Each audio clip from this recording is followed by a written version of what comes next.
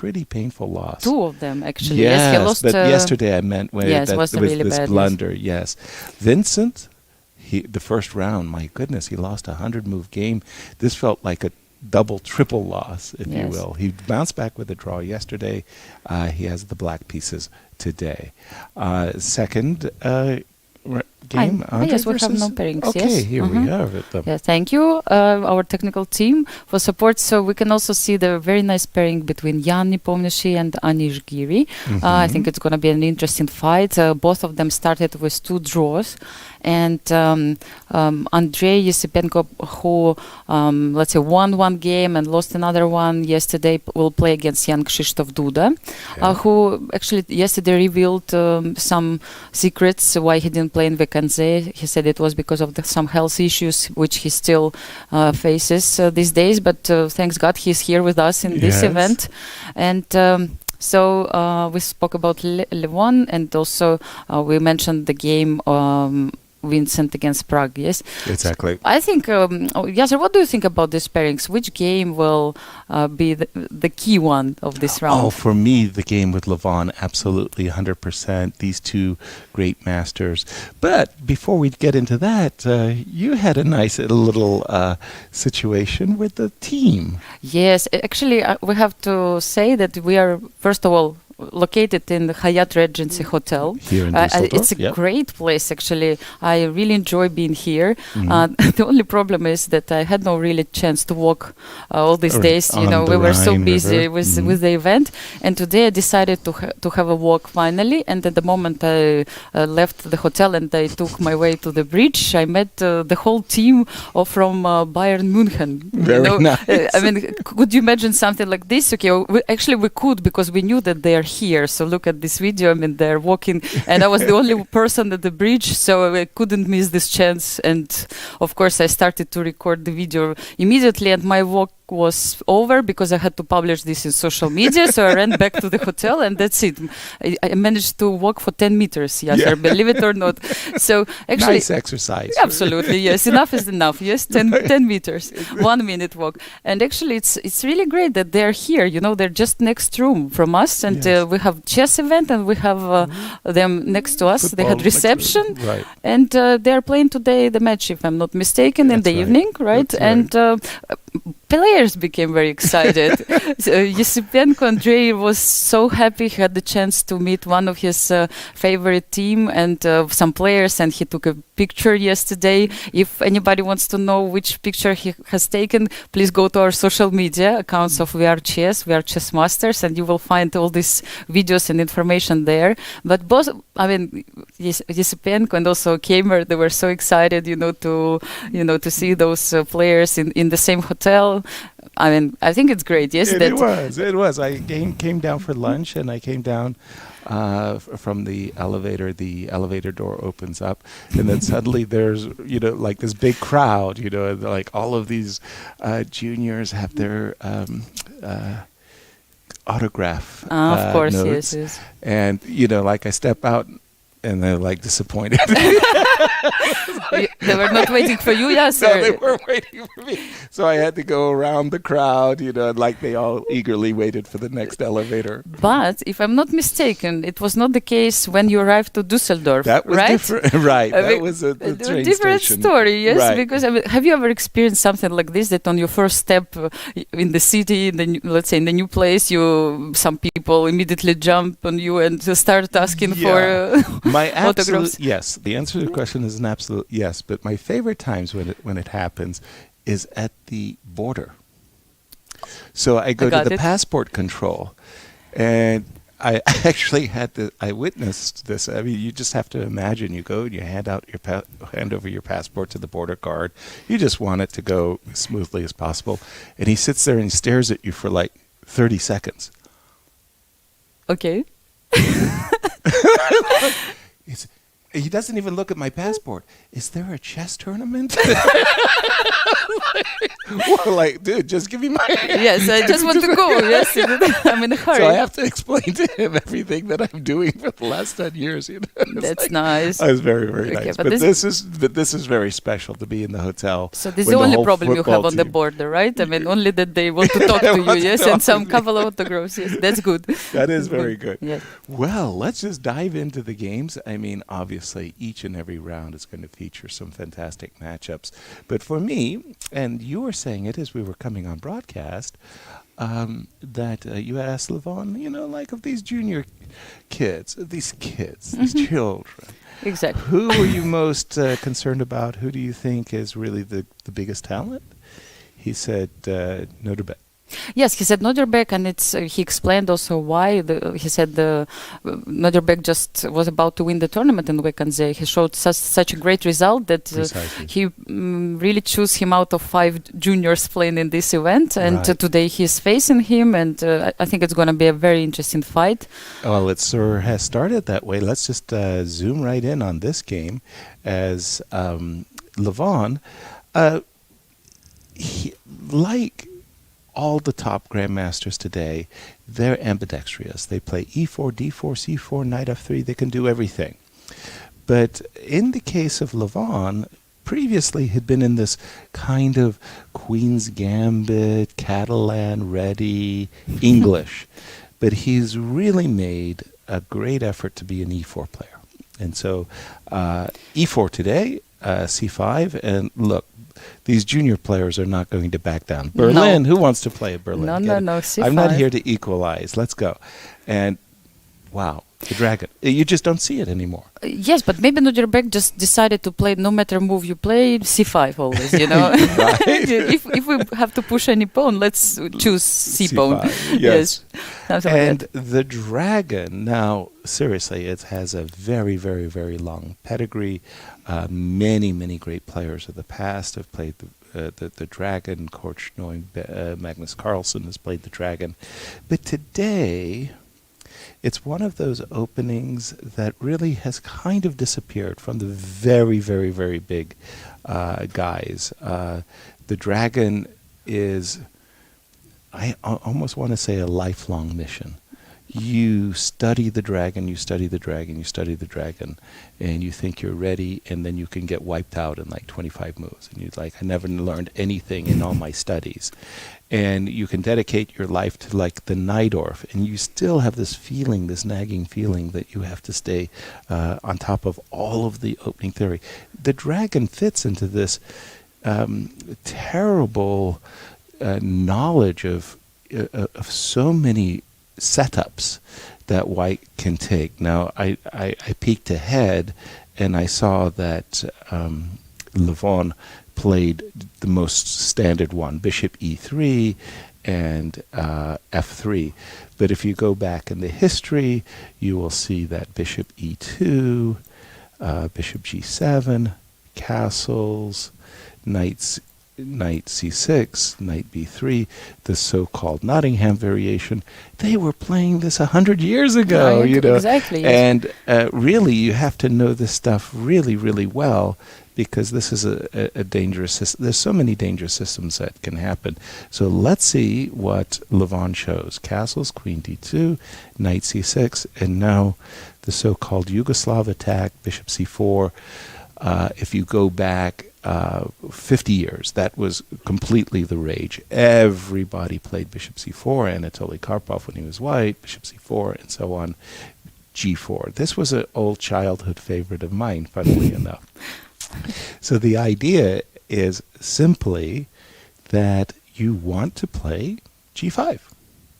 You want to chase this knight away, either to d7 so that you can go h4, h5. Who likes sacrificing a pawn? This is great, yes. Or if they put their knight on h5, after d5, yes. I drop the knight back to e2, and I go knight g3. So it's one of those wrinkles that you have to be really, really familiar with. A lot of times I've seen knight takes d4. My opponents have played knight takes d4, bishop takes d4. It's sort of like, if you're not going to play bishop c4, then I will put my bishop on e6, this kind of thing. And again, there's a whole lot of theory.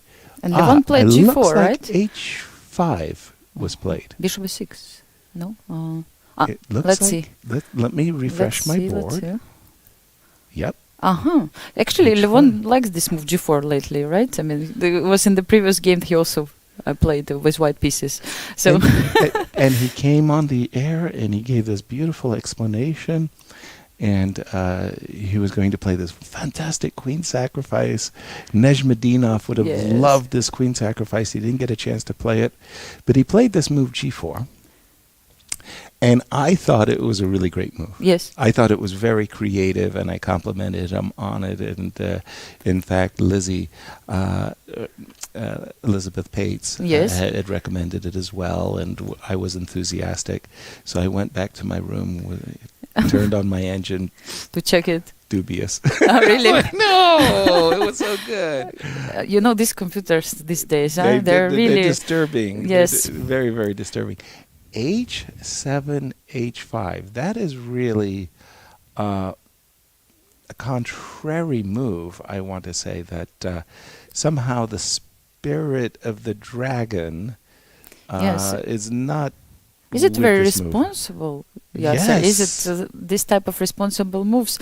Like either it's very good or it can lead to some big problems. Yes. No? Well, we can G5. understand that if you do play the move G5, well, I will likely step back with the knight to D7, and then black says, I was very clever.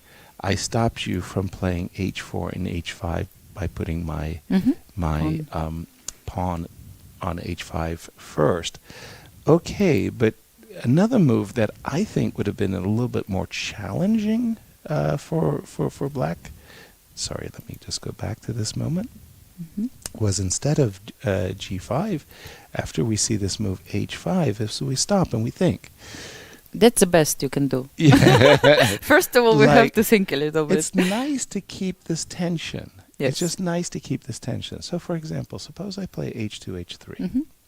Okay, if you start thinking like, okay, I will play a conventional pattern. Yes, Bishop D7, castles. Let's just put some moves on the board for just a moment. A lot of times white ends up playing this move knight d5. And let's say you take, and there's a lot of swapping. Changes, yes. One of your favorite moves right now in this position would be to play H5 back. By the way, to you're H7, right? Because I want to take on H5 so much right now. So much, and so Rook much. G1. And open up the king. So Yes. this move, as you said it very well, it's a very responsible move. You make this move H5, and you really have to know what you are doing about that tension.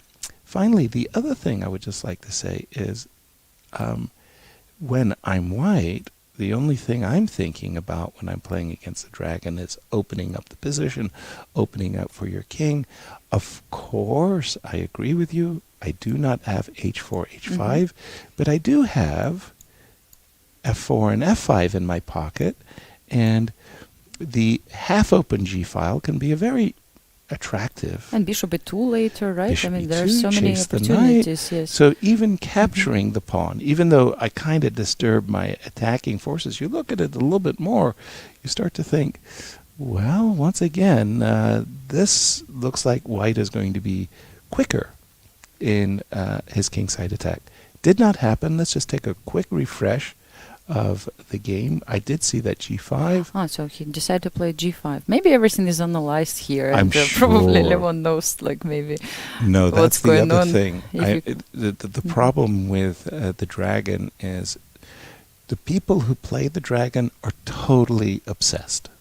They are in love with the dragon. Yes, you have to love it, or that there is no way you will play it, right? Completely. So they're hated. and when they are in love to such the degree that the dragon players are, then they have to check and double check and triple check everything. Yes. Because they want to make sure that everything is good.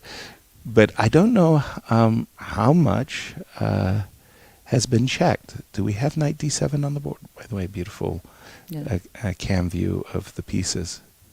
There, actually, I can I have just it on my board. say something very clear, that this Yes. game is going to be interesting, right? Absolutely. We have opposite castling in this Yes. position, Mhm. and both sides will try to do something towards the kings, right? Exactly. I mean, so they will Exactly. try to open the files, they will try to speed up their pieces, and we will see what will happen in the end, who is better prepared in this position Exactly. as well. One of the things about chasing the knight to d7, by the way, it very often happens that the knight will end up on b6, the other knight will go to e5, and the idea is black wants to drop a knight as soon as he possibly can in on the c4 square. So there'll be challenges for Levon.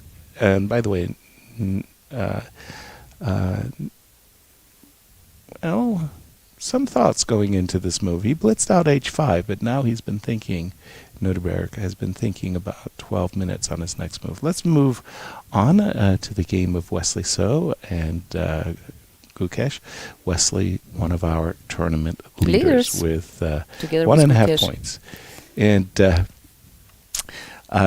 it certainly will not have escaped Gukesh's notice that Wesley is a very big proponent of the Queen's Gambit accepted. Okay. So when Wesley's playing white and he's facing one of his favorite defenses, you know, it's annoying. Yes, right? yes, Because yes. you don't want to show all your competitors how they should play against the Queen's Gambit accepted. I've always felt that e2, e4 is, singularly speaking, the most dangerous move. Why? Because you just took the pawn on c4. So you've lost control. Over the center. Over so the let's center. take all the squares. Yes. Exactly. let's start from the basic. That's the basics, right? Yes, the basic. And in this exact moment, there are two main branches of theory, and they are so different, Anastasia. The first one was you would play knight f6, Mhm. and somehow you would invite white to occupy the center, but then blockade Yes. the center. So that was approach number one, and the approach that we have in this game. Let me go back. Oops, excuse me. I should have just clicked this. Is the move e5. Yes, fighting So- for the center. Yes, the first move, and again, that's what everybody pardon me, not everybody plays, but that was the big main line. Again, in my day, I played the Queen's Gambit accepted. Knight f6 was the move I played, and when I was black, I played the move e5 as well. E5, knight f3. It just crossed my mind a funny thing that, you know, now Anya Taylor-Joy, she published this post in Instagram that maybe Queen's Gambit number 2 may come, something like that, and then she deleted this post. Right. And then Garry Kasparov came out with this tweet, Queen's Gambit declined, something like that, you know. Nice. It was kind of funny, you know, like Nice. this play with words. I think it was just one of those amazing things that happened in chess. When the Queen's Gambit declined on Netflix, the series came out, and chess just exploded online, and young ladies were suddenly very interested in playing chess. It was fantastic for the chess clubs, for the memberships, for my book sales. It was like, and so I started saying, okay, Netflix, the most important thing is you have season 2. Exactly, yes. So everybody's waiting for season 2. Yes, and we really hope it's not going to be declined. Exactly. Yes, yes, so we want it for sure. Bishop b4 check, main move. All of this stuff is really, I want to say, you know, so very well known. It's like the beaten path. Bishop e2, that's a little bit of a wrinkle for me. Normally I don't know, I'm playing bishop e3 or castles, waiting for the move knight e5. It's sort of like you get out of the way before the guy even even starts. Normally, you know, you kind of wait for the guy to attack you before you retreat your pieces. So bishop e2, knight e5, and I think we're caught up. Are we? Yes, I do believe we are. This is the current position now. Current position. Just a quick overview. This is actually one of those positions I consider very dangerous for black. And it was something I wanted to avoid. Why? First of all, in the structure, it's 4 versus 3. Yes. Yeah? So on the king side, yeah. I have a majority on the king side in the center, and 3 versus 2. So we have this nice imbalance of the pawn structure. But then we say, okay, but who does the imbalance favor? Okay, yes. You have your trumps, I have my trumps. My trump's the king side, your trump's the queen side. Great. Who does it favor? Well, if you take a look at your queen side, you might say to yourself, okay, I'm going to use the queen side by playing the move c5. But then you understand that when you play c5... There are some issues with d5 square. Yeah, some issues with the d5 square. So it's more likely that your queen side is going to be very relevant in the ending or in the late middle game. Maybe you can create a pass pawn over Maybe, there. but it's not going to happen soon. Yes. But before that happens, there's always the possibility that white can use his trump, the king side, and go bang, bang, bang. Exactly. And suddenly there's this majority coming at you. It feels like an avalanche. Your pieces are going backwards. I have the initiative. I didn't sacrifice anything. So I say my majority is a little bit more powerful, more potent than the queen side majority. That's first thing. Second thing that I would just say is that this type of position gives white a feeling of more space. That's what I thought. After f4 and e5, Yeah. black will face some troubles with space. That's exactly. clear. Yeah, you get cramped. Where exactly is this bishop going to go? Here. Bravo. Yes, but what is it actually doing on d7? e6? Okay, but then you're inviting captures, yes? So there are more problems that I think that black has to answer than white. Now the engine may just say, oh, it's even, okay. balanced, no problem. But I just say from the human point of view, these are the type of positions I wanted to avoid when I was black. Very happy to play them as white. I see. And what do you think, Yasser? Like Wesley got some advantage here. Maybe yes, even I feel it. Yeah, you feel it. Okay, yes, that's yeah. interesting. And again, this is probably still theory, and probably the players are still in their prep, and their engines are saying fine, because there are so many positions in chess that the engines are saying perfectly playable. Yes. I For don't example, believe this them. game with Aronian yesterday, I couldn't understand anything what's going on, Right. and engine the whole way It's said kind of it's flat balanced, line, and yeah. I couldn't really get it. I thought when I saw Levon was look in at the position. trouble. Yes. I thought Vincent had some Yes. action. Yeah, it was a very a game full of paradox. Okay, bishop e3. Let's go. Now we have the game of Andrey and Duda. Let's see how the players got there. Tell us a little bit about Andrey. I don't know much about him. He's obviously a great junior player, rising star. What can you tell us about this fine young man? Exactly. I mean, he had he became very, very famous, I think, after he beat Magnus Carlsen in Vikandje. You remember, and I think it happened a couple of times. He also played against him the match during the World Cup in Sochi, and actually the match was equal until rapid chess. And yeah, I mean, of course, long time before that, everybody considered him as one of the most promising players, and I still remember those funny pictures he took when he was a kid with all these great players. And nowadays he is fighting against them in the main events, in the top events. He a little bit slowed down the last year, right? I mean, his rating also is not so impressive as like 1 year ago, due to a few different reasons, I guess, and but let's say I think it's a great opportunity for him now to show something. He didn't play that well in Kazakhstan. I saw him there playing in Rabbit and Blitz event. Didn't show anything special there. But classical chess is different, and I think it's a very important opportunity for young players these days to have this chance to fight against the top players. No question about it. Yes. Is he going to the university these days? Is he distracted by I'm not school? sure about that. I think he is not living in. I think he lives in Europe these days. So everybody's life is a little bit shaken these days. So I don't know where everybody will go at the end, where they will appear. But I mean, it's really interesting field. Yes, we have these 5 youngsters, let's say, compared to the others. 5 professors. Yes, I think he was so happy today to see the football players. You know, you could see how.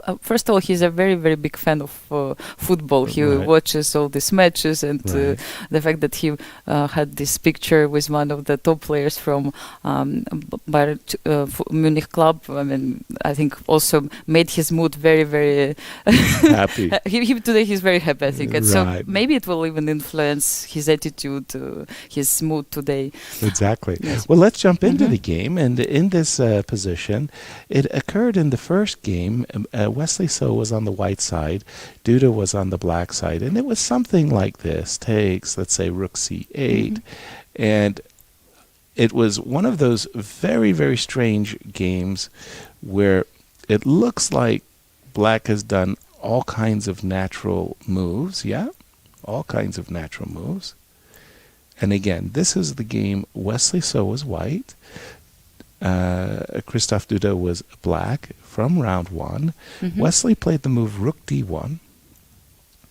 And it's remarkable. All of this is theory, and the most played move is queen a5. Yes. That's the most played move. All of this is theory. Duda played queen b6, which is considered a very bad move. Yes, like he said that he mixed up something here. Yes. And it's remarkable, but then in a single move, bishop h6, it's over. Yeah, finished. Yes. By the way, it's like -3. Actually, it's always fun. Did you show this variation after castling? Yes, here. No. Castling bishop. I thought about bishop g7 here, right? Yes. Is it the move? Yes. Yes, of bishop course. g7. I think it's nice also line. Yes, to show. Yes, and you get to pick up everybody for free, and then you're attacking. You just keep attacking. Over. Yes, it's over. Yes. Terrible. So Duda repeats the line. And instead of playing as did Wesley with the move queen takes c4, Andrey actually changed. By the way, queen takes c4, the variation that I'm most familiar with was actually b5. Wow. Yeah, this was the old school, if you will. So that did not happen. After queen a4, bishop to d7, Andrey captured on c5.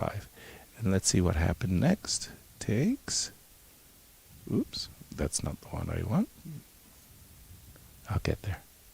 Bishop takes c5, queen takes c4, bishop e7, and e4. Okay, e4 is, again, one of those, let's call it responsible moves, yes? I think a lot of players have played this position and would play rook to d1 and out, development first. You know, one of the principles of the Catalan is you work really hard to put the bishop on the open diagonal. Yes. Yes. Yes. And then you close it with e4. Like you have to show some understanding. Yes, e4. Let's see how it worked out. Rook c8, queen e2, because of course the desired e5. There was a knight takes e5, and there would have been a tempo against the queen. So queen e2, and I think, have we caught up to the players?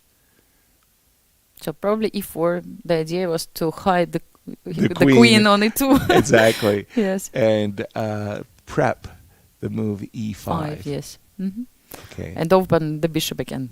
Exactly, and open the bishop again. Yes. Hopefully forcing the knight to some awkward square, maybe like knight to d5. And the question I think that black has to ask himself yes, that's a good question. How dangerous is the move e5? And if the move is very dangerous, then I should stop it. And I should play e5 myself with the idea bishop g4. We've already talked about, the bishop getting closed. But I'm afraid that here, rook d1 maybe, then bishop g5. I mean, then you might fight for d5 square.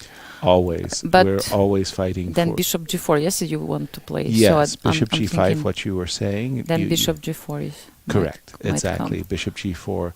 And you still threaten knight d4, yes. Maybe I have to play first h3 before I play bishop g5 to prevent this bishop g4. So again, e5, rook d1, queen a5, and maybe h3. like h3. Do I have time? I don't know. It's one of those things where, you know, sometimes you can play the position very slowly. Other times you feel like, you know, if you don't immediately strike with bishop g5, black will be able to get the timing he needs to play bishop e6 and rook d8. Again, I do believe we're still in the contours of theory, just a different type of Catalan position at the moment. By the way, it looks like, isn't there something on a5? Is that a queen? Maybe, yes. Maybe instead of e5, he played queen e5 right away. Right. Something like that. Let's see. Queen e2. There's something on a5. Pawn or... Let's imagine it is the queen. It is the queen, yes.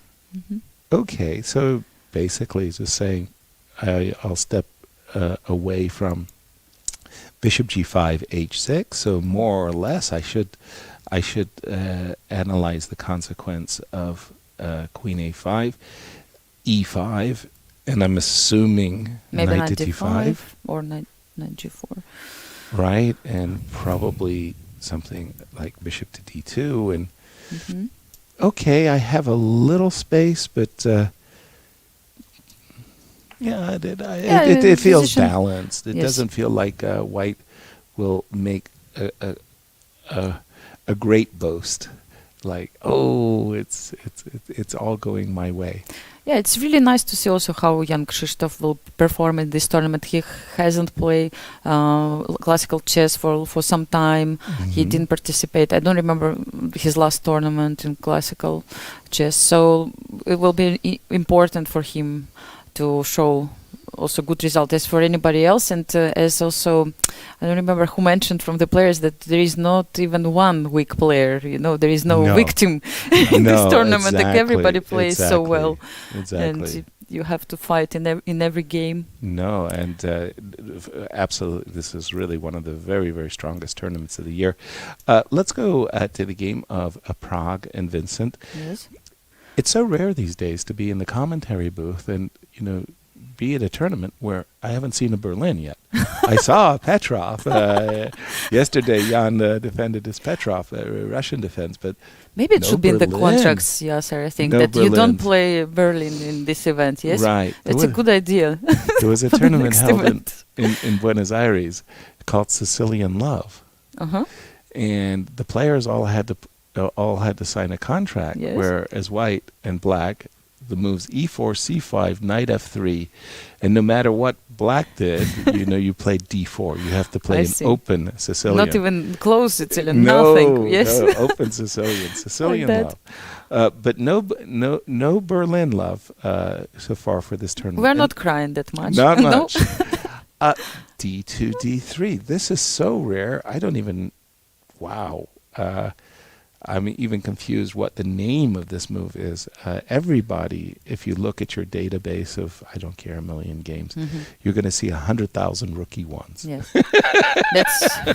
I mean, come on. It's everybody plays rookie one. D3. But poor Prague, you know, he started with two zeros. You know, losses. It's two losses. Like we call it like short castling sometimes. Yes. And according to Botvinnik, long castling too. Today you have to make a draw no matter what, right? Right. So we'll see, but I think it's not the case with youngsters. They want to still fight back, and again they bounce back very quickly. D7, D6. Okay, the good news about D3 is you're not going to face a Marshall Gambit, but I really don't know what else to say in favor of the move, because in truth you're not putting pressure on black's position. But you defend your pawn, the central pawn. Yes, that's the only idea I can come out now. There you go. And bishop d2. Again, I have seen these setups for white where he does go a4, he does play for knight a3 and the different things, but it looks so timid Yes, but look at Vincent. I mean, I just trying to understand why he's so, emotional at the moment. Probably he's trying to remember something or recall, let's say, what the consequences of moves and remember his prep or something like that. You can see that he is like trying to go deeper into the position. We've got a lot of moves to catch up on, so let's get there. So bishop d2. So I think everybody would castle. Bravo, Vincent. h2, h3, just stopping. Very prophylactic move, just to stop black from completing harmonious development. Yeah. Okay. Fair. Are you sure? Bishop is already on d2. Yes, so I know. It's against knight g5. Yes, maybe rook e8 is. I don't know what that's against. It's sort of like a waiting move and asking, asking white what he wants to do. For me, we always used to speak of the Ruy Lopez is the Spanish torture. Yes, of course. It was the Spanish torture. And the inquisitor with this guy was always the problem in the Spanish torture. So it would be very, very standard for black not to use the move h6, but just to play bishop e6 in order to trade. That wasn't Vincent. Vincent did not play that. He played h6, rook e1, rook b8. Wow, look at the slow play. d3, bishop d2, a3, h3. Black has everything to decide how he wants to make his construction, his development. Knight d5, knight takes d5, bishop takes d5, knight e7, bishop back to b3, c5. Sometimes the ideas behind this are to play d5 and c4. So just to keep an eye on that.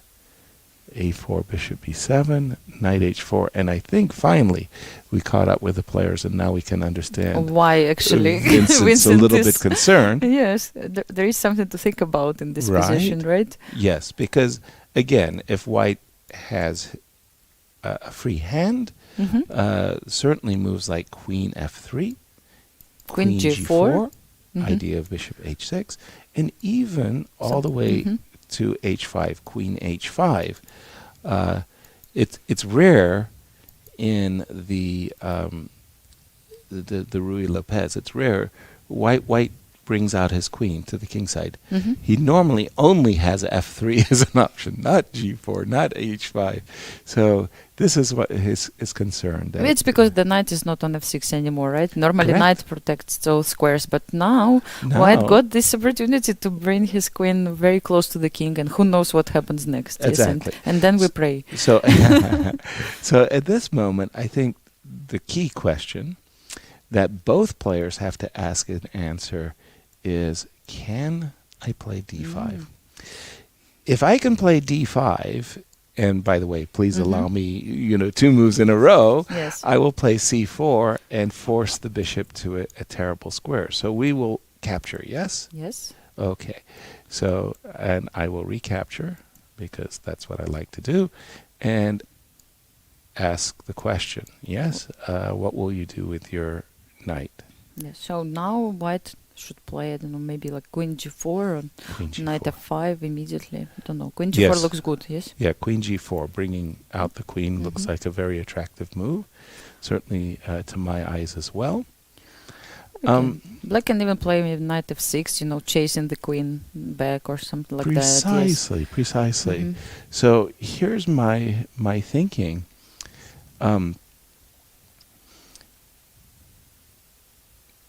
In my opinion, and in the opinion of Jeremy Selman, a co-author of books, 90% of all tactics exist because pieces are unprotected. Wow, 90%. How did you come out with 90? Because so many of the tactics have these beautiful names, but in truth they're double attacks. They're just double attacks. Yeah, it's just a pawn fork, a knight fork, double attack. Yes. But what you're doing when you're making a double attack is you're attacking unprotected pieces. Mm-hmm. So you kind of look at the position after a move like Queen G4, and it just asks you, well, what pieces are unprotected? This guy is very nice. On D2. Bishop on D2 is unprotected. So immediately that sends a kind of an alert. C4, maybe. Yes. You start to have this alert where you go, can I play the move C4? Because you mentioned knight F6. You're guilty. Yes. And I play knight F6. Now I have the so-called double attack. Yes. You're probably going to have to defend the bishop. You're right, because my bishop is hanging. Exactly. Yes. And now my knight is not protected on H4, so what can we do now? Exactly. So now you start to think of all of these ways of doubling attack. These tactical motifs start flowing through your mind. You go, oh, that's unprotected, that's unprotected. I'm not saying it's all working. I mean, you still have to figure out. Maybe there is some intermediate move, Zwischenzug, somewhere. I know one German word. Yeah, by the way, yes. Elizabeth has been coaching me on all of these German terms. I'm going to trick you, and I bet you everybody will fall for the same trick. When you read a chess annotation and you hear the word Luft, the commentator says, oh, H2, H3. White makes Luft. What do you think? I think about Russian word, which is untranslatable, probably, like small corner. Small corner? Yes. But because, I know the term. But otherwise, I think about something like air. Yes. Luft air? Yes. So what we say in English or American, we make air for the king or breathing room for the king, so that the king doesn't get mated on the first rank. Yeah. So we make Luft, but she says no. It's actually Luftluck. It's two words, and it means air box. So it's a very specific square that the air, which is closer to your Russian. Russian version, yes. I see. Very nice. Wow, I didn't know that. Me too. But by the way, now that we are talking about Elizabeth, I'm sure all the followers are asking this question of who is this girl sitting instead of Elizabeth? Where is she? We have an imposter. Yes. So, by the way, everybody who has his ideas, where is Elizabeth? You can write it in the chat, I guess, in YouTube, and we will check it. We know the answer, yes. And creative answers get extra credit. Exactly. And if you find her somewhere in this space, it's going to be even better. Exactly. Knight H4. Sorry, where did we go? Let me just update my board. So the question was with D5. If black will come out with D5. Yes, precisely. So the question was D5, and we started looking at this. Yes. And now you understand what I was saying. Yes. So I could say to you, okay, maybe I play knight F6, and if you and down C4. Yes, exactly. And if you try to maintain your perfect threat against H6, you start to understand that white's pieces are not protected. Yes. And then my spidey sense is tingling, and I start to look for tactical solutions. I like so much, Yasser, how you brought me to all these answers, you know.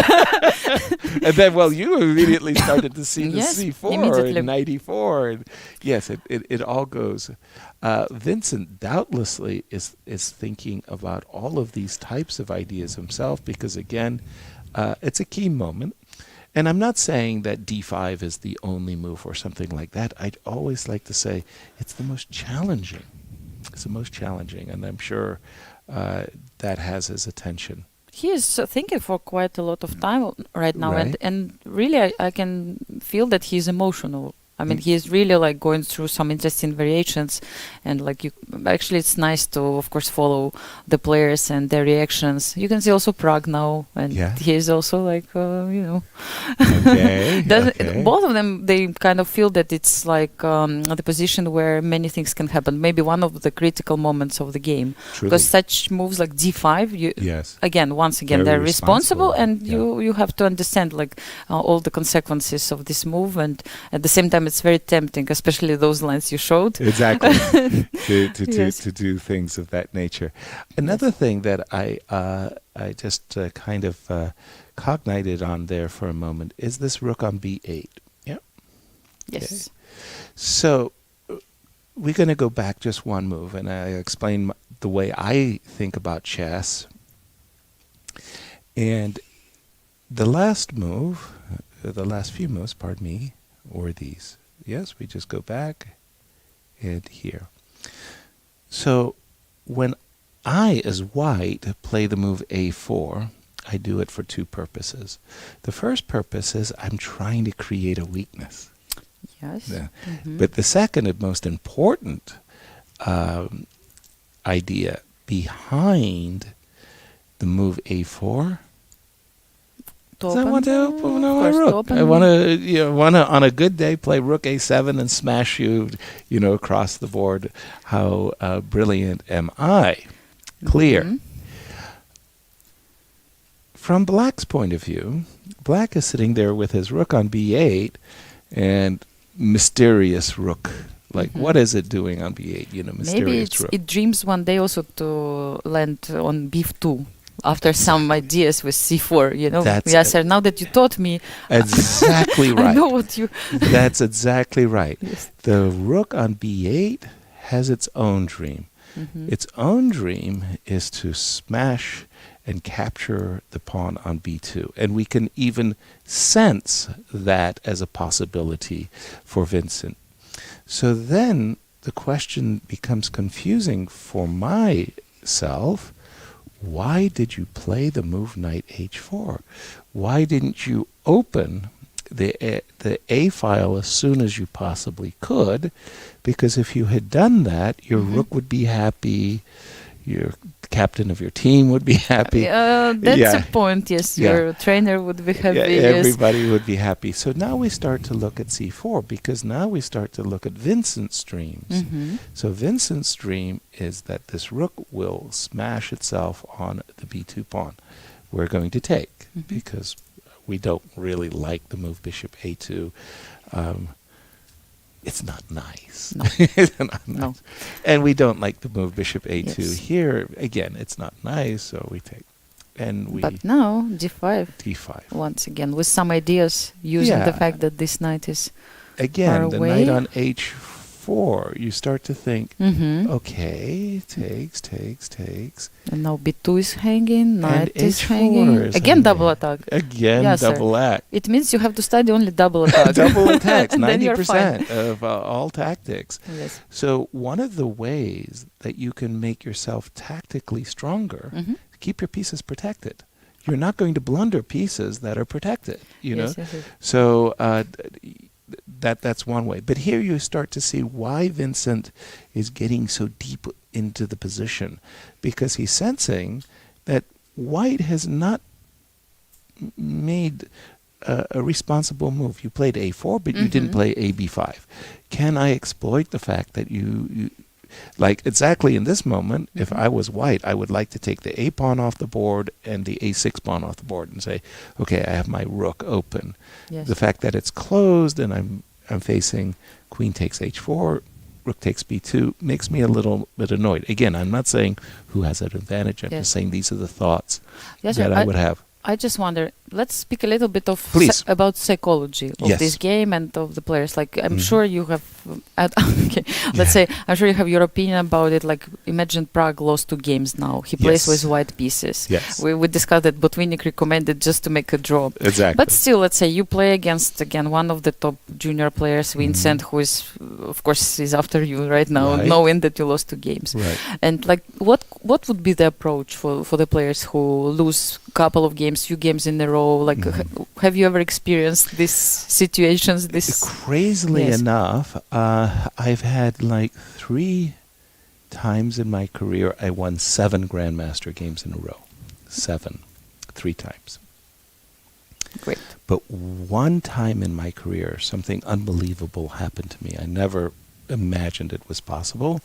I had gotten a cold in a tournament, and I had lost 3 games in a row. The first game, I overpress, simple. Second game, blunder, and the third game, catastrophic blunder.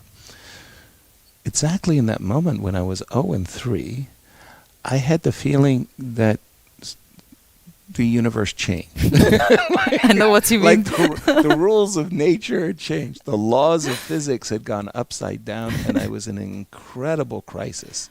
Incredible crisis.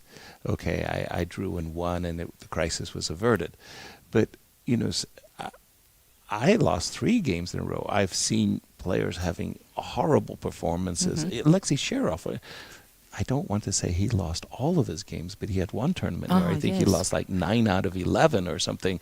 Just Estonia ridiculous. Or something. Yes, this remember. So you could talk about some really, terrible things, and it's incredibly painful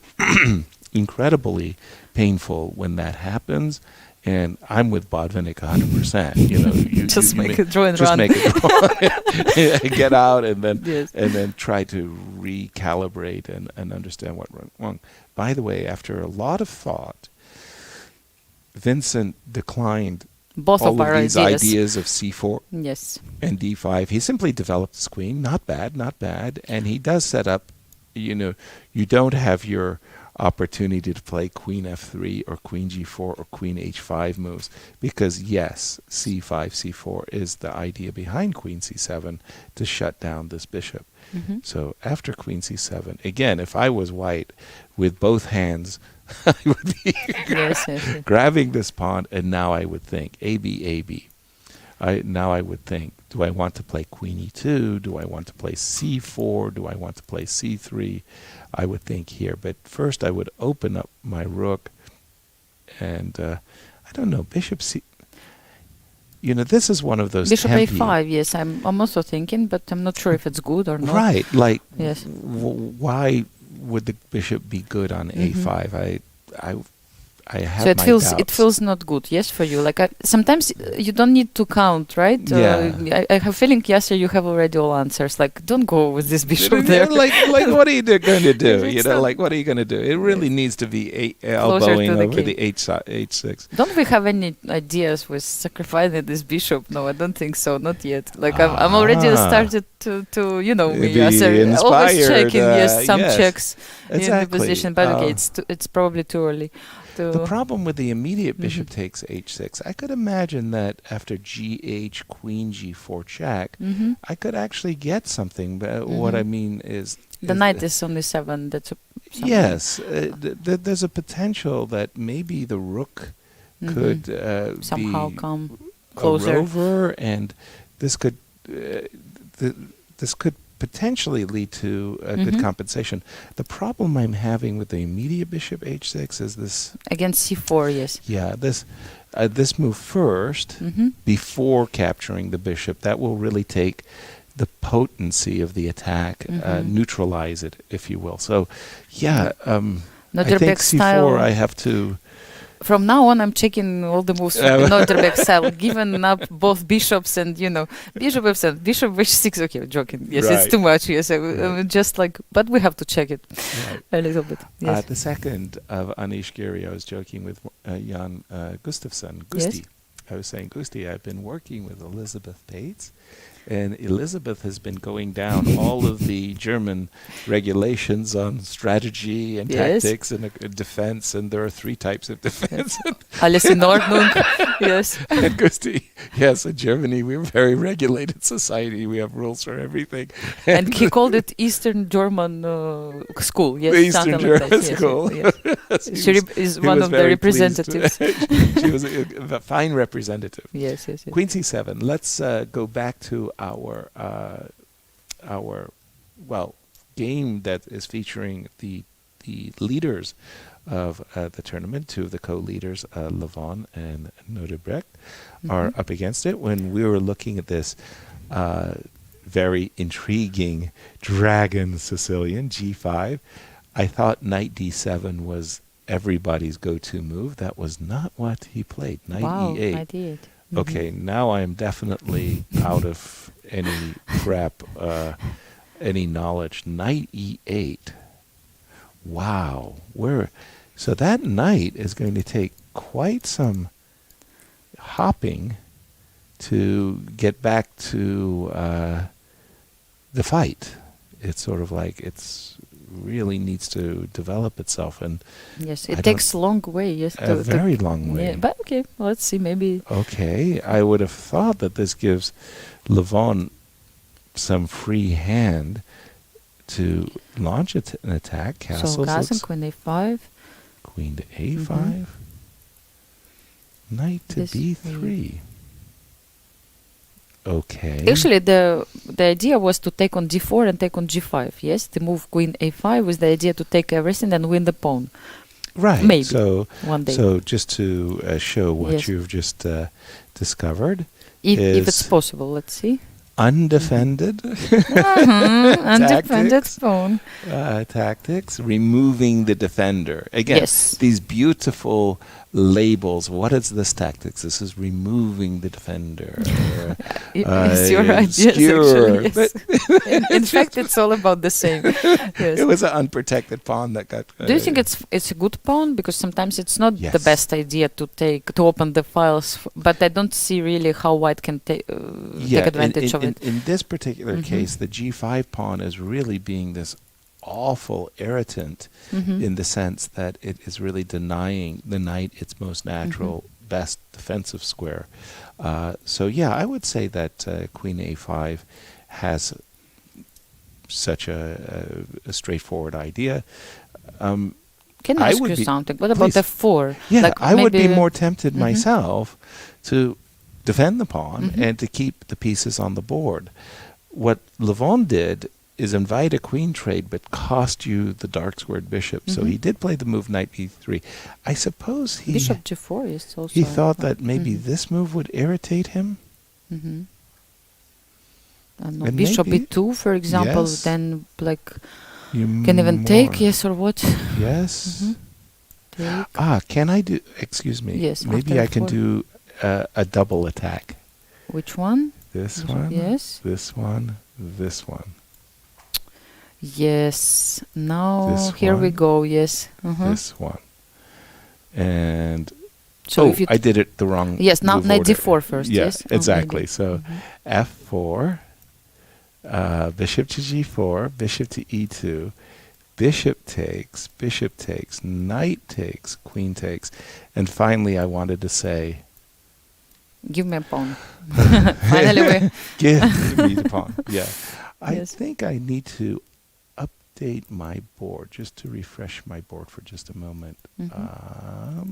How do I do that? I go Control R. Something happened, yes. Yeah, okay, good. Yes. I just had to do that. So he played knight b3 against the move queen a5. f4 is possible. But probably there are some consequences, yes. So maybe bishop g4 looks strong. Yeah, knight b3 was Levon's choice. Bishop takes c3, and Levon said, okay, let's go into an ending, but you gave up the dragon bishop. I mean... the monster. Right. So, people who love the dragon... They're crying now. Yes. They're not happy. They're not happy. Yet. Sometimes you were about to ask me maybe a little bit psychology. There are certain players that play terribly when they don't get their setups. Like they have these concepts of themselves, like let's say they like the Maruxi bind, they like having the spatial advantage. When they're on the other side, where they have to defend, they're not doing well. Collapse. Yes. So certain times you pick up this idea that your opponent is trying to achieve a position, you don't let them. Thump. Yes. These games where your opponent has played the dragon and you eliminate the dark squared bishop, this is all some kind of a psychological victory. Interesting, yes. Maybe this is how Levon feels now, that he has done something. Maybe the position is still equal, right? Balanced, but he feels that it's a small victory, right? Right, at this or moment. even maybe a big victory. Yes. But yeah, here's the question. So for the moment, if we do take, we sit there and say, okay, I have the two bishops, but okay, maybe I've a little bit overpressed on the king side. So if I'm in black shoes, I start to think I have to get this knight back into the game. I start to imagine that I'll play f6 and utilize the rook, maybe f5 to utilize my rook, right? And the pawns will be the source of my counterplay. But I start to fear, if I'm in black shoes, yes, that if I don't do something concrete to get counterplay for the two bishops, it can be a big issue. I have a question. Yes, where please. this knight goes from e8, so let's say right now in this position.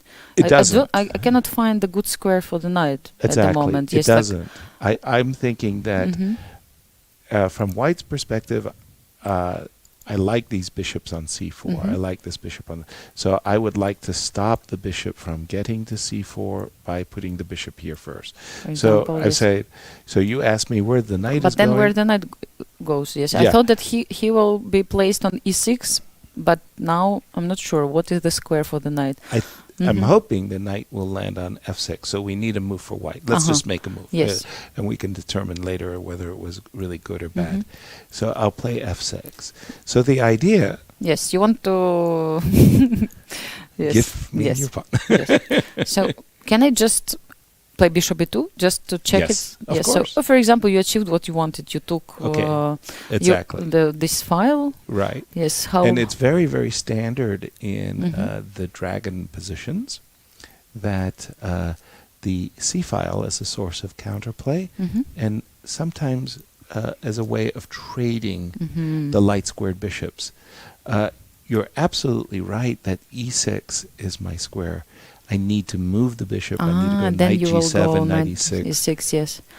Okay, yes. Fighting, so black fighting. It's a fight. Yes, it's unclear. Everything. At least it's not like normally speaking. You give up your dark squared bishop for less than nothing. Yes, exactly. Yes, you can get punished. I would continue like with some plan like b3, bishop d2, and then f4, and maybe f5. But I mean, I'm talking about some. I'm dreaming now. Yes, of course, black is still doing something. But just I thought that maybe we can try to use the fact that king is a bit open right now. Exactly, and I think that's exactly the way you should. You look at a position. And you don't necessarily calculate a variation. I go here, you go there, I go here, you go there. You just go, what's my setup? Yes. What would I like to do? And what you just said, you would like to achieve the pawn going to f4, to f5, put the bishop on d2, blast open the king g1, side, and sign the score sheet. I just remember that if you have two bishops, let's open the position. We remember Elizabeth all the time. So with two bishops, there are some rules, right? Yeah, exactly. We follow the Ordnung. If it's not working, then we try to be creative. Exactly. Yes, first let's start with rules. Yes, let's go and let's open this position. You know, once Larry Christensen embarrassed me very badly. We were going to dinner, and I had played a game that ended in a draw, and I had everything, like every possible advantage, brilliant, brilliant, brilliant. And he said, at this moment in the game, you are already preparing your victory speech. And he was right. I was actually thinking, what you I will say my opponents played beautifully. But yes, if you could get bishop d2, f4, f5. Yes.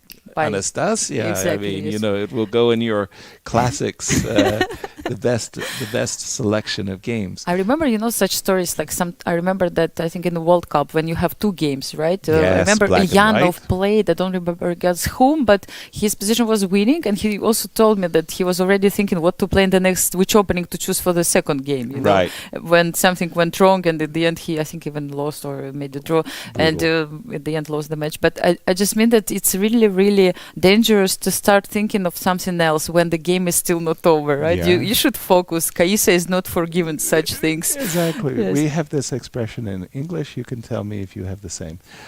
Don't count the chickens before they are hatched. Exactly. Do you have something similar. You're right. Yes. He was counting the same, expectations. Yes. By the way, turning our attention to another one of our co-leaders, Wesley So. He is up against Gukesh. This was this Queen's Gambit accepted, and I was talking about the different majorities. Yes. Kingside very responsible decision, c5, because we said, like, you make this decision, nobody's protecting d5 anymore. And let's just take a look. How will he follow up? You attack the knight retreats, knight to c2. I'm assuming he wants to play rook d8. It's a tempo. I'll move out of the way. I'm assuming this is a severe enough threat that you should pay attention. Bishop a5, something of this nature, yes? And now f4. Is f4 premature? What do you think, Anastasia? Can I ask you something? Please.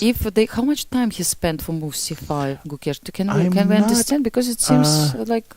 I'm not sure. Not sure. Yes, we don't know yet. Yes, but we will check later. Yes. Yes. I just because again, it can show something like. I'm sure it that was a he very felt consequent. that he should do something in this position. If he should play dynamically, otherwise f4, e5 is coming. What you predicted. Said, yes. yeah. So he played c5, but maybe there was nothing really better in this moment. Yes. So yes, f4, e5. The idea is still in the air. Like after the moves you said, knight c2, bishop a5. You know me. Yes, I always try to go forward, but still, after bishop a5, let's think about it. What the consequences we can face if we play immediately f4? Maybe there is still move like knight g4 after that. Yes. Exactly. This is maybe a little bit of a drawback. On the other hand, let's say you do play knight g4. Yes. On the other hand, it's protected. The bishop. Yes, and we spoke already a little bit about the fact if this knight has to move, the knight goes to d5. Fortunately for the moment, there is no threat to capture immediately the knight on f6, and maybe black can do something to protect the squares. But you feel for both players, you have to analyze these types of consequences. Sorry. No. You feel that still white pieces are like placed. And for the moment, I'm still pushing. The bishop on e2 is not bothering anybody, but if ever it got to c4, we talked about the bishop coming to c4 in Levon's game, but we can imagine that the bishop on c4 would be almost on a perfect square, targeting black's king, targeting the weak d5 pawn. So for Wesley, he's probably thinking that he got, for him, what he would consider an advantage out of the opening. I think he's feeling, okay, I've done good. Well, you still have a long way to go. I mean, you didn't win the game, but you can prepare your victory speech. Actually, with this time control, you really have time to get ready, yes? Let's remind to everyone, actually, the time control, yes? We have 2 hours for 40 moves, and then 1 hour for 20 moves, and only after move 61, we have increment. I was asking Andrey Esipenko, he said it's the first time in his life he plays with this time control. Can you imagine this, Yasser, you who played, I think, all your life with this time control? Like, he didn't face it, actually, because at the moment he became active player, everybody already played with increment. Exactly. So actually it's first time that he has it in his life. Actually, it's funnier than that. When I started playing in, let's say, the big Grandmaster tournaments, these prestigious round robins, the time control was 40 moves in 2.5 hours for both players. So we had one session that lasted 5 hours and stop. And then we had the adjournment. Yes. Yes? And normally speaking, the next session was 16 moves in 1 hour each. Okay. No increments. Yes. Bobby Fischer created increments. And we continued like that with adjournments, until the game was finished. Crazy. And free days and everything in between. And there was a interzonal in Riga in Latvia, which literally it had like 22 players, round robin, and it lasted like 8 weeks. And Michael Tal won the tournament brilliantly with like, I don't know, plus 14. Like, it's like an unbelievable. It's so funny, yes, even to hear these numbers, plus 14. Yes, exactly. It's like ridiculous. Yes. And the tournament lasted forever. Exactly. So this event is not so bad. No. Yes, it will finish still in 10 days, something like that. Right. But the funny thing, I was also like thinking about it, like the players, they go through this type of new stress for them, especially the youngsters, because they never played in the situation that they have this time trouble and no increment anymore. I played all my life with this time control as well, and it was like always, of course, very, very nervous moment. Exactly. You really you shake. You're very nervous no matter what. Like if you have less than 5 minutes on your clock and let's say a few moves to go, you cannot be sure that you will not need to spend time on certain moment, and you don't have this time anymore. I remember myself making 11 moves in 9 seconds in German Bundesliga. 11 moves in 9 seconds. Yes, I have done it. And but my coach had definitely heart attack. The coach of the team. Yes. So I won the game but lost the coach. Right. Yes. At this moment. So I mean that they actually facing something new, completely new, which is kind of old, but old new, right? That is nice. This time control. And again, you're absolutely right. And for us in the chess world at those times, it was always the 40th move blunder. Exactly. Remember all these things. The moment things. like you're just about to make the time control, you bang the clock and bang. Finished. That was the 40th move blunder. And it was always like, oh my gosh.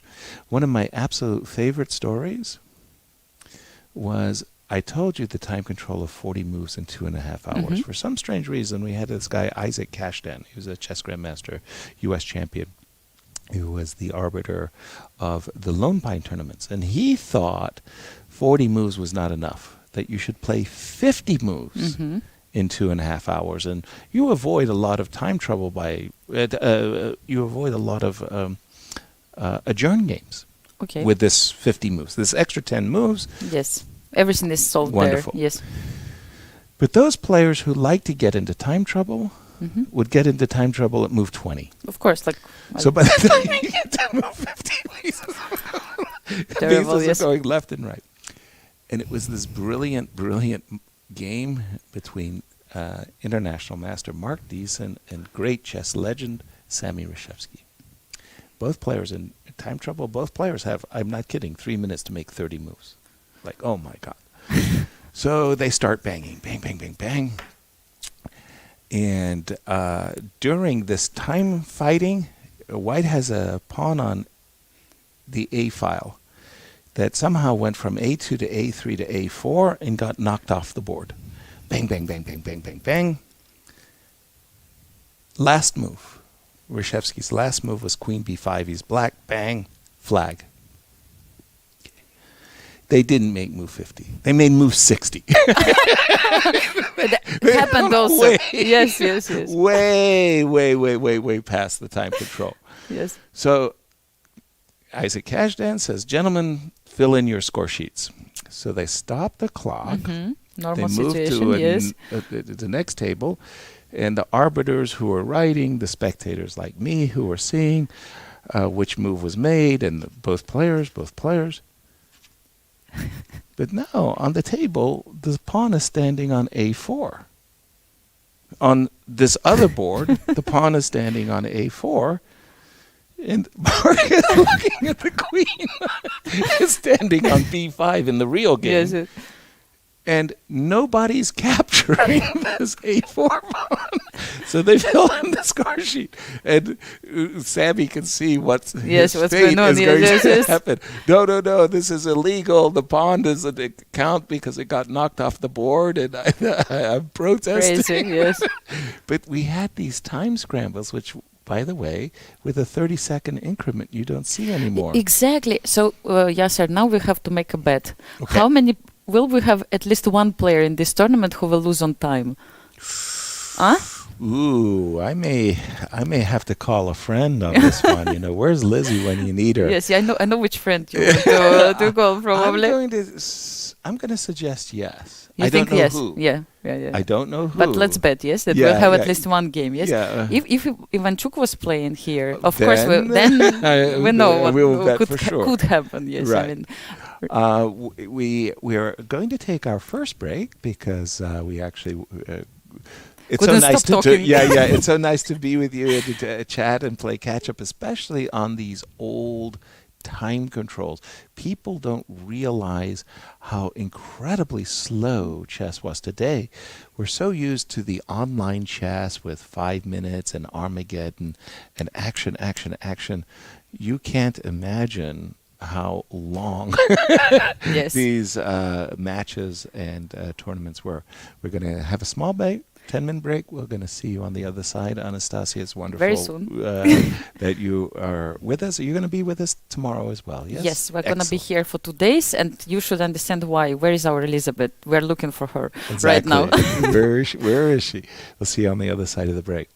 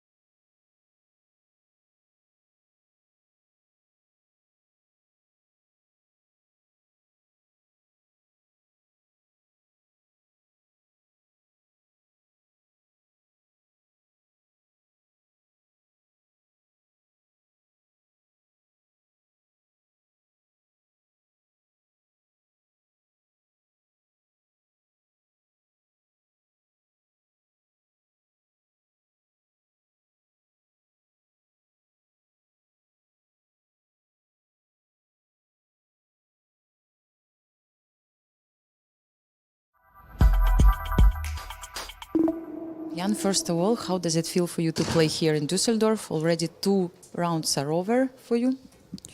Well, it feels great to play classical chess again. So that's the main thing, and I think I really need the practice, at least as yesterday's games. I think it proved it like pretty in a pretty weird way, but yeah, I mean the practice is key in front of upcoming match. Yeah, absolutely. And how surprised you were to come back to your room and discover that you could actually get such a big advantage out of the opening, and what actually happened? Well, I actually was quite sure that the advantage was huge, but not like nothing like winning. Yeah, it was painful, yeah, because okay, the tactic was, this tactical trick was like, I don't know, like 2000 level, I would say so, yeah. So yeah, it was was really disgusting, but also I give credit to Nodirbek because after b3 he probably found all the best moves, because his position, I really felt like it's like just like mate, like bishop b2, bishop d3 and attacking the king, but yeah, this incredible tactic like f6, rook f7, rook f8, so I think one could rarely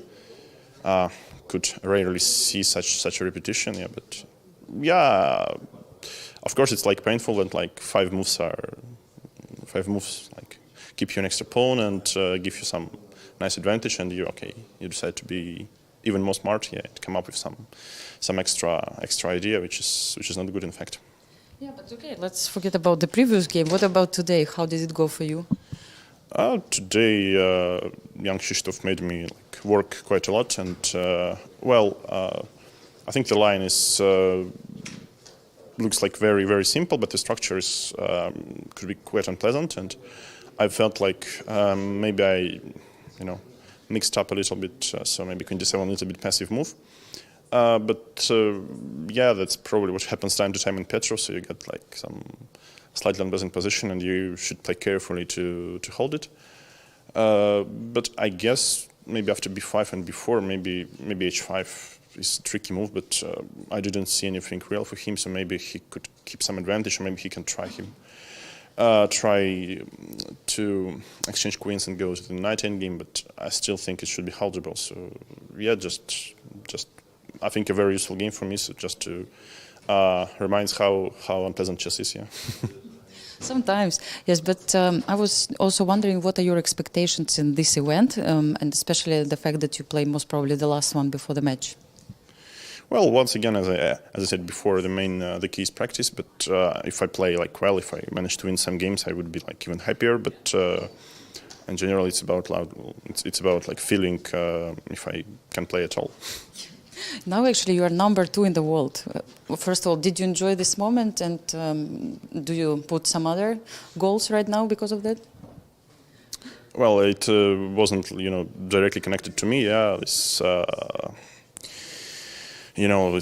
getting the that high in the rankings. But it's sometimes very wise just not to play any chess and see others suffering. But okay, now I think it's my turn to suffer.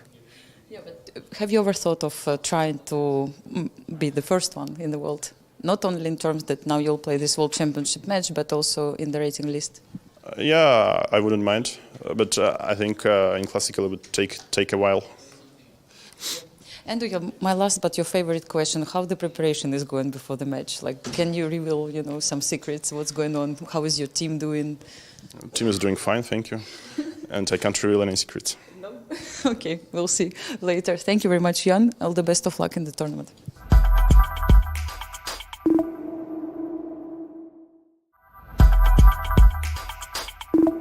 Gukesh, first of all, congratulations on your victory today. It was against Prague, your teammate, compatriot. So how was it? How is it difficult for you to play against him? Of course, Prague is a very strong player, but I don't really have any difficulties playing against him. He's a strong player, and our games are always interesting. So I'm always looking forward to play against him. So it was actually a very, very interesting game. I couldn't understand anything. I saw that on move 14s you spent almost half an hour. What was happening? What did you calculate? Tell us. So basically, I didn't know the move d5.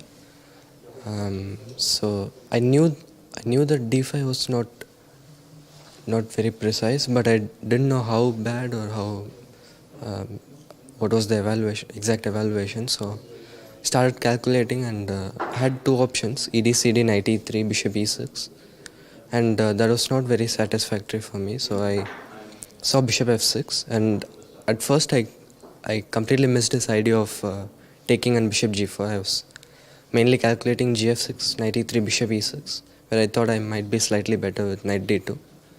But after queen f6, ed5, bishop g4, the lines were super complex, and if I started... Scary. Very scary, but I started calculating, and I found some very, very nice lines. And one of the lines that I calculated happened in the board, rook e1, with this long variation with knight h4, queen h6, rook e1. I was stuck for a long time after queen h6. I didn't know what to do, but then I spotted rook e1, and I thought I should be better. I have 3 pawns and my king starts running, so I thought I was better, but it's very unclear. I might easily have missed something there for black. What was the final mistake of your opponent? What do you think? Where did you feel that you are winning? I was actually thinking that all along I should be better. Maybe I was influenced by my preparation because I knew that d5 was not very good. But like the moment I realized I had won was when he played rook b2. I knew the Persian was okay winning, but had like 7 minutes to make 9 moves or something. So I was not really relaxed at that point. But after rook b2, I spotted this knight e7. It was clear. And a few words about your previous game. You played against Anish. It was really a long game. And how was it? I mean, was it difficult to, put such a resistance? Yes, I knew this line. I knew that b6 should be the move, but then I thought I spotted e5 and it was very interesting and it was hard for me to not go there. But turns out it was not very precise and I got into a very very unpleasant position. And when he got this opposite colored bishop and risk-free edge, I knew it was going to be a long game and I had to fully focus. And I was very proud with how I defended because it's a position where it's not losing, but one mistake is all it takes to get to collapse, I think. So I think I defended very well. And yeah. So now you started with 1.5 points. How do you feel yourself now in Dusseldorf and in the playing venue? What are your impressions after a couple of rounds? Yeah, I like this place. The playing hall, the city, everything is very nice. And I look forward to playing some more good games. Thanks a lot and all the best of luck for you, Gukesh.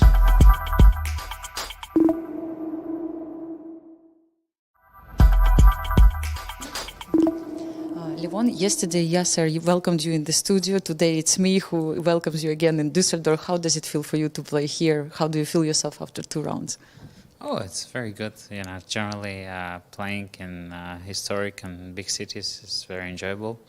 And I, of course, take advantage of that. I walk every day for 2-3 hours. So it's a part of preparation. And now it's actually a good time, I think, to be here because we have this carnival. Have you seen some people and, and something really interesting? I don't really think carnival is something for me because honestly, I don't like the alcohol consumption on the streets so much. I think I got used to the American way that you're not allowed to drink on the street. So this is a bit weird for me. I see. So you enjoyed walking so far, and what about chess? How are your games? So far, I think I'm playing solidly.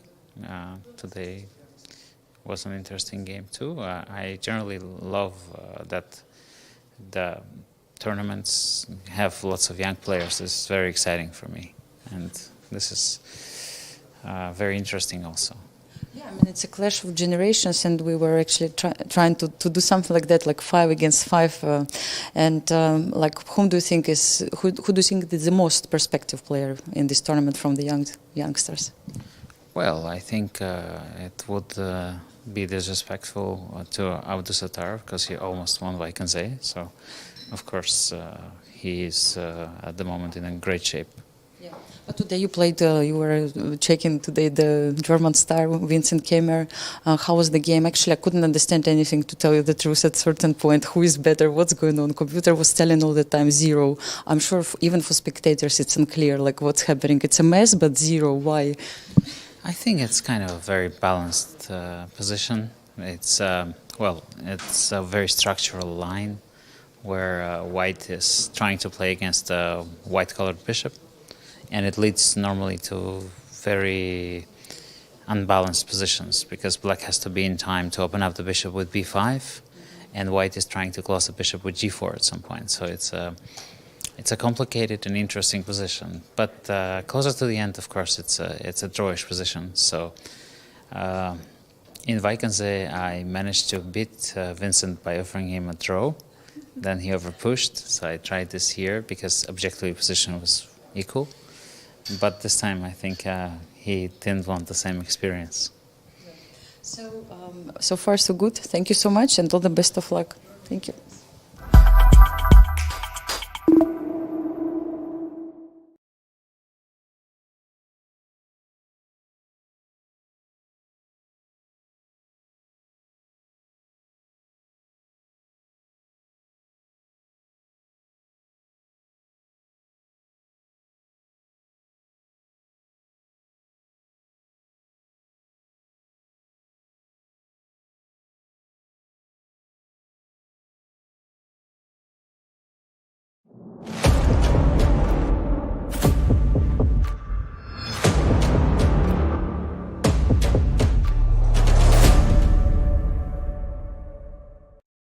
Welcome back to Dusseldorf. Welcome back to VR Chess Masters Tournament. Here we are again, Anastasia Karlovic and Yasser Seiravan. Hello, everyone. Welcome to our show, indeed.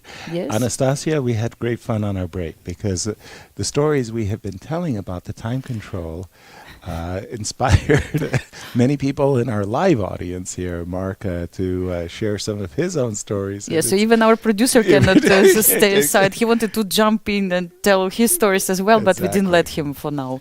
We kept them for ourselves. Hope you enjoyed the interview that we just had there with Levon Aronian, and of course he is one of our tournament co-leaders. He's up against Nodirbek. And in this position, this is very, very intriguing for me. This exact moment, what happened was the move f7, f6. In my mind, this move is an essential part of what Black has to do to compensate himself for the two bishops.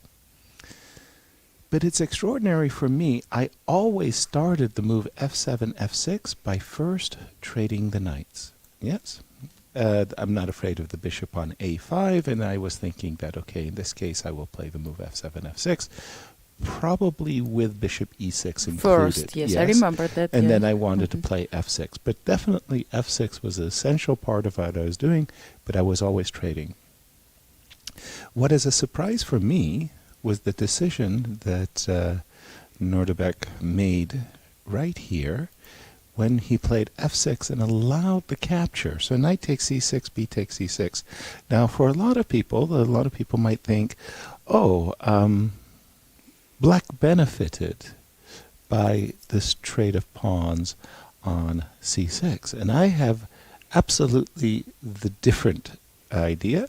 I have the idea that it's essential for Black to have the open or half-open c-file as a source of counterplay. I remember you told me that, yes. And that it's very strange, but this structure of e7, d6, c6 can really be a bad one.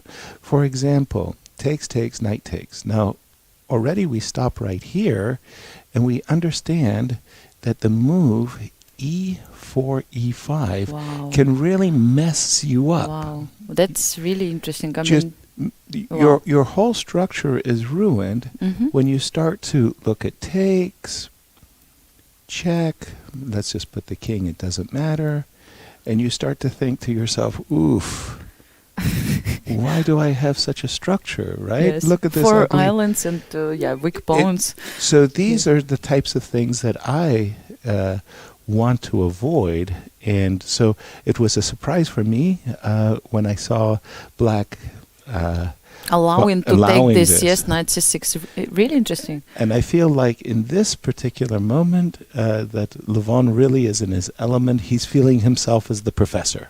Yes. Like now I will show you why you can't have this type of a structure. And again, bishop c4 check already. E5 is one of those essential that you always start to calculate. By the way, I find the move rook g1 rather intriguing. Help me out here, I think Anastasia. Yes, why not rook e1? Yes, because I'm so focused fixated on this idea e5. Yes. I mean, looks interesting. Rook e1. Let's say with idea e5. Maybe rook g1 was made in order to try something on g file and maybe try to use g6 weakness at certain point, something like that. And hard to say at the moment, but okay, rook g1. I would have been a little bit more direct, maybe even rook too g2, direct. rook g1. Okay. Maybe you double rooks even on g file. Maybe it's really straightforward. Huh? That may very well happen because Yeah, he played A5. the move a5. Five. In this case, of course, I think Black is thinking, I would love to trade Trade the bishops. bishops. So let's see what you said. I like what you said. Let's just find out if the straightforward line is working, right? So, for example, Exactly. if bishop b6, you take, and take the bishop, trade the bishops, and then you play rook g1. How are you going to protect g6? As they say, not easily. Like rook g8, I Yes. can. Yes, okay, that's tricky. You That- can if you take on d6, now the king takes. With the yes, king, they'll take. yes. So let's say still you can do it at the moment. Even this position, by the way, f4. I have the feeling that Can Black be is the unpleasant. one who's on the back foot in this position. Mhm. Another thing I just wanted to say is that in this, whoops, I went back too far. In this position after a5, rook g2, bishop a6, I always like to talk about this idea of trades. So for me, whenever I have a trade, Yes. I'm trading one pawn for a pawn, one Yes. Yes. Yes. bishop for a bishop, queen for a queen, etc., etc. I always think who benefits. I like this. This is the only lesson I clearly remember from St. Louis. Yeah. Trade on my terms. I want to Exactly. trade on my terms, and Exactly. this is what I really Right. think is great. So I'm thinking to myself, Mhm. should I trade on the a6 square? Or Or- bishop b6. Okay. Would your rook be worse on the c8 square? So I always I have that type of thing running in my mind. And now I'm- with this pawn on c6, let's better push this rook on c8. Yes. away, right? Yes. Yeah, so these are, and I think that Levon is enjoying the position. Is there, besides rook g2 here, after the move a5, let's just stop for a second. Is Yes. there, I'm apologies, I'm really so, Focused on a5. You want to check it right away. like, I just feel like some kinds of, for reasons, maybe bishop f5 is fine, sorry. Wow, bishop f5, and then I take bishop f4 with this type of position. Right. Black is okay. But I think you have to play bishop Mhm. f5 in this exact Mhm. moment. Oops. Yes, so Uh, e5, yes. Mhm. Sorry. Let's go again. One more time. Because I'm really dreaming of taking on f6 and taking on g6 and G6 now. open d file. Rook g8, your idea? Now? G8. I mean, I'm just following your advices. Good. This is Double nice. Yes, double attack again. Undefended rook on g8. Yes. Yes. So Skewer. Skewer. But it's, again, the undefended piece, yes? Yes. We like king Okay. h7, but we keep bishop h7. Right. Yes. So it really feels like the tactics, the strategic motifs are really favoring Levon at the moment. And he, by the way, one of the things that I really enjoy about Levon's games is he has this magnificent talent of playing creative tactically. Yes. He finds ways of playing tactics one after another. He has this Yes, yes. very beautiful gift. It's a gift. Remember what he told you, that nobody falls anymore for my cheap tricks. Yes, but sometimes still, They still try do. to resist Right. all the game and not to fall. Not so easy to Yes. resist his cheap tricks. By the way, do we have rook g2 on the board? I think we do. I'm Yes, looking he at the plays rook camera. g2. Well, it's the consequent Yes. follow-up to rook g1. Doubling by the way, the rooks. bravo. These guys are At good. least I managed with one move, Right. in this game. Right. Yes. I Mhm. also liked it very much. I was talking to Vadim, Mhm. and I said, Vadim, I have gone to watch the players analyze together. Yes. And after the analysis, they went to another room. Yeah. And I said, I wanted them to come to interview. He said, they had the fair play. Yes, check. They have the fair play check after the game. Yes. I said, "Oh, this is very, very good. Anastasia is going to join me tomorrow. Can we have the fair play commentary?" Exactly. Remember. And now we see. Yes, Why I asked for it. I got it. Yes, we have to check me every day. Yes. Yeah, but you're feeling Yes. actually that Nodirbek is actually defending. I have feeling that his position, if he Not doesn't easy. do anything, may collapse even. At Yes, certain point. it's- This G6 weakness. It's very severe. 2 bishops for white. Like it's even if we just look at the position and try to estimate it according to some normal standards, you can understand that white should be better. How much better? It's another question. We don't know. Exactly. We don't use computers here. But And- it's feeling very good, and this looks almost like a very, very consequent line. So once again, we'll just go down, because we've got something like this. I'm doing it in the most brutal. Yes, I got it. Just fashion, like Rook G1. Yes, and Oh, you didn't play Rook Oop, G1? Yes. it did no. Jump.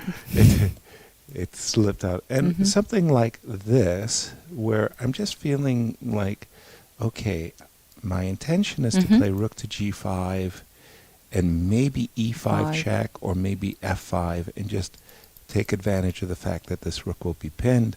You can see that this will be a very difficult and long ending for black. Yes, and to- actually Levon won this rook ending against Prague in the first game, showed how to do it. Exactly, Yes. exactly. And, it was funny, watching the game unfold, I just had this feeling that, Levon had this kind of mastery. And yet those rook endings are so tricky that when I went over it carefully with the engine later, the engine was saying, inaccurate, a little bit better here, a little bit Yes. better there. It's still a great game by Levon. We'll keep an eye on this clash of our two leaders. Wesley So, also in the leader's position. What's your opinion about Wesley? Very practical player, no? Yes. He's very, very experienced. He mentioned also in his interview that he plays too many events lately. So I guess he wants to save some energy, for the whole tournament. He's very, very, very good in this.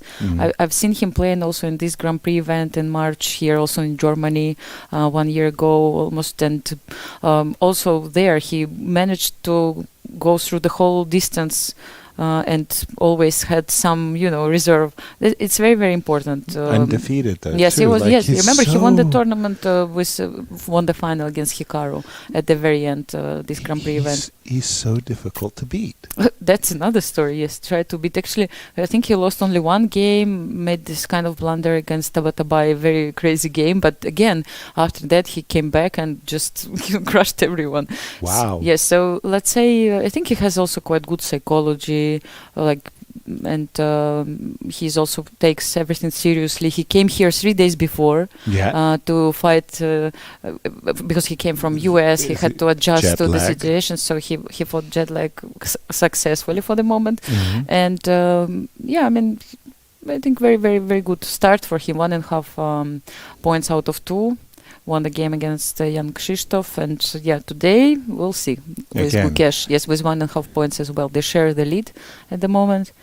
And really intriguing strategic fight as the two bishops, the different pawn structures. This last move, bishop e6, really seeks to play the move, in my opinion, bishop to c4. You want to deny your opponent the two bishops. So big fight going on, and Wesley says, no, the knight on c2 is simply in the way. I'm going to protect the square c4, and maybe on Just a in good case day, b5, yes. the knight may jump to b5 one day. We'll see I think how it's all about when he will push this f4 and e5. They're moving around this Right. these ideas. Like we were checking with you, what will happen if you do it immediately. Right. But I think he's just getting ready for this moment, and if he manages to do it in a good moment, he will probably get big advantage. Remarkably enough, I've seen him do it twice in, real life kind of thing. It was Gadakamsky. Gadakamsky had these types of positions as white, and he always made this move, king h1. He followed it up with bishop g1, and then he went f4, e5. Yes, I got it. And nobody could touch the bishop on g1 anymore. There was no knight g4 jumps. Good and idea. he was very, very impressive. Isn't it pleasant sometimes, yes, when you play and you kind of have to count every time what happens after f4, f5. It's even a bit unpleasant, yes, for the opponent, right? Exactly. Yeah. a7, a6. Again, Gukesh is trying to utilize his queenside majority as best he can. Again, white starts looking, how am I going to get that f4, e5 bit first? Again, we talk about responsibility. We play the move c4. Yes. We are inviting knight to c6 to d4. c4. c4, and he played it knight very c6 quickly. right away. Wow. Okay, this is interesting. c4 is... And by the way, I think I just said for social media, they can follow us on Twitter. And exactly, yes. So, of course, I mean, I have to mention that. Remember me, social media expert in St. Louis. Yes, of course, we are doing the same here. We have all possible social media. We have Twitter account, Instagram account, as well as LinkedIn, and as well as, of course, YouTube channel, which you can follow directly. Of course, VR Chess. You just kind of try to go through VR Chess and you will find all the accounts as well as the website, vrchess.com. Very, very easy. And please follow our social media. Please come to the website. You will find more information, more brilliant pictures of Lennart Tots, who is with us here, and reports and everything. Lots of additional information you will also find there. So please, guys, we are waiting for you, and we are bringing lots of materials these days. Absolutely. Now, Anastasia, because I have you in studio, I can. You're actually wearing many hats. Now, today, of course, you're a commentator, and for many events, you are a commentator. So this isn't unusual. But what's unusual is you're really a person that's put together a team, and you helped organize this event. You invited the players. You've done a lot. Actually, I've done completely different roles, which were new for me. Yes, you're right, absolutely, Yasser, and it was very challenging. That's what I wanted to ask. Yes. What were some of your challenges? Yes. Here, yesterday, for example, I was doing short interviews. Today, we're here with you because Elizabeth left us alone and for a couple of days. Right. Yeah, but you're right. I mean, actually, first of all, I'm very happy that this event is happening. Taking place. Yes, so we have a new chess event. It's something to celebrate. It's great, right? Absolutely. Yes, top players are playing, and we have fantastic games, great atmosphere here. Everything was done in the best way. We're in the best spot in Dusseldorf right now. So this is how chess should be treated, I believe. Right. And of course, all this happened because of the main organizer, Vadim Rosenstein, who actually was, I think, inspired with the tournament in St. Louis, which he was visiting. Sinkfield Cup. Yes, he came there actually at the right moment when the whole drama was happening and everything. And he actually, this is how we met him, right? I mean, Yasser, you were also there. Exactly. And I think he also was inspired with the whole thing in the club and, this atmosphere. And he decided, even though he was already announced as one of the organizers of the main organizer of World Team Rapid Championship in Dusseldorf, still he did, which will be in June, you're right. But still he decided to make one top event, for top 10 players. And here we are after a few months of preparation. And I was actually in the role of event manager for this tournament. And you're right, I mean, we had to do contracts with players, invite them, find a place where the tournament will be happening, and so many things. And media, conferences, opening ceremony, great mayors, commentators. Well, getting the mayor, I was not alone. Yeah. And it's important. We had a very good team. Of course, Vadim himself did lots of things, but we also had Anastasia Sorokin and Sebastian Ziebrecht. For the arbiter staffing. Everything, yes. So security, fair play, so many things actually. Like I've witnessed so many events, top events, but the one thing is just to follow them. Another thing is to do everything. Yes, and of course I'm very happy. But we will see what will happen at the end, right? I mean, until the tournament is not over, things are happening. Let's see, But what can go wrong? Nothing can go wrong. Yes. No, but I just wanted to say that in speaking to the players, speaking for myself, I can say that they're very, very, very pleased with the venue. The staff here at the Hyatt has just been superb. They've been very, very cooperative. And you say, the top player should be treated in the top way. They agree with you. They love it. And that's nice. So this is very, very nice to have a new event. And when I met Vadim, actually I met him over the Bug House. We were playing at a party. Yes, just started to play. Yes. And so, he's talking to me about a tournament in Dusseldorf, and I'm thinking to myself, I don't remember the tournament in Dusseldorf. No, he wants to create a tournament in Dusseldorf. Yes. I go, oh, well, geez, like bad karma. It's going to be a big job. And it came together really, really well. I always want to say in record time. A lot of people, like you say, don't understand all the things that you have to go through. So oftentimes you need a lot of months to prepare. Exactly, yes. But experienced hands as well help a lot. Yeah, I just want to mention also one thing, that we have many side events along with this tournament. Yes, it's also like in the mornings we have kids every day coming here. Yes, the children earlier. Yeah. Vincent gave simultaneous exhibition. Jansay Abdu Malik, our guest, she was here, also gave nice exhibition to girls. Yeah. We will have charity event for Ukrainian refugees tomorrow. So Vadim actually makes sure that also kids are involved, and especially local youth will participate in certain way in this event. And we should actually mention that he's really a good player and he really loves chess. And this thing is very important. I mean, all this is happening, I think, simply because he really loves chess and enjoys the game. Yeah. And there was also a big event in the internet, and now 12 young talents will come here for VR Juniors tournament, which starts in a couple of days. And Boris Gelfand will give them lectures. I mean, so many things are happening. Please come to our website. We check them all and learn more about Backhouse event with top players, which will be on the last day of the tournament. So, I mean, many things are happening right now. And look also what's happening on the boards. Yes. Okay. So we just let me refresh my board for a moment. We just had Knight C6 by Gukesh, and it's very clear that this is going to be a strategic fight over the D4 square, and as well as a strategic fight along the B file. So I would probably be thinking in terms of a move like Queen B2. The idea behind the Queen B2 is as simple as it looks. You kind of want to prophylactically dodge the knight coming to D4. On a good day, you might even want to drop in on B6 or capture a pawn on B7. And I want to fight over who will dominate the D4, the D4 square. Sorry. No, I mean, just maybe you also give the space for the knight to come, maybe to sit to other day, yes? But just like you, I dream. I don't calculate, I dream. And I always asking myself, I look at my pieces, I talk to my pieces, are you happy, you happy, you happy, you happy, you happy? And I talk to my knight.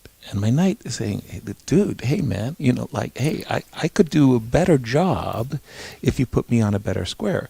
And what you just said, I make room for the knight. Well, yes and no, because I asked the knight, well, what's your square? Yes. What the knight says D5.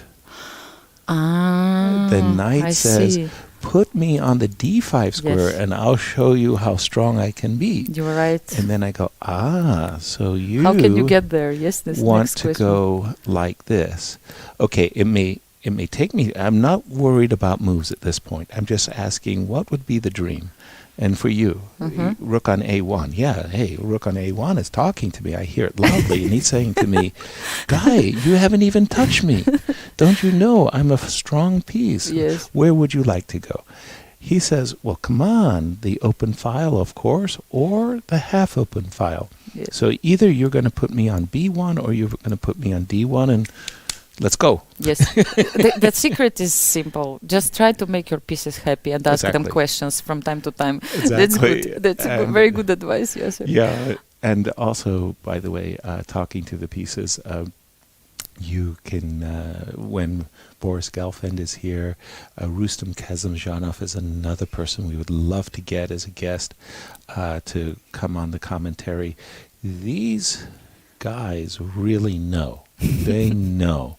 And the way they think, the way they approach a position, you'll get an opportunity to really be in a master class when they join us. There we see Gukesh on our screen here. I also heard for the fans of Jan Gustafsson, he might also come. Gusti? Yes. He's ready. He's preparing.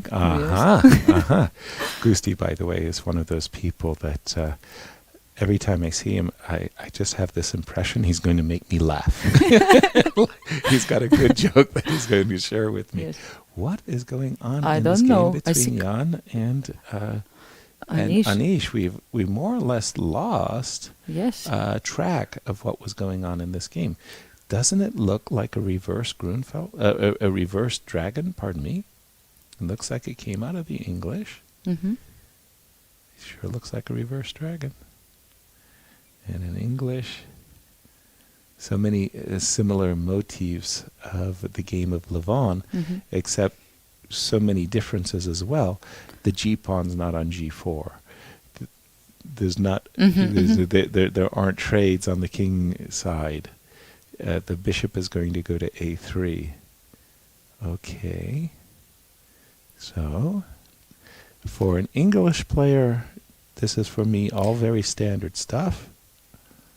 Whoa. What's going on? I don't understand anything. He took and he went bishop back to b6. So sorry, what didn't you understand? There was a bishop on yes, you b2, yes, rook b2, yes. So nothing else.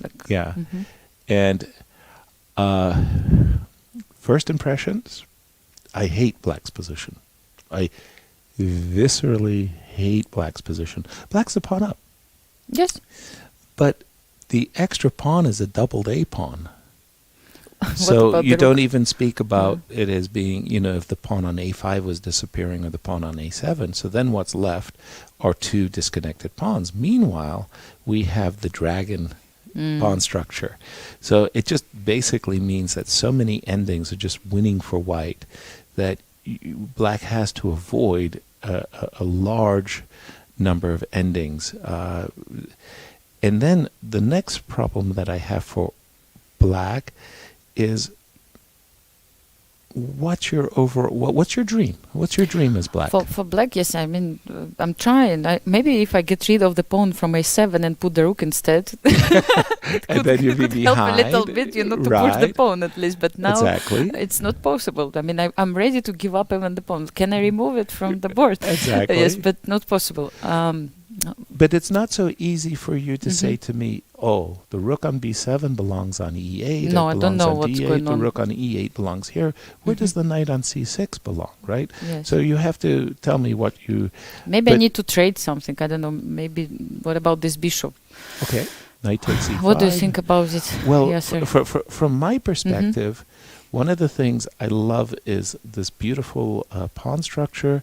I know immediately my queen's coming to c4. Queen will be dominating queen side, looking king side, dominating center.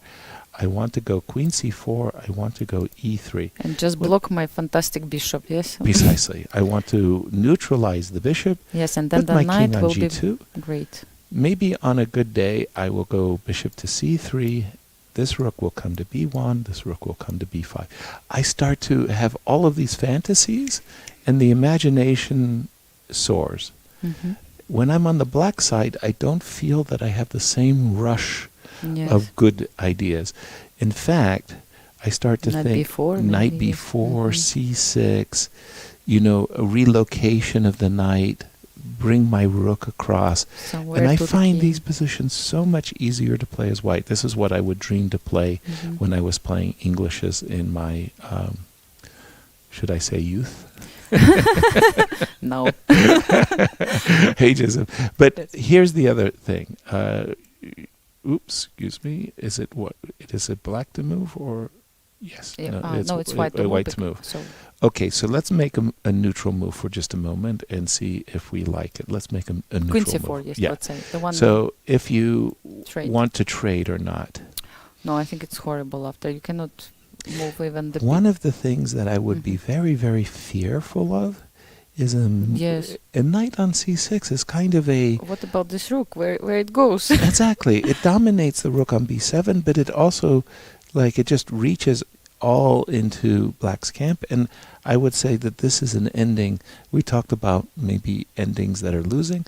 This is one of those where I would really, I would just say, okay, even I'm a pawn up as black, I really don't like it. I see there a look of concern on Anish's face. Yes, and Nepo, I think, is rook c1 feels good right now. By the way, that's a nice move. Nepo is basically saying the ending that we just had a brief look at, knight versus bishop. Please take it. Take the bishop, and we will see. I would like to encourage you to take it. Yes. And wow, Anish really should be in trouble right now. By the way, I want to say in the first two games, Anish has played very, very well. I was a little bit surprised he didn't win his first match with Gukesh, but it feels like he is in a good form, and he comes into this competition with this confidence of the winner, of the winner.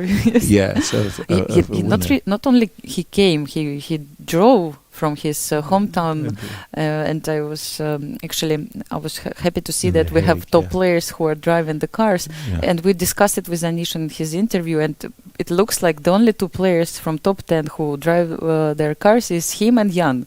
So it's between the drivers. Now it's a fight between two drivers. On the Autobahn, I keep the chess players off the Autobahn. yes. No, but he actually came here, and he is like a friendly person. He drove electric car, and he had to charge the battery. You can again see this funny video with him coming with Tesla to our garage here, and so it's interesting. So it's a very, very important fight now. Who wins? Exactly. Yes. Exactly. And Jan also, like, I'm sure you discussed it with Elizabeth, but Jan is definitely, this tournament is part of his preparation before the World Championship match, and of course it's important how he'll play here for him as well. And he was complaining about his first game, and that he didn't see this queen, this move, with D5, with queen d5, and he said that probably it shows that you really need to play, not only prepare to the match. And when I asked him yesterday, your favorite question, how is it going, the preparation? Of course, he never answers this question, It happened the same before the previous match. But if you remember, actually, Yasser, he also played the one tournament before his match with Magnus. I think it was Norway chess and maybe something else, but Norway chess didn't go well for him at the time, because probably he was also hiding some of his prep. So it's always challenging, I think, for people who will play soon the World Championship match to show good result. I mean, their psychology is not the same as usual. What do you think? 100%. It's very, very uplifting to come in a World Championship match, having won a tournament like Vaikonce, having won a tournament like WR Chess. I mean, a top event. You feel like you're in good form, but more importantly, just that you're skilled. Nepo is one of those players that's very harsh on himself. Yes, he gives himself no credit. Yes, he plays a game where he wins in 60 moves. But he remembers the one inaccuracy he made. And he says, like, I'm so stupid. Why did I play that move? Yeah, but you played 59 really good moves. Yeah, but this one stupid move spoiled the whole game. It spoiled my mood. I can't talk anymore. Exactly, like, dude, yes. Come on, give yourself a break. You're not perfect. Nobody's perfect. You can't play perfectly all the time. We just do our best. So he's the most cruel critic against himself. I agree with you, Yasser, and actually maybe that's why he is on, let's say, top, and actually now he's a second best player in the world right now. He's second in the rating list. I asked him about it. So what did he answer? You can go to our YouTube channel and check the videos. We have interviews after each round. We have already with Nepo, with all players basically from this event. So don't be lazy. Go to YouTube channel of VR Chess and check all the videos there. He actually gave many interesting answers also about the World Championship upcoming match. Cool. Yes. There was a opening press conference here with Vincent and Jan and Vadim, and I asked Jan about his preparation. But I started as follows. I said, Jan, even your critics think that you have good chances in your match. You know, he was lovely. And then instantly, the first part of his answer was to say, "Yes, thank you for mentioning that I have a chance." But he, in particular, he is one of those players that when he is in the right frame of mind, when the tournament is going in his favor, when he feels that the head is working well, he is unstoppable. Exactly. I mean, he's like, he can be crazy, crazy good. First 2 games, made 2 draws. I thought he defended extremely well against Duda yesterday. Today, with Anish, I really like this pawn sacrifice. I like the whole conception that he's made, and it's a real, real challenge. If Anish survives this game, you just have to tip your hat and say, that's impressive, because I think that Jan will love to play this position 9 times out of 10. You know, he would like to get this all the time. Exactly, okay, shall we move on? And by the way, just as you said, this tournament is really an important tune-up for his game and for his self-confidence, for everything. Exactly, yes. Yeah. Again, this is the game of Wesley So. By the way, you got one right. I'll give myself credit. I got one right. Queen d2, knight d4. Yes. And we're up to date with the players. Still, this knight is saying, "Coach, give me to the d5 square." We'll keep an eye on that one. And then I want to go to the game of Levon, because... Actually, I thought about this, bishop b3, to avoid exchange. Yes, I thought about it for a second, because let's say bishop b3, how will you exchange the bishops now? There is no way. So you keep both of them, and you still want the same, to take this pawn. I was a little bit worried that when you put the bishop on b3, you know you're encouraging a4. Yes. You don't know when it's going to land. Yes, Don't be surprised if it happens. But I'm a little bit curious how it happened. So rook to g2. Yes. Knight to d7. So he didn't play bishop a6. This bishop f6, rook g, because I was thinking that was a very pleasant ending, and I think that this move was necessary to sidestep that. Yes. Wow. Okay, rook g1, and still I'm not saying this is a threat, but it almost feels like it could be, because but I think it is a threat already. Like if black plays a4, bishop h6, I think is coming, no? It could be already. Checkmate, yes? Let's just double check that this is not... king goes to h8. What can we do? We can also include this kind of a nice. And then bishop b7. Yeah. But this is getting a little fanciful, but it goes to show how dangerous can be the position for black, that even tactics like that are possible. So rook g2, bishop.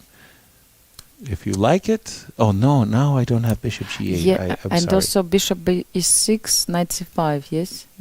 Yes, precisely. So I don't quite have the tactics working yet, but wow.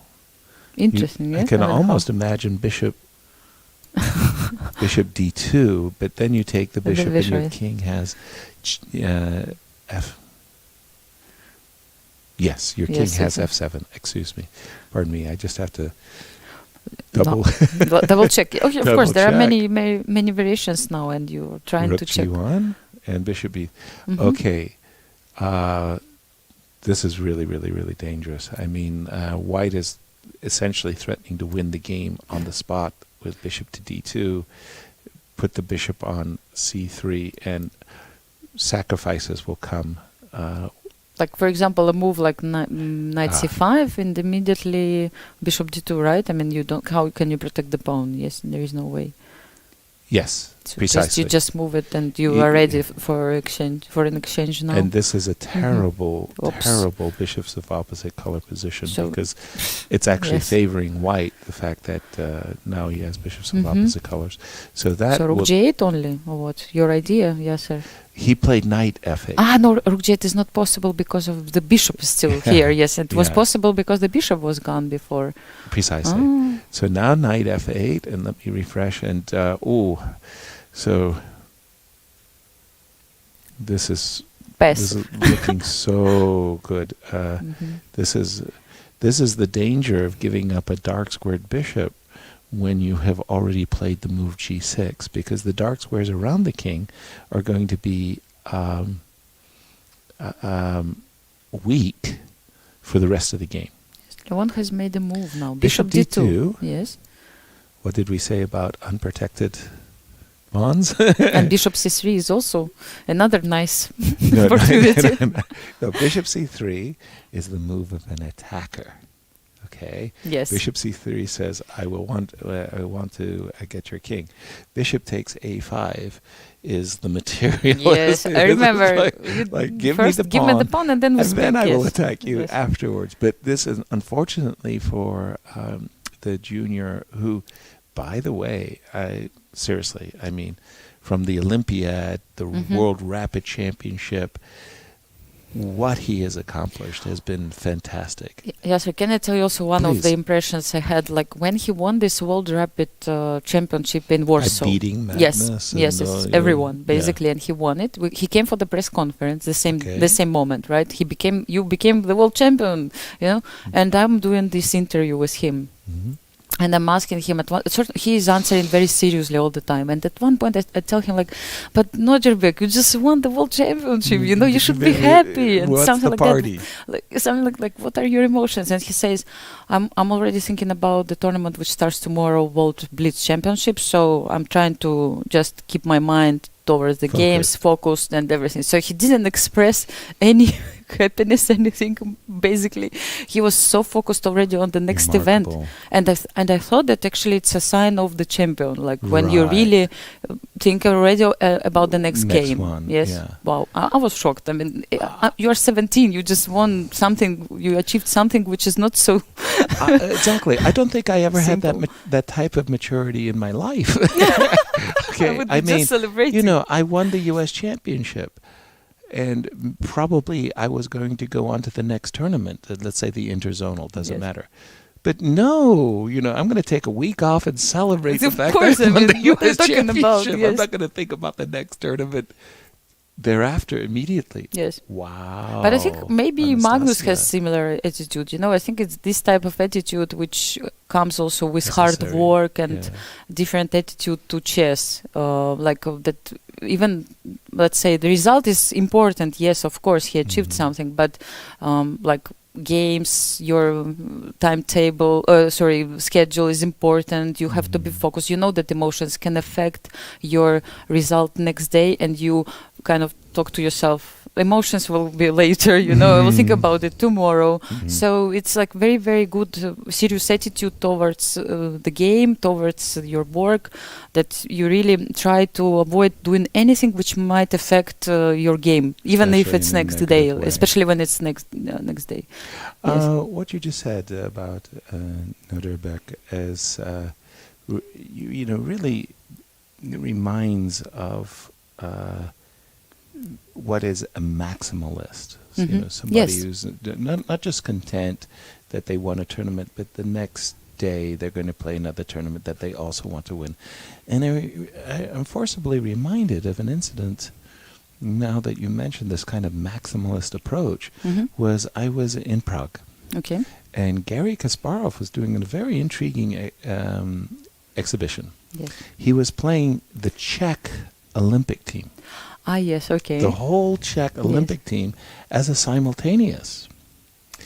And he won the match. Yes. He won the match, and it was wow, because we're talking grandmasters that he's playing in a simultaneous. It was a good fight.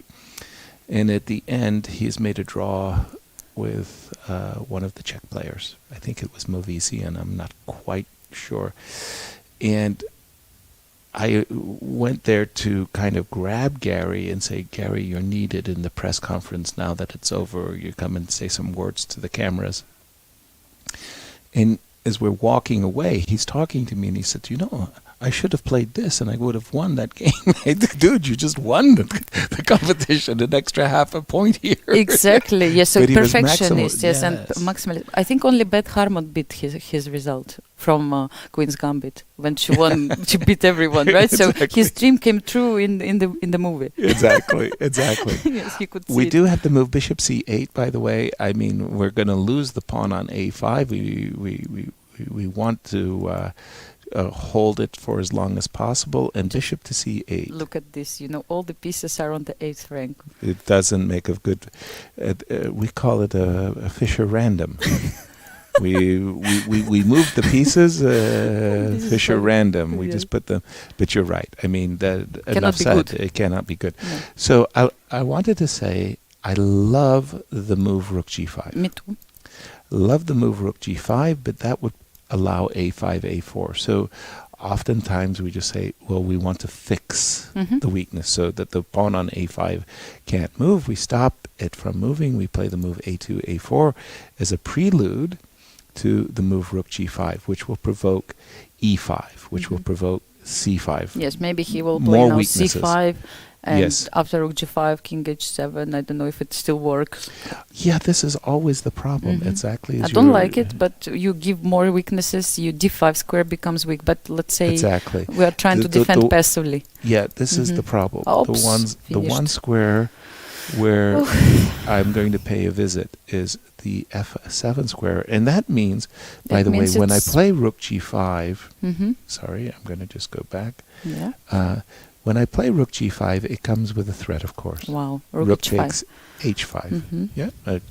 Yes. So that was you would my like idea. to play king h7, and then you have to also wait. I have another problem. So let's make another move. Let's just say e6, and let's say rook g5, and let's say c5. Yeah. So we just make a few moves, and let's see how is it. It's looking ugly. Yes, it doesn't look great. Yes, just looking so ugly. I mean, your move c5 sometimes, not now, but I mean later. Yeah. I just feel that. Can we just take the pawn? Yes. You know, you're a girl after my own heart. Just take the pawn. Just it looks so simple. And bishop c3. And bishop c3 check, and we have. In English, this expression, there's no joy in Mudville. It's this. I had actually been dreaming that on a good day, I would, get some kind of counterplay against maybe a weakness. But it looks, and by the way, should Levon win this game, he will have 2.5 out of 3 and the first place. In the tournament. First place. Prior to the event, I had mentioned to Lizzie on commentary, I said, when Levon is playing well, the chess world is happy. There's just this great. And for me, because he became a senior, how did Levon become a senior? Levon was always this great, talented Don't even tell me. Yes, exactly. Yes. So now I have to root. Every time Vichy walks into the tournament, I said, Vichy, you're my guy. So now it's Levon. Now it's Levon. Levon, you have to play well. You have to make the old guys feel proud of themselves. Exactly. He says, don't worry, yes, sir, I will do it. He's always been very confident. He's not been one of those players who's shy about his ambitions. A lot of players like to say, well, maybe one day I would like to play for a world championship if, God is kind. Levon said, no. I mean, I play chess for one reason. I want to prove that I can be the best in the world. Yes. Maybe sometimes it was a problem. If you want something so much, it can backfire in a way that, prepare, you're over preparing Yes. sometimes, and like you try to do your best. And chess is such a strange game that you can give everything and still it maybe not enough, for some reason. I don't know. Like it turned out that in the candidates tournament he played, he didn't manage to get close to qualify for the World Championship match, even though in all other events I think he won almost everything, including World Cups. I mean, the only person who won it twice, I guess. And I mean, he showed to everyone he doesn't need to prove anything anymore, that he is a top player in the world. Remarkable skill. Yes. So lately he was not showing, let's say, so fantastic results. Also, he had some changes in his life, and maybe this event will be the one which will kind of change the track. Yeah, I would say you said it in a very gentle way. You said he had some changes in his life. Huge changes, actually. Yes. Blew up. I mean, his country went to war. His wife tragically lost her life in an auto accident. His federation collapsed. He had to move. He had some changes. Yes.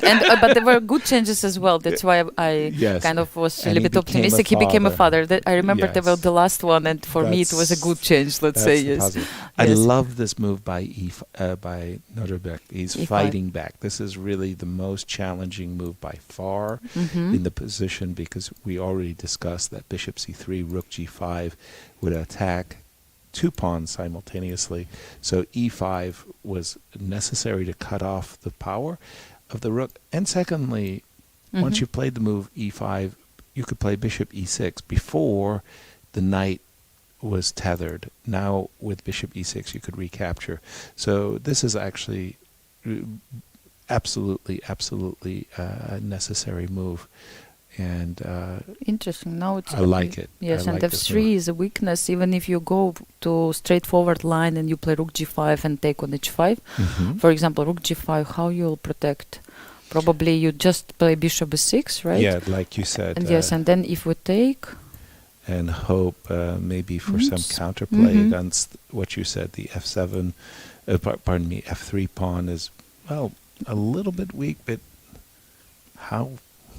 Maybe we had a chance to take on e6 first and then to take on h5. Is it better for our pawn structure or not? Yes. Like e5, let's try it again. Yes, e5, rook g5.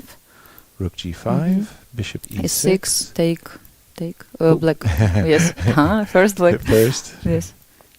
And then with rook you have to take, and then rook h5. What's happening here is rook f6 and like rook h3. Okay, but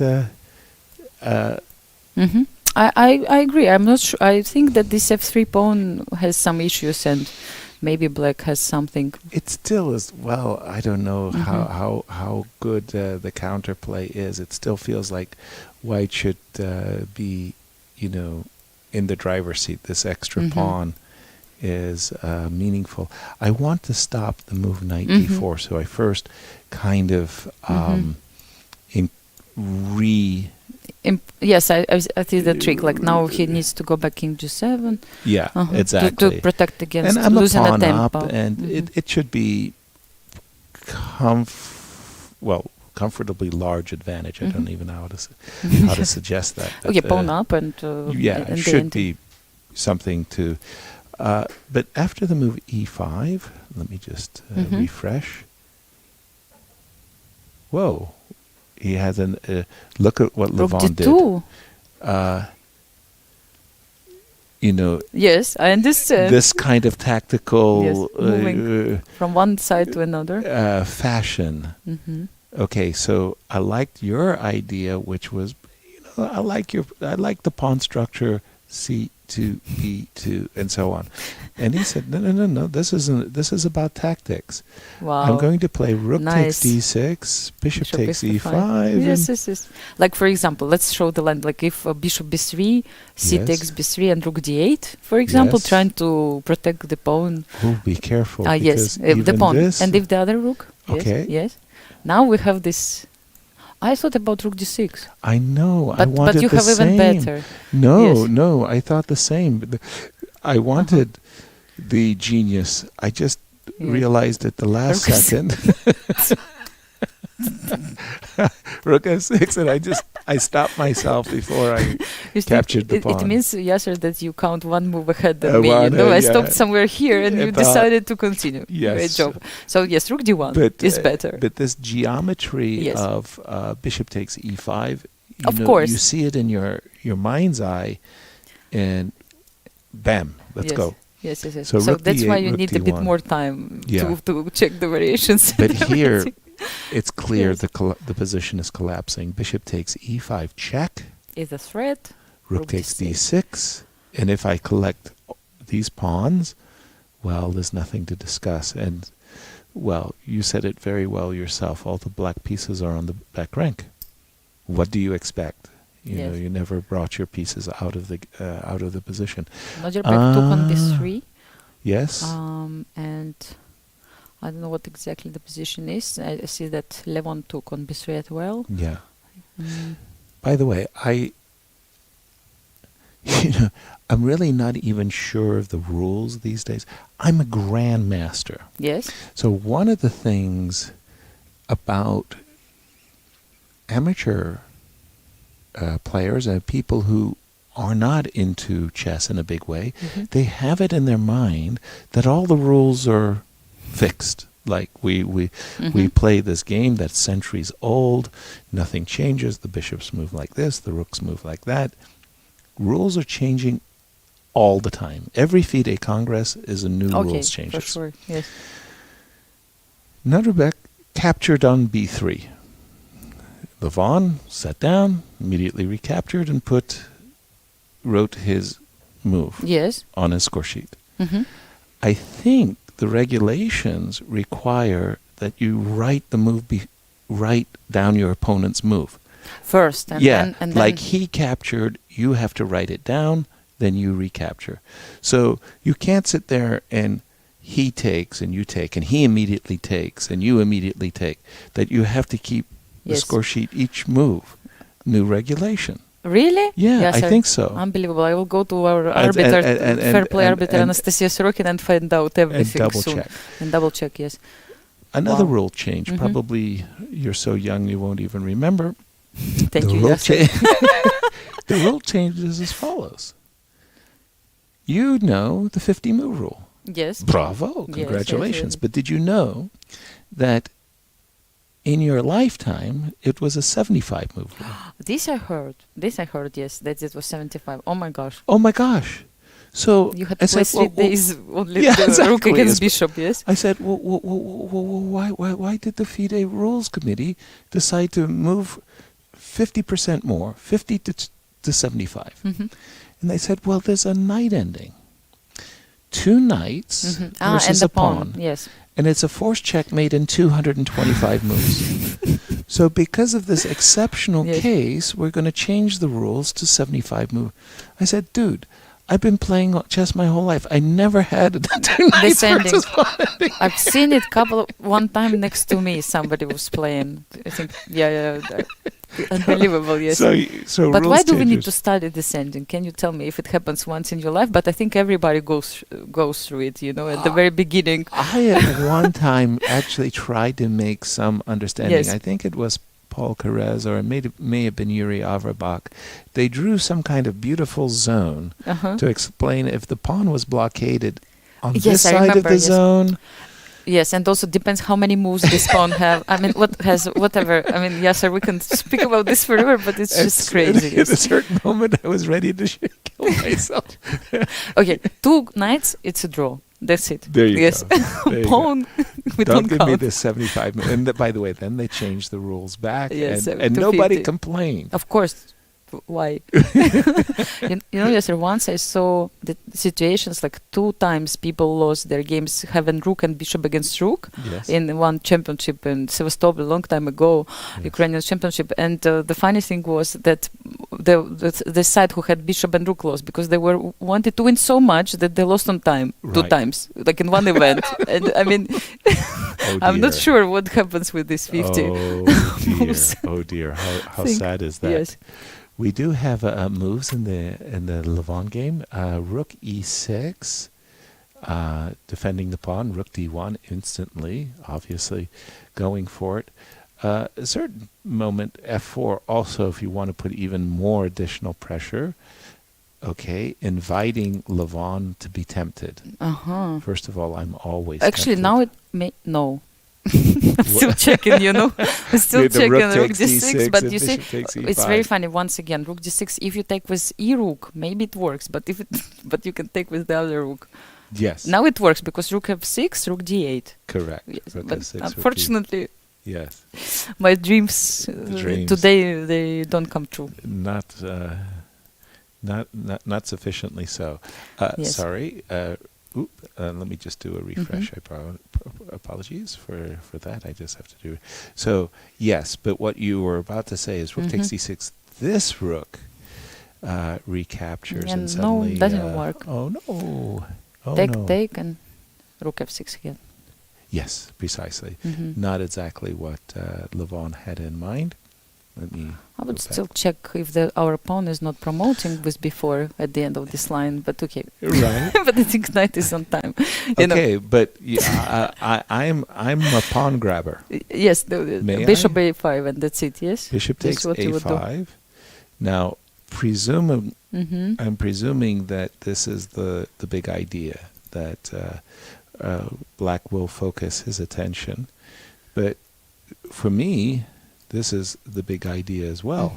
I want to focus my attention against this pawn, and also just will start running. Yeah. Exactly, the a pawn will start running. Let's just go through the moves for just a moment. Takes, yeah. I so much want to capture this pawn on e5. What's better than being one pawn ahead? 2 pawns. Bravo. 2 pawns ahead, yes. Exactly. So that's exactly what I want. But in this case, what I really want is just a to have one extra queen. And galloping. Some ideas like that can work. Yeah. It looks like this game is really all traffic. Levon. By the way, we started the tournament with wins with white. More wins with white. Yes, I think so, yes. And it's not just been a question of white winning. The white in the first round might have won 4 games. There was a possibility that Anish at one moment was going to be against good. White has been dominating. Sometimes you have those tournaments where you do see players winning a lot with black and Yes. But that hasn't been the case here. Yes, somehow, yes, white is really enjoying having a good time. Yes. So, F4, by the way, yes. Again, this is one of those things that I would say it's not uniquely Levon Aronian. It's more like it's typical Levon Aronian. So Levon is sitting there saying, in the variation we just calculated, your source of counterplay was the f3 pawn. I'm not even going to give you that. Yes, I just want to kill you right away. By the way, he just wants to play bishop b5. I don't know. Right. And this d6. I refuse to even allow you any counterplay. Yes. And I think that after this move... it's really hard for Nodirbek right now. is actually thinking it's a good time to resign because everything is collapsing. Again, this knight on f8 never had a purpose. It was... The knight went to e8 and then somehow really ended up on f8 and never g7, e6, f8, never played a good role, and wow, it wasn't a good advertisement for the dragon. Again. Yeah, right. Yes. I'm not going to talk about my chessable dragon course. Not this moment, yes. Let's wait for the better option. A better version. Maybe then... He did make a move. He did make a move. Maybe when we go to Nepo's game, then you have your chance. Saying that, okay, it's reversed colors, but still, guys, it's dragon. Whoa. What? G5. Okay, that came... This is either incredibly creative or just a desperate attempt to make life confusing. Do you know what? Rook takes d6 works. Now, finally. Yes, because now rook takes f6 g5. I can take on g5. Finally. It's a funny thing. I mean, Yeah, taking no, on can e5 right away works. Yes. Taking on g5 is just fine. Playing f5 is also fine. Everything is fine. But okay, he's trying to say if you do play, just for argument sake. What he'll do? I think he played the 5. Yeah, if you do play f5, maybe I'm dreaming. I will make a passer. But I think it's a lost cause. But he did play f5 right away. Yes. Also, that's the other thing that I find very intriguing about Levon, is at a certain moment, he catches your mood. He understands that you want to play a5, a4. But he's anticipating your moves, and the move g5 I didn't anticipate. But I suspect because Levon played f5 so quickly, he kind of expected it. You're sitting there saying to yourself, when you surprise your opponent, they should be nice. They should calculate 30 minutes. They don't have ready respect to answer right away. Yes, it doesn't feel good, right? It doesn't feel good, exactly. By the way, if he plays now rook f6, then rook d6 comes, yes? If rook f6, it was enough.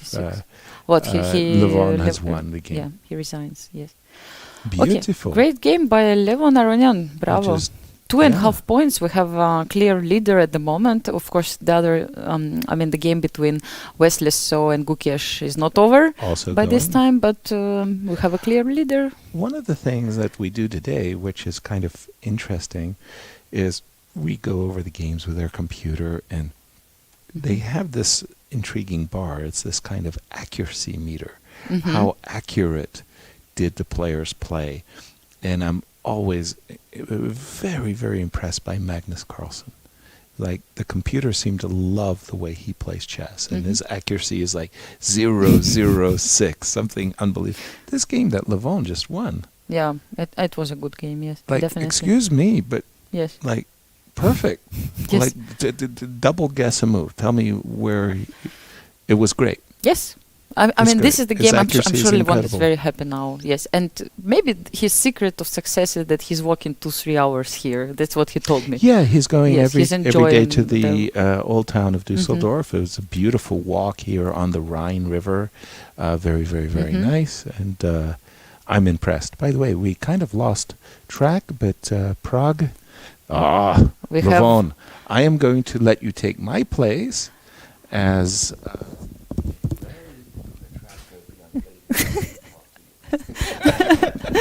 That's great. Bravo. Nice party. Thank you.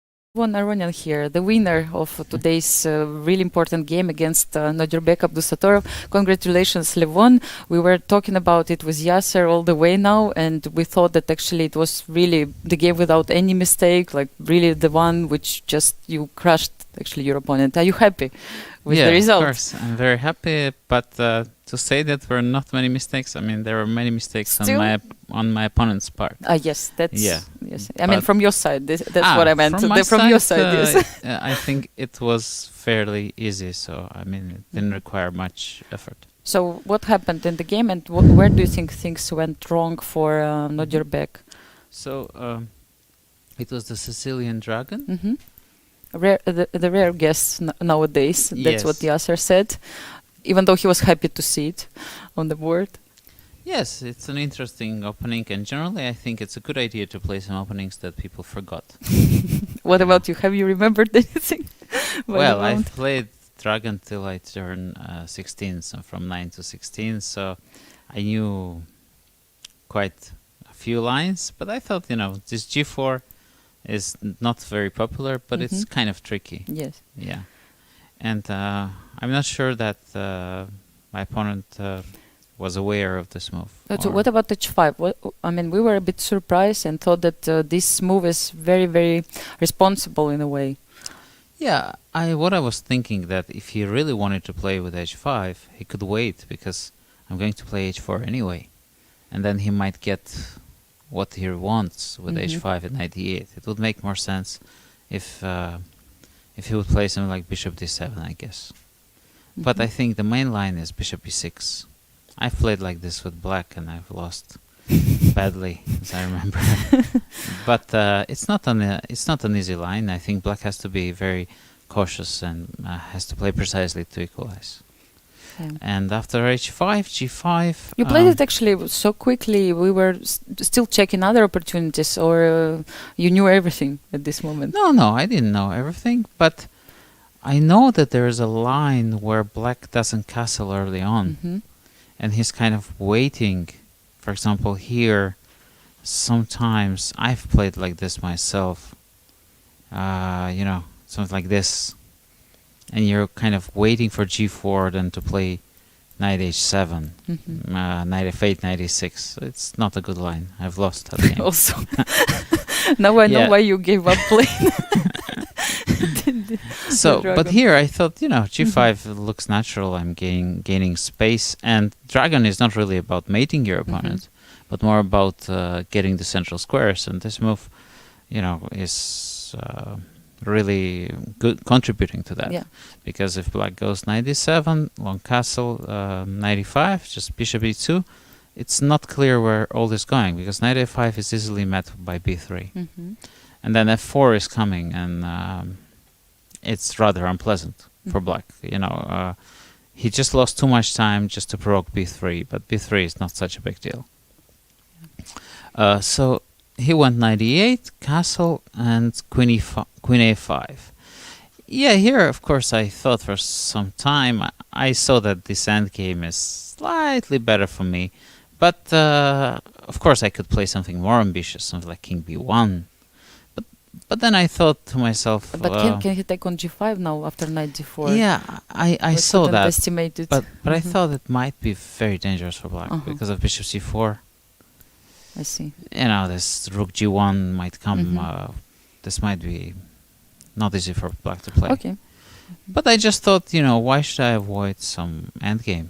It's an easy play for me. Well, Yasser also thought that maybe you wanted to exchange this good bishop, and then he might not feel comfortable playing without it.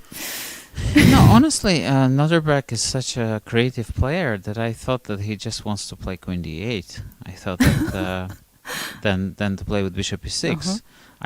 Bishop c3 really surprised me, because it's not in his style to play passively. And here I thought that his main point is to play knight d4, bishop g2, and b6, taking into account that knight c4 is not good at this moment because of bishop e6. Black, I think, manages to create some counterplay, so therefore I have to exchange the knights, and it's a tiny bit better for me, but I thought that this is what he wanted to play. Just to kind of solidly shuffle the pieces, maybe put the bishop on b7, b5, a6, and then it's kind of solid, because it's not so easy for me to break through. Obviously, white is slightly better. Obviously, it's very easy for white to play, but it's not the end of the world. And f6 was, of course, a big mistake. What I think happened that Nodirbek forgot that I can play bishop h6. Or he simply underestimated that he has too many weaknesses. He is not in time to bring his bishop to f7. Yes, he was suggesting maybe first to take on a5 and then to play f6 or something like that. Let's say to keep c file for counterplay later on for the rook. Oh, like this? Yes, like he was not pleased with the idea to have this pawn structure. He wanted to keep the... I am generally very skeptical about f6. Okay, at all. I don't know. I think it's strategically wrong, because this g6 pawn is not being compensated. I'll just play bishop e2, and this knight, in order for this knight to come into play and kind of target the f3 pawn, I mean, it's too many moves. Yeah. And then I'll slowly play f4. No, I think that's a wrong idea. Okay. Yes, so it was better just to keep Yeah, knight position, d4, yes. knight d4. Mhm. I see. And later on, it seems like yeah, the position is G6 horrendously bad, yeah. pawn was fallen, and actually all his pieces were at the last rank. We noticed that everybody's came back. Yeah, and here, I mean, I had so many nice options. I could even play if I wanted to a4, because this bishop e2 is not really a threat. I saw this. I just take and take rook d2 and then rook g2. And rook f2 if Yeah, but then I just thought, okay, you know, I'll just double and yeah, just take it. There was a little trap at this moment, actually. It was kind of cute. We were sure about it. Yes. That you have some tricks here. No, because I saw that it Yes. feels like bishop h6 Yes. is mating. With But it's not, actually, because there's knight f6. It's very beautiful. And Yes. e6. and he's defending, yes. Yeah. Wow, so you cannot, yes, he takes on f5. And rook e5 is there. Yeah. Otherwise, of course, bishop h6 looks like an immediately crushing move. But And yeah. there was no other consequences, yes, like something. I calculated, Wow. but I didn't find it here, Yes, yes. actually. Like after you said bishop b6, knight e5, any checks And knight here? f6. I mean knight f6, yes. There is nothing. Yes, like rook g7. No, there is nothing. We calculated also bishop g8 at certain point when the bishop was still on c8. yeah. Yes, at one point, but again, it was not so clear. Yeah. Yes, we spotted the idea, but No, I also kind of didn't thought that find it. maybe e5 will make a difference here, but because it might. Yes, I understand. No rook e5 anymore. Yes. But then king h6 or rook e6 as well. So then I thought, okay, now Yeah. why Black is defending? Why do I need to do that? Yeah. And yeah, I think the rest of the game is fairly easy because I play rook g5, f4, and yeah, after a4, yeah, it's just hopeless. Yes, the position was really bad after that. Like a conclusion, what do you think happened to Nodirbek? Was it just, let's say, the opening choice or? I think you know, maybe his strategical plan for the game didn't work. So I played some bad games in Dragon, but mostly in Rapid. And sometimes people, you know, mix up the Rapid and the Classical, and those are big differences. Certain openings are very good for short time controls, but in Classical you have to know the Dragon very, very well in order to play it. It's a difficult opening to master. Yeah, but now actually 2.5 points out of 3. Okay, we still have some games, but you are at the moment you are the leader. How do you feel? Oh, I feel great. You know, I'm very happy here. I was really looking forward to this tournament, so far it's I'm enjoying myself a lot. Yeah. And I also have one secret. So I'm watching those extremely depressive series. Which one? It's German series from '79, Berlin Alexanderplatz, and they're so depressing that when I come to the game, I'm just super happy. So that it's over, yeah, that you don't need to watch it. So you take a break from the series right now, yes?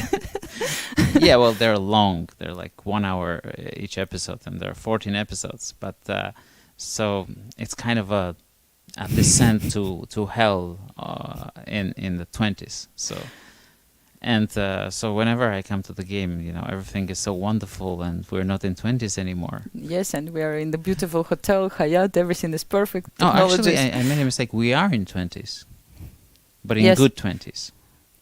Exactly. Yes, so I cannot take more time from your, series. So obviously you're running now to your room. Thank you so much, Levon. Thank you. All the best in the next games, and enjoy the moment, and have a good games. Thank you very much. Thank you.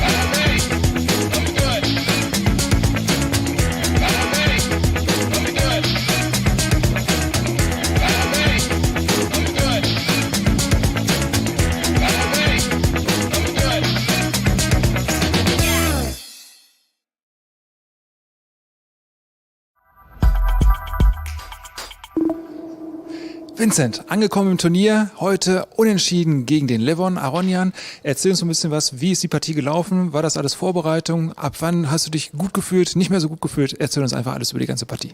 Ja, also ich habe eine relativ seltene Variante der Öffnung gewählt, die schon auch ein bisschen darauf hofft, dass der Gegner nicht alles kennt. Levon kannte das anscheinend ziemlich gut, hat dann eine der Ausgleichswege auch gespielt.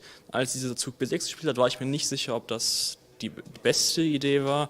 Zwischendurch dachte ich stand vielleicht ein bisschen besser, weil es halt seine Struktur, also Potenzial wäre da gewesen für mich, ein bisschen besser zu stehen, aber ich denke, mit diesem Springer A5 war er sehr aktiv, dann Dame D6, Dame D4, LCD ebenfalls sehr gut und ich denke, ich hatte nie wirklich große Chancen, ich habe zumindest nichts gesehen, aber wirklich, denke, gefährdet war ich auch nicht. Also gut, du hast versucht ein bisschen zu kitzeln, aber so richtig hat es nicht funktioniert. Aber diese Idee mit Läufer schlecht direkt in der Eröffnung, das hattest du dir schon lange überlegt als Konzept oder das hast du das erste Mal heute gespielt? Ja, das erste Mal gespielt, das ist halt so, man muss immer irgendwas für eine Partie finden. Heutzutage ist ja mehr oder weniger alles ausgeglichen, wenn beide richtig spielen. Man probiert dann halt irgendwas zu spielen, was vielleicht interessant ist und trotzdem ein bisschen neu, damit der Gegner eventuell, wenn es nicht kennt, dann vielleicht menschliche Züge spielt, die dann nicht die besten sind und man dann halt eine vielleicht zumindest angenehme oder wenigstens mal spielbare Stellung kriegt. Alles klar, okay. Das bist du erstmal angekommen im Turnier. Morgen geht's weiter. Sag mir mal ganz kurz, wie fühlst du dich hier in Düsseldorf? Ist alles in Ordnung? Ist die Organisation okay oder können wir was verbessern? Du hast ja einen Mammuttag gehabt vor der Eröffnung. Hast du simultan gespielt, Pressekonferenz hast du auch gemacht und dann auch noch Hand and Brain hast du auch noch mitgemacht mit dem Oberbürgermeister. Erzähl uns ein bisschen was zu deinen Eindrücken hier von Düsseldorf.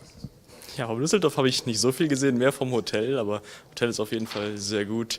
Gut, wenn man die erste Partie so lange spielt, besonders nachdem man schon sehr früh den groben Fehler gemacht hat, ist es natürlich nicht so schön, besonders die dann noch zu verlieren, aber gut, sowas kann eben auch immer passieren und ich muss jetzt weiter probieren, gut zu spielen, darf natürlich auch nicht. Immer wenn man eine Partie verliert, probiert man natürlich auch gerne, möglichst bald eine zu gewinnen. Ich denke aber, man darf besonders bei so guten Gegnern auch das nicht übertreiben, weil wenn man unlogische oder schlechte Züge macht in der Hoffnung, eventuell zu gewinnen, kann man auch sehr leicht noch weitere Partien verlieren. Absolut, hast es angesprochen, gestern 7,5 Stunden, 101 Züge, Wahnsinn. Eigentlich in der Öffnung, da ging richtig was schief, ne? Mit Springer D5, da hast du die Züge verwechselt oder was ist da genau gelaufen? Verrat mir mal.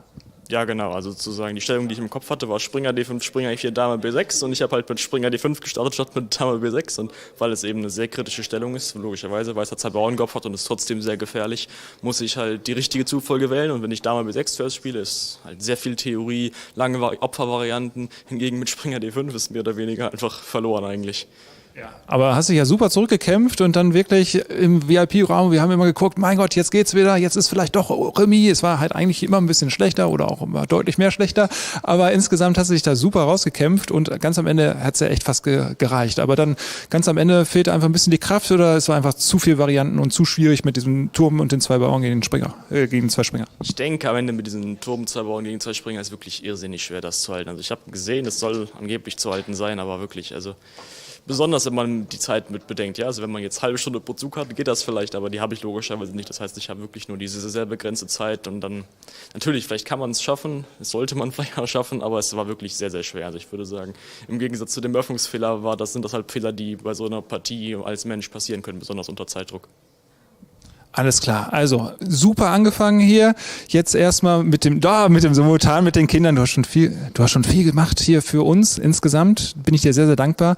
Deswegen jetzt erstmal gut ins Turnier kommen. Ich verstehe das total heute und morgen wünschen wir dir einen richtig kräftigen Sieg, ein tolles Tor und dann denke ich, läuft auch alles gut. Alles Gute dir, Vincent.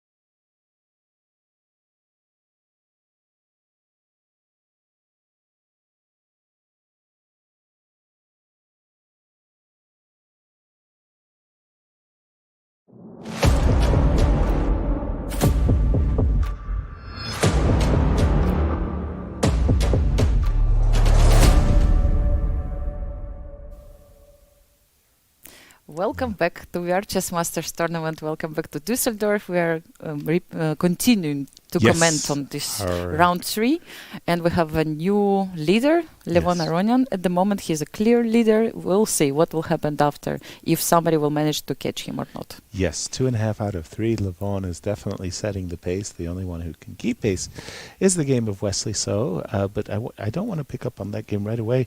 First, I want to ask you, how was the interview with Levon? It's always nice to hear him. Yes, he was nice. He was happy, and it's great that he is in a good mood, in a good spirit, and he definitely saw that his position was absolutely great, and he pointed a few important moments, let's say, where his opponent has done some mistakes. So I think it was good, and he, I think, will try his best. Very, very good. In the next rounds. Every one of these competitors, very, very tough grandmaster, and I'm looking at the game of Jan and Anish Giri at the moment. Now, again, Jan is coming into this tournament, prepping himself for the World Championship contest, World Championship match coming up in Astana, I believe. Yes, and it's going to be in Kazakhstan. Kind of feeling his way. When we left it, I mentioned that I really enjoy, as white, these types of positions. This exact position, in fact, is almost kind of a dream position that I would love to achieve as white. And then you start to think, okay, how to set things up. And we were looking at one position where it was a knight versus bishop. And when we left it, Jan said, please, take the bishop, yes, my friend. And Anish had, terrific understanding, and he says, no, I don't want that position. And the players kind of quickly got to these setups where I want to say that white is like coiled. He's getting everything ready so that when he makes his advance in the center, it will be great. And Anish is doing his very, very best to try to restrain white from playing e4 and d4 and or f4 and get going. So I find this a contest of wills, like I'm going to impose my will on you. And the players got to this position, and this was a very crucial move, f7, f5. It's like, again, one of those moves you don't make lightly. You expose your king. It means that for a long, long time, that the weaknesses around your king mean an attack can hurt. But he does it because he wanted to keep this pressure on the h2 pawn. He didn't want to go back. He didn't want to move his knight, yes. Exactly, and allow white to eventually play bishop takes c5. So white's big concern at the moment is this e2 pawn. If he can handle, he wants to play bishop takes c5. Stop. But you want to stop rook takes e2. Exactly. And so Jan begins with queen a2, and now again, please take my bishop. Please take my bishop. Knight takes, knight takes. You're probably going to have to sacrifice an exchange because you don't want to play this position of knight versus bishop. I'm not sure. Can you take it? Oh, by the way, that's nice trick. Yes, What's you that? take and rook h4 check. There is queen f7 always. Yes. No, I thought about rook h4, but no. This discovered attack. I spotted, but yes, it's queen f7. And again, it's like one of those things where you have this beautiful label, a discovered attack. Yes. But what is it? You're right. Again, I thought about it. Believe attack. it or not, it's an attack on the king and on the queen right now, Simple, right? But we have all of these ways of saying the same thing, double attack. Wow. Yes, wow. You convinced me, 90%. 90%. At least in these games. Okay. For sure. Queen went back to f7, and I think we're up to date. Let me just refresh my board. Yes, we are. We're up to date. And again, I have a very one-track mind. I want to play bishop takes c5, but in the moment I'm in a pin. Therefore, let me get out of the pin with a move like queen a2. Now, again, I put the onus on Anish. Anish, do you want to take my bishop? Actually, you're welcome. Yes. If you make any kind of a pass, I don't advise it. If you make any kind of a pass, this is what I hoped for. I didn't lose anything, then I can quickly play d4, e3, and it's over. Yeah. Yeah. The position so will be really bad. After queen a2, Anish might be forced to play a move, kind of like a4. What's the idea behind a4? Well, it may not look that. Gosh, I'm not believing it. I'm not necessarily because of bishop takes, but maybe just bishop b4. Before, yes. And then it's the same. I'm afraid that if I don't get really, really good counterplay, it's too late. So, did he play queen c2 yet here, or did he play another move? Yes, he played something for sure, but I see the queen is on f7. Queen is on f7, yes. He played rook a4. Rook a4? Okay. Proposing this queen straight. I think Anish is considering it. Whoa, I'm thinking this gives black an opportunity to play c4? No, he takes. He exchanged the queens. Okay. Yes. And then maybe maybe there is something with knight e3, rook e3 and c4. Yes. Immediately? Yeah, I think he gave him an opportunity to play c4. Wow. Yes, he played c4 right away. Wow. So what just happened? Yeah, I think Anish is really, really, really happy. First of all, after this move c4, he's returning the pawn, but he's returning the pawn in absolutely the most favorable way. Yes, wow. He wants to take everything on e3, which means I'm provoked to play bishop takes b6. But now the pawns are undoubled. I'm threatening to win the pawn, so you have to take. And now I have everything I want. I can just... now actually black is doing fine. Just absolutely fine. Yes. I can move my rooks and start to put pressure on this pawn on c4. Could we play knight e5 right away, threatening knight f3 and knight c4? It was the double attack was the first thing that came to my mind as well. But again, I'm missing something. Precisely. I saw it only just... Oops, where? Let's find just it. Before I wanted to suggest the move, it was, here's the problem. The knight on f1 is doing nothing. Nada. Got it, yes. I forgot about this knight, actually. Me too. Of course you want to play knight e5 and take the pawn. But and it just... Finally the knight goes out. Wow. And now he wants to take on f5, knight d5. Victor Korchnoi would have such a statement. Very dry, very dry. Maybe... Bad luck. I mean, a knight e5 with a double threat. Knight takes c4, knight f3, knight e3 defends both threats. Bad luck. Yes. Sometimes you're just not lucky. So let's keep this knight on g4. Yes, you are right. Yes. Yasser, as usually, we have to move the rook. Oh. What? He took on c4 with a pawn? Then I'm afraid that the position is just going to be, as Lizzie would say, vacuumed. Vacuumed. Everything will be cleaned, yes. Everything is going to be cleaned off the board now. Yes, they agreed the score sheets will be signed soon. Yeah. It's a draw. Yes. Wow. I'm a little surprised by the decision to play rook a4.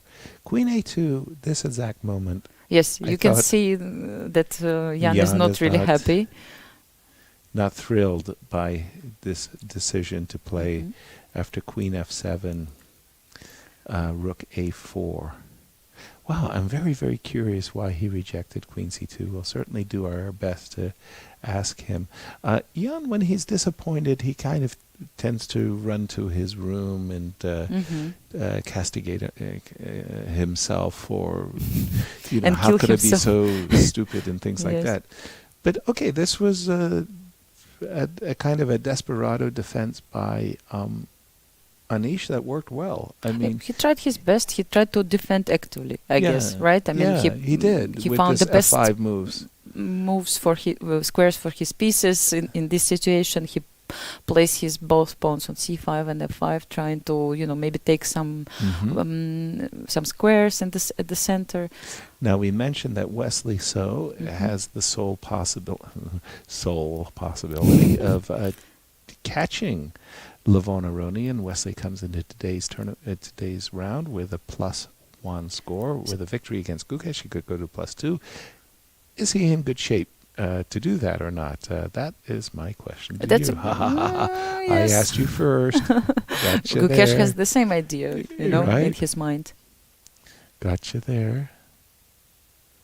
So let's see what has happened.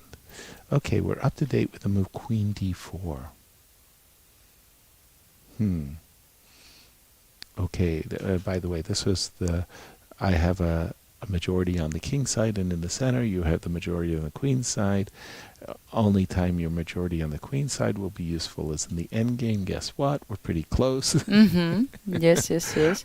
But at the moment, a very serious threat has appeared. Queen D4 threatens knight takes E6, followed by queen takes D7. So black has to do something. And actually, if you play just knight f6, for example, what happens? Right. Let's take a look.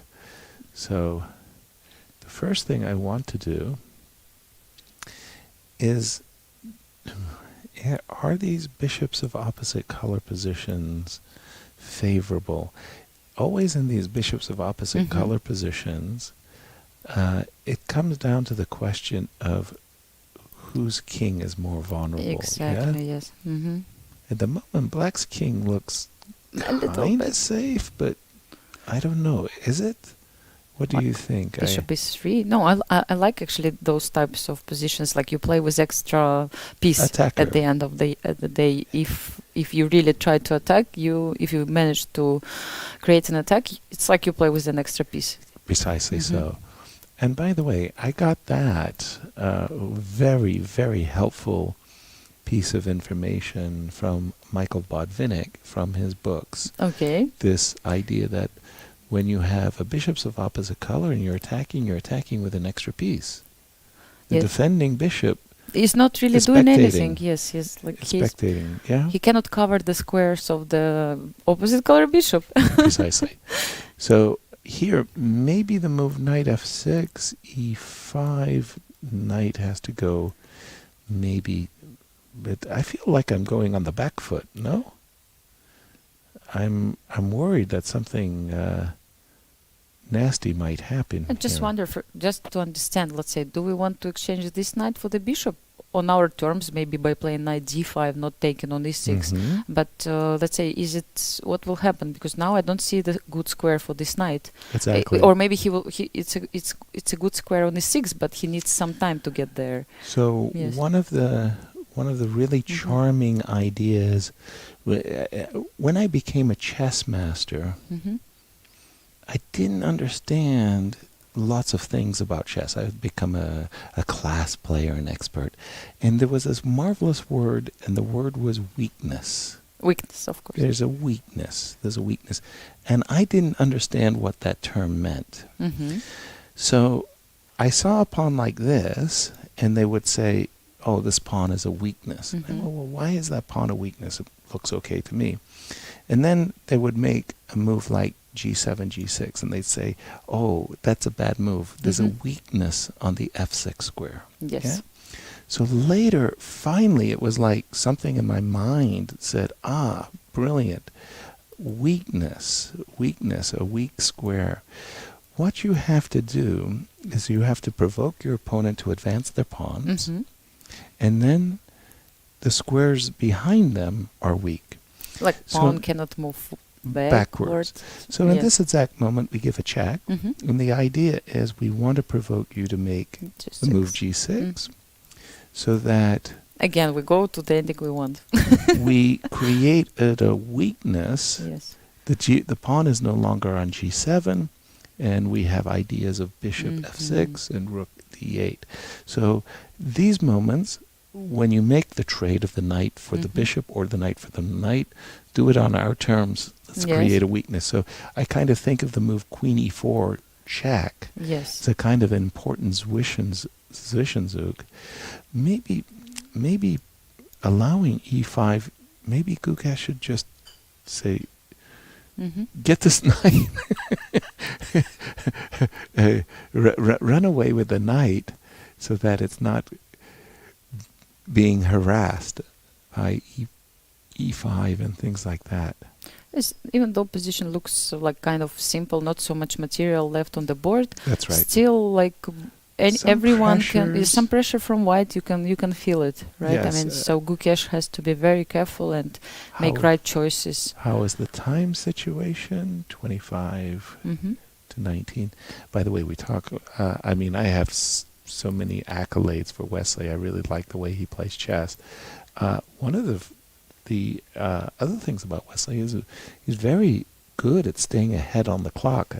I noticed in this moment, this is actually rare for him, that he has 19 minutes less time than his opponent with 25, because I've seen him very often an extra 10, extra 20 minutes, and somehow this is always irritating. He's always the one ahead on the clock. He's very aware of his clock situation. A lot of players don't put a lot of emphasis. He does. Yeah, yes, so you were also like this? You were ahead normally or behind? Let us say I liked it when I was ahead. Not always. I could keep it, but in principle, yes. Oftentimes when I was behind on the clock, it was because I fell into some opening troubles, and I was really working hard to fight my way out of these opening difficulties. But if I ever won a game where I was considerably ahead on the clock, it was because everything went my way. I mean, I was a quick player when I got a position I liked and I knew what I was doing. No chance. No chance. It's gone. It's gone. And that's why today the openings are so important, why they put so much emphasis on their preparation. Also because of time, right? That you don't spend so much time and energy in the opening, so and you leave it for the next stages. And if you can get your preparation on the board quickly, I remember watching World Championship match between Vladimir Kramnik and Viswanathan here in Germany in Bonn. They play 20 moves in a mainline Slav, bang, bang, bang, bang, bang, bang. And they started with, 90 minutes, and it would be like they had an more extra 10 time, minutes. They had more time at the end. like they wanted to get to, they were off to the race. Yes. This kind of thing. Here we start. I'm thinking that the position is kind of close to balance. I think with good play, good technical play by Gukesh, I think he should keep it. But that's not to say that I prefer his position. It's only to say that I actually prefer Wesley's position. I just don't think it's enough to win at the moment. We'll see. Yeah, but Wesley is this type of player who tries when he sees still minimum chances even to get some even small advantage. He will try to, And Gukesh felt the pressure. Yes, he felt the pressure. He played this move, knight f8, because he understood these bishops of opposite color positions was something he needed to avoid. To my way of thinking, that shows great understanding. That makes it, sometimes when you play a player like these players are, you think to yourself, I'll never win a game. They understand everything. They anticipate where the danger is. It's crazy, right? I mean, and then you do see, somebody like Levon winning 2 out of 3, and you think to yourself, this guy's abnormal. Showed really great defensive skills already against Anish, right? Yeah. And so, I mean, that position was probably even worse than the one we can see now. I think Anish actually was in a shock that he didn't win it. A game that kind of got away from us. We haven't paid too much attention to it. Is the game between Praggnanandhaa and Vincent and Keymer. This was a very fun Rui Lopez, and I wanted to say that we were talking about dreams, and both players achieved their dreams. Yes. So in this particular case, the bishop on d2 is dreaming to capture the pawn on h6. The rook on b8 is dreaming that it would like to capture the pawn on b2. Yeah? And both players achieved their dreams. Check it out. Whose dream was better? Let's try to find out now. We're here. So Go the bishop away. goes back. Yes. We're back. And again, bishop g5. Okay. Queen c6. And it seems like Vincent is a little bit on the back foot after this move c3, rook b3. He put a lot of hope behind this move, knight d4. So knight d4 is one of these ways of defending yourself tactically in a position where, you know, you start to a little bit worry, yes, that something might happen. Too many pieces are near to my king, yes. An accident on the king side is about to happen. I'm going to play, and you're hoping that this move knight d4 is going to be rescue you. So bishop f6. Knight e6. And here we are. The times are 20 minutes. Against 24. Oh, which 24, yeah? Yes, sir. Could he take on f5, let's say, after bishop f6? I wonder. I think just he was one afraid of introducing the pawn. On f5, yes? On f5, yes, exactly. So knight to d4, bishop to f6. Yes. So I think, let's just say, a desirable line. Now, this is a blunder. Yeah, I understand. But this is... This is, I think, what Vincent didn't want to see was that this pawn on f5 became a pawn on f6. Well put. That's exactly what happened. Ooh. Rook d6. Oh. I'm telling you, it's getting a little bit complicated, this position. It's too many pieces are near. It may be beyond that. It may just be that that's a splat. So, look, I mean, first of all, if we take the rook, yes, just to make sure that this is the line which is not... Okay. So now we're trying to like to take your rook. Knight as well, so I cannot take the knight, definitely. And if I move my king anywhere, it will take the rook and... take everything, actually, yes, it looks like. I take everything, do we? Queen g... okay, knight... will go, yes. Are we sure that I take Not everything? Sure because you can blockade. I can blockade, yes. So what's happening here? Just a second. Rook takes. What about bishop g7? I don't want your king to move anywhere. I want to take, and I just set up a discover check. Yes. It was very funny in the game between Nodirbek and Andrey, where the king, black king, was on h7. Elizabeth, throughout the entire broadcast, was trying to play king h7 to h6 in front of her king of the board.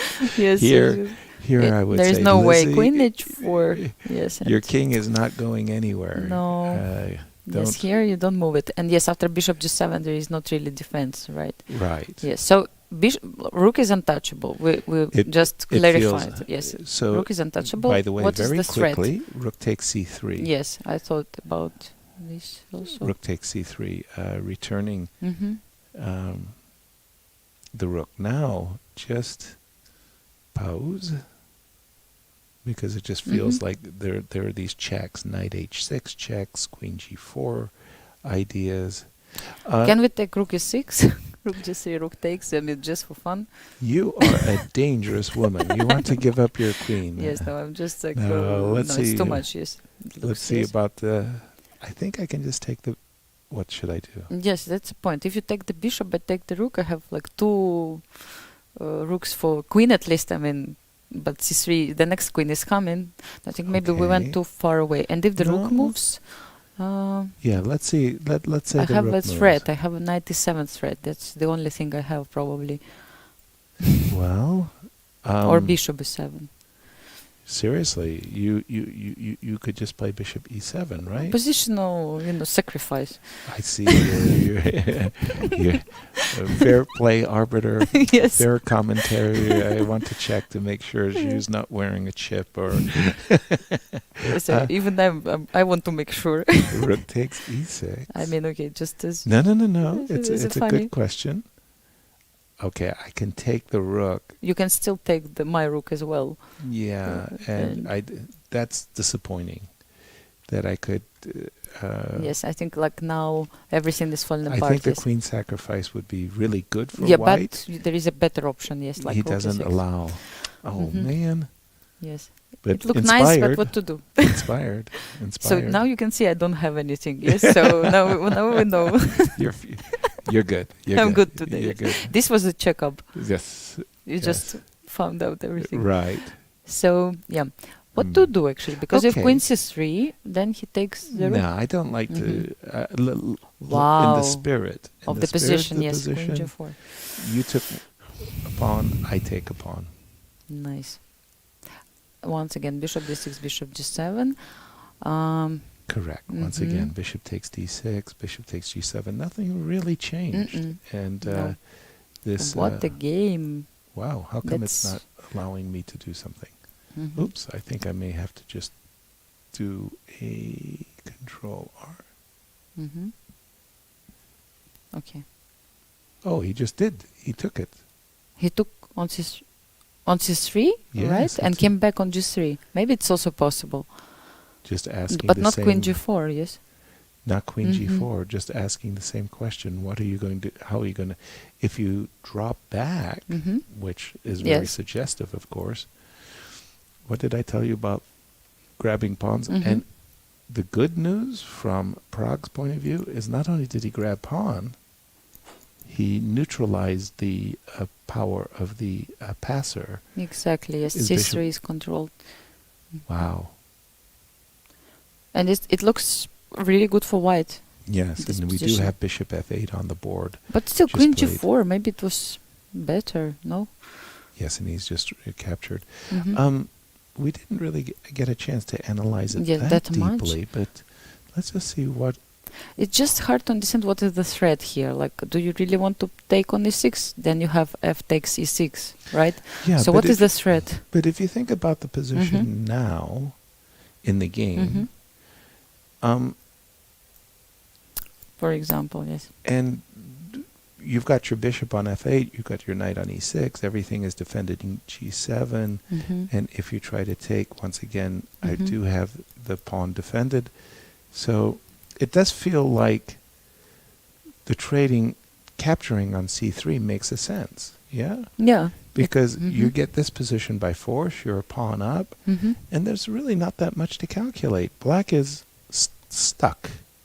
What a nice move, rook g6, really. Yeah. Yes, it was really beautifully played. Yeah, the knight on e6 is not moving. The bishop on f8 is just landed on f8 to defend. You're not going to play g6. You can't play f6. So it just feels like Prague has just wrestled a really huge advantage, more or less out of the clear blue sky. I didn't see this coming, and it looks unstoppable. Yeah. Also. Yeah. You just the pieces are frozen. Black's pieces are frozen. The pawn on c4 is not going to it's not c3. moving, yes. And once you introduce one more attacker, The position may collapse. this is tough for Vincent, but I can tell you that for Prague, this win is absolutely important. necessary. Yes, exactly. I mean, you start with 2 losses and you snap back with a win. You just it's a world of difference. It's like, the 2 losses still sting, But if it's you the start to third feel one- like you can play. You're not just you're not the beating. the boy for beating. Yes, exactly. Yes, I mean, oh my, queen d7. Queen Okay. d7, yes. Like maybe he wants to play queen d3 to exchange the queens. Because I thought about queen c3 move, but then I thought maybe black wants to exchange the queens. But actually... We just got a favorable word that Wesley game is Over? completed. And Gukesh kept his composure. So yes, I can both tell of you them... many players have lost to Wesley in drier Yes. positions than this. Yeah, he couldn't take with the pawn. Queen e2 was, I think, coming. So... And this is how the players achieved 3 versus 3. Yes. And Wesley is now in clear second. place. Same with Gukesh, because Gukesh had 1.5, I think, points. He won yesterday against Prague. So he had 1.5 points, same as Wesley. So both of them now share the second position. And of course, let me and apologize Levon is correct myself. Oh, yeah. Okay. It was Gukesh could also have caught Levon. I was actually, saying by Wesley, the way, yes, Gukesh, but okay, his position was never, let's say, so good to have such dreams. Let's say he was the one who was, let's say, the side who was defending, right, in this game. That's why you could only think about Wesley at this moment. Exactly. But now, and Jan Timman had a great way of expressing that. And he would say that Wesley had the sunny side of the torture. The sunny side. Yes. And I go, yeah, that's exactly right. Just the sunny torturing, side. it's like a topic. Yeah, that's a part of, one of the knocks against Viswanathan, the people said openly, Vishy will never be world champion. He's too nice a guy. You need this kind of killer instinct at times. You need to be killer.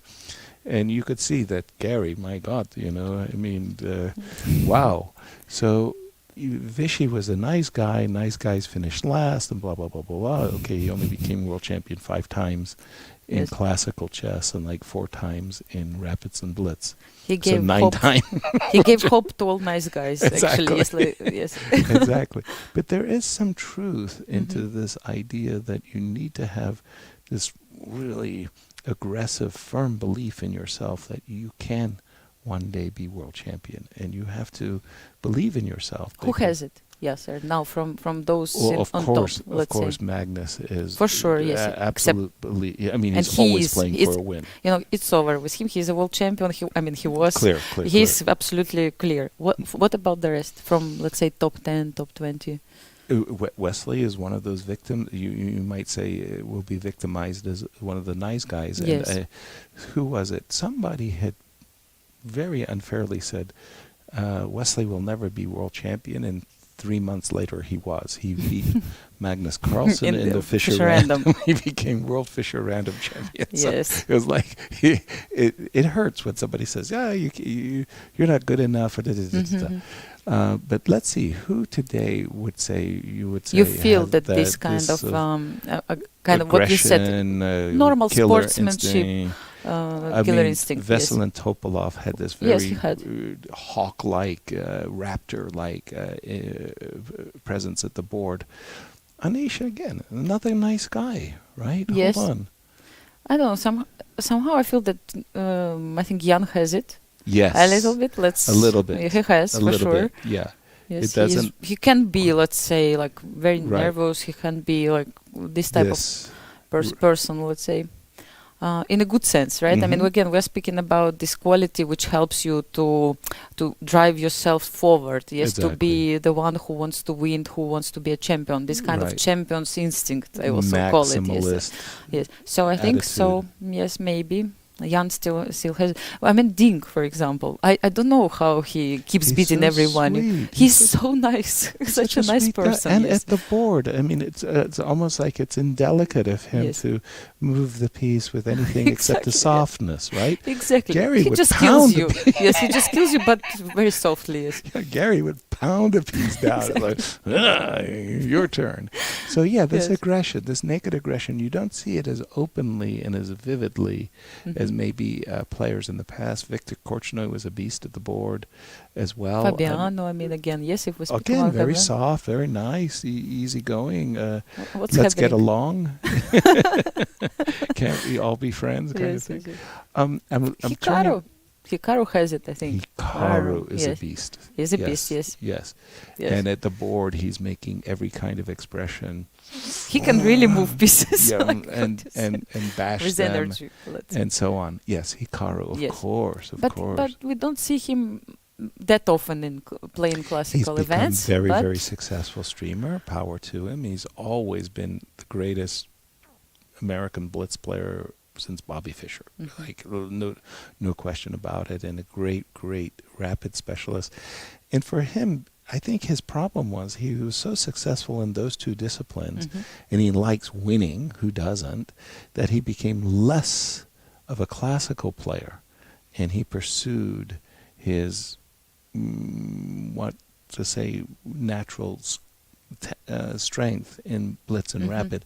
So he's constantly working on his blitz and rapid to the detriment of his classical. And sadly, he declined to play in the Sinquefield Cup, for example, which was the most beautiful classical tournament you could play in America. Maybe the history of chess would be different if he would accept it. For example, right? But okay, so for him, his focus today is in this world of quick chess, and he's, I think, fantastic. Seriously, I mean, it's unbelievable how good Magnus is. That Magnus could actually win the classical world champion and be a blitz player as well. It's like, wow. Yes. Because to beat Nakamura, and by the way, Magnus beat him in the back-to-back finals in a double elimination, right? And Hikaru got back into the finals, and Magnus won both, and it's just so hard. It's astonishing. Yeah, I mean, I'm personally very happy to live during this period of times that we have so great players. Of course, we had also every decade had its own players, but literally to witness Magnus playing so well and for getting me, all it's the a titles. golden age as well. And as I mean, well, yes. yeah, absolutely. And you know, I've witnessed and gotten to watch some of the greatest chess geniuses over the decades. And I have to say that this is a golden period where the quality of the players at the top 10, top 20, top 50 are untouchable. I mean, yes, we had great players in the past, but nothing of the overall quality that we have today. So what I mean to say, yeah, Bobby Fischer was great, but by the time you get to number 50 in 1972 versus who's number 50 today in 2023, no comparison. And these world champions today, I mean, you know, you sit down and you just watch, you know, Vladimir Kramniks and Vishwanathan Anands and, you know, Boris Galchins of the world. You go, okay, these guys are just great. These guys are really, really great. And when you see Magnus crossing swords with them too, it almost looks like it's a generational divide. It's amazing. It's amazing. So actually now Duda. we checked the game of Duda, yes? Yeah, and unfortunately, you know, from all of the perspectives, you kind of go down your checklist. You're white. You go, isn't it wonderful? I have a space advantage. Isn't it wonderful? I have the two bishops. Yes. Isn't it wonderful? I must be better. Except for one small problem. The small problem is the bishop and knight combination. If the knight has an anchored square in the middle of the board, you are not better. You are not better. Especially. I mean, this knight is a real beast. Yes, it patrols he's doing well. many squares. And literally, you know, you play a move like g6 at some moment, and it's like a fortress. Bishop takes d5 is an instant draw. We agree, no question about it. But there could come a time when this knight moves, and if there was a trade of light-squared bishops, Black could start to say, hey, I would like to play. For example, let's make a bad move. Yeah, for example. Bad move, a3. Okay. Let me just clear the board for a second. And let me make another very bad move. And now I think you're lost as white. Just not worse, but really just simply close to loss. Because this king, will come to this square. And then onwards, this knight will return to d5. And the bishop will watch this happy journey. These heavy pieces come onto the light squares. Yes. So you have to be very watchful that you don't yourself fall into a position after the move king d7. Again, a bad like move. okay, s3. the last thing you would ever want to do is allow the trade of the light square bishops, because your light square bishop will actually help you stop the king from moving, yes. Coming to d5, to c4, to b3. So, you think it's gonna a be cardinal rule there. So it's going to be like a draw, most probably, right? In this game, the position is most likely looks balanced. Oh, by the way, moment. king d7. Mm-hmm. Let me go back just a second. King d7. Mm-hmm. Okay, what did you spot? I like what Andrey did. Don't even think that I'm going to allow you to trade light square bishop bishops. f1, yes. Before you even dream that, yes. that you will ever have the possibility. And No Duda way. says, no. I want to keep the dream alive. I'm still dreaming. By the way, maybe if he wanted to make a draw, he could just trade the bishop for the knight, right? So it seems that he still would like to. It shows that he still kind of says, let's play it a little bit. Let's see what happens. What about Prague? I worry about that interesting position. We really thought that Prague was in deep. Well, pardon me, that Vincent was in. A pawn down was in deep trouble, because after all, White's pieces are just gorgeous. Bishop, knight, happy pieces. Queen. I mean, even Jennifer Shahadi would say, "What about a rover? Rook e3, Queen g4, Rook g3. Let's get that rook into the game." And so we have 2 games left, right, at the moment. Yes. So a victory for Levon. We had a draw between Wesley and Gukesh. Yep. And this game, yes. And Nepo made a draw with Anish Giri. Yes, exactly. Right. So it does good feel chances. like it does. By the way, have they made the time control? Not yet. Not yet. And how many moves? 35s. We're on 36 right now. Exactly. Yes. Queen, King h2. King h2. Yes. Okay, 4 moves. Not that much. For 11 minutes, it's a lot. By the way, we spoke for a moment there about this golden age period for these great chess geniuses, world championships. But in truth, I think the same for the ladies. When I was growing up, we had Gaprindashvili, and then Maya Chibernidze became a legend. And then really the world was electrified by the Polgars. Absolutely, yes. That was just fantastic moment. But in truth, the women's chess did not have the great events, even with the Polgars, because Judith was playing in the Opens.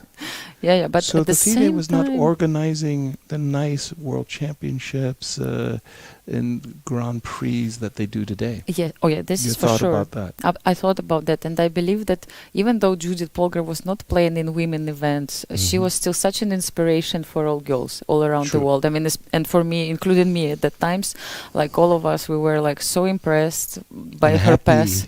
Yes, I mean that she is like in the in top 10 players, fighting candidates. With everybody in candidates, and she's playing in the cycle, Kasparov, world championship cycle. I mean, it was really amazing, and also Georgian school was always impressive. And I mean, it keeps today. Yes, they have very, very strong players, and I can tell you that I was also very, very happy to be to work during the times when Hu Yifan was on her prime. Precisely. She was such a dominant player, such a great personality for chess as well, and for, let's say, for chess PR as well. For women. Again, and it's such a pity for me still that she is not that active as she was before. Yes. For so everybody. I think this period when she was playing these world championship matches, and it was nice. Yeah. Like we need someone. I mean, of course, Juvin Jun is a very good personality, but somehow also now with this corona, and after what happened, she's somehow too far away. Right. She's not in Europe that often as before. And actually, I think women chess, they also need this leader who is playing all the time, who appears, who gives interviews. Great ambassador for the game. I really would like her to be more active, let's say, these days. Well, again, you just mentioned it yourself. The COVID in China really just shut down. Yes. So, it's they just were trapped. There are couldn't- objective reasons for that yes, as well. exactly. But yeah, I just also have this feeling that women's chess today is on a higher level, on a greater level than I've ever seen it. Again, the Polgars were this outstanding exception, and I just, I just thinking we're going to see more and more women breaking through. By the way, I have a great story about Judith Polgar. My goodness. Another story, but I'll leave that alone. I was the captain of the rest of the world team. Okay. The rest of the world, all the top players from the rest of the world were invited to go to Moscow and play the Russia.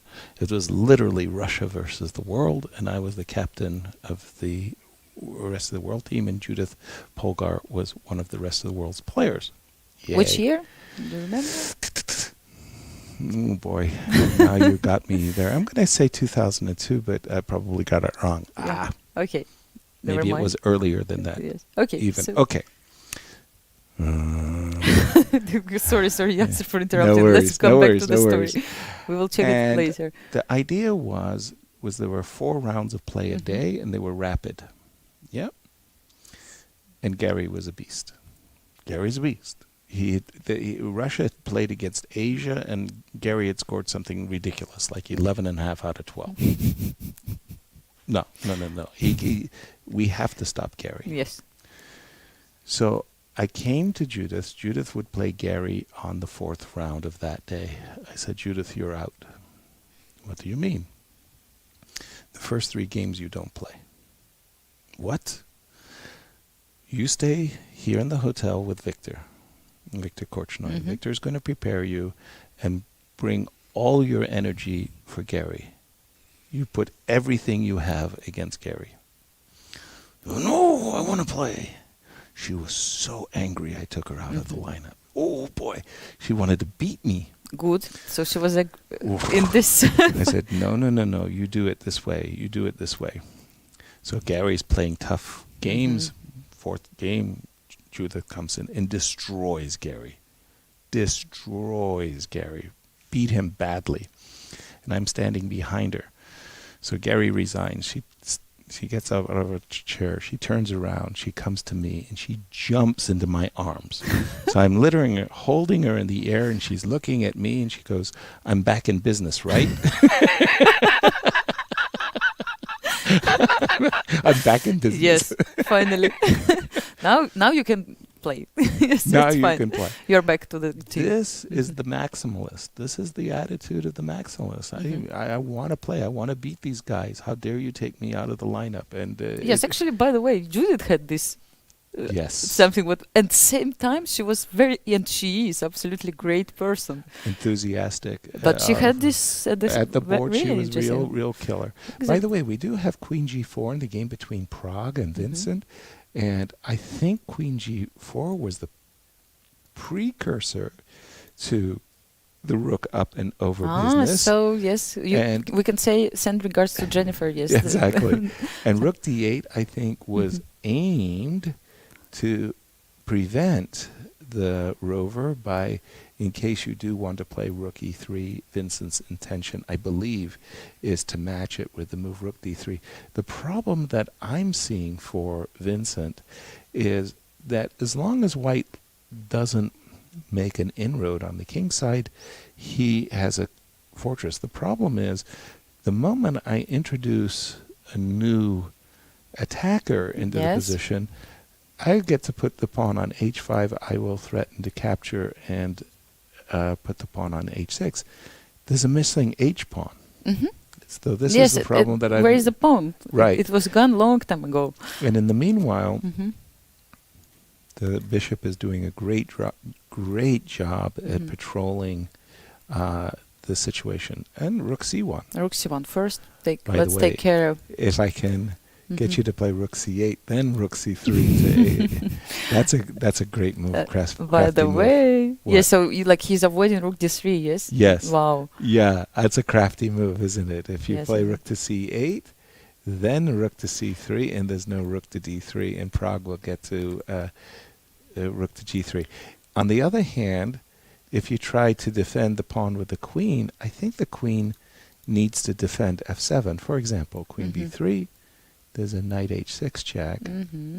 It doesn't matter where the king goes, but suddenly with the pawn on f7, the queen has to protect. So the move rook c1 by Pragg really is tightening the screws. That's a very powerful move. I also like this king h2 because it also protects against all these possible checks, you know, on the first rank. So just, you know, you move the king and... I had endless discussions about these moves of king h2, and we called them Karpovian.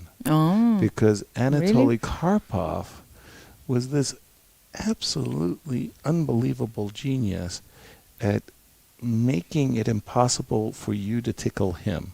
Like he put his pieces in a way that you can't disturb them. And you're right, the king on h2 is perfectly undisturbed, and Karpov, all of these world champions have styles. Yeah? Of course. All the world champions. But Karpov's style, very much like Petrosian, was a trademark. I mean, you could say, aha. Karpov style. Karpov style. Yeah. Karpov way of playing. Quietly increasing the possibilities and decreasing the possibilities for you. Michael Tal, force of nature. Different approaches. Hurricane going to blow you away. There's a killer, but a nice guy. But still, we can understand that he had this killer instinct. At the board, the guy was, I don't know, he had a beast inside of him, but off the board, he's the sweetest person you'd ever, it's incredible. Yes. Yeah. So King H2 also shows that I have some time, friends. Yes. I can move a little No bit rush. here, there. Yes. I think that was, I received these books of the FIDE. It was some kind of instructional materials that was done by the FIDE to help coaching. Yes, I know this book, yes. Yeah, but there was like a series of them, and I thought they were incredibly good. And one of the major things that came out of these books for me, because I wanted to be a better coach too, was this idea of telling the young people patience. Patience. Don't rush. Be patient. When you have a king and pawn endgame where you're better, or rook and pawn endgame where you're better, patiently. Why nobody gave me this book when I was chess player? You know, maybe it could change the track of the history. You know, we're talking about a never golden had age, this patience, you know, to wait. You know, patience never. I always look for some, you know, tactical tricks, some ideas. Like, of course, with age you get experience, yes, a little bit, but still, I mean, I think it's very hard to teach, especially kids or young generation. But once you've done it, maybe they are more successful than the others, right? Now I know, but maybe it's too late. Yeah. Right. Yes, sir. Jeffrey Parsons, my very, very, very, very first coach.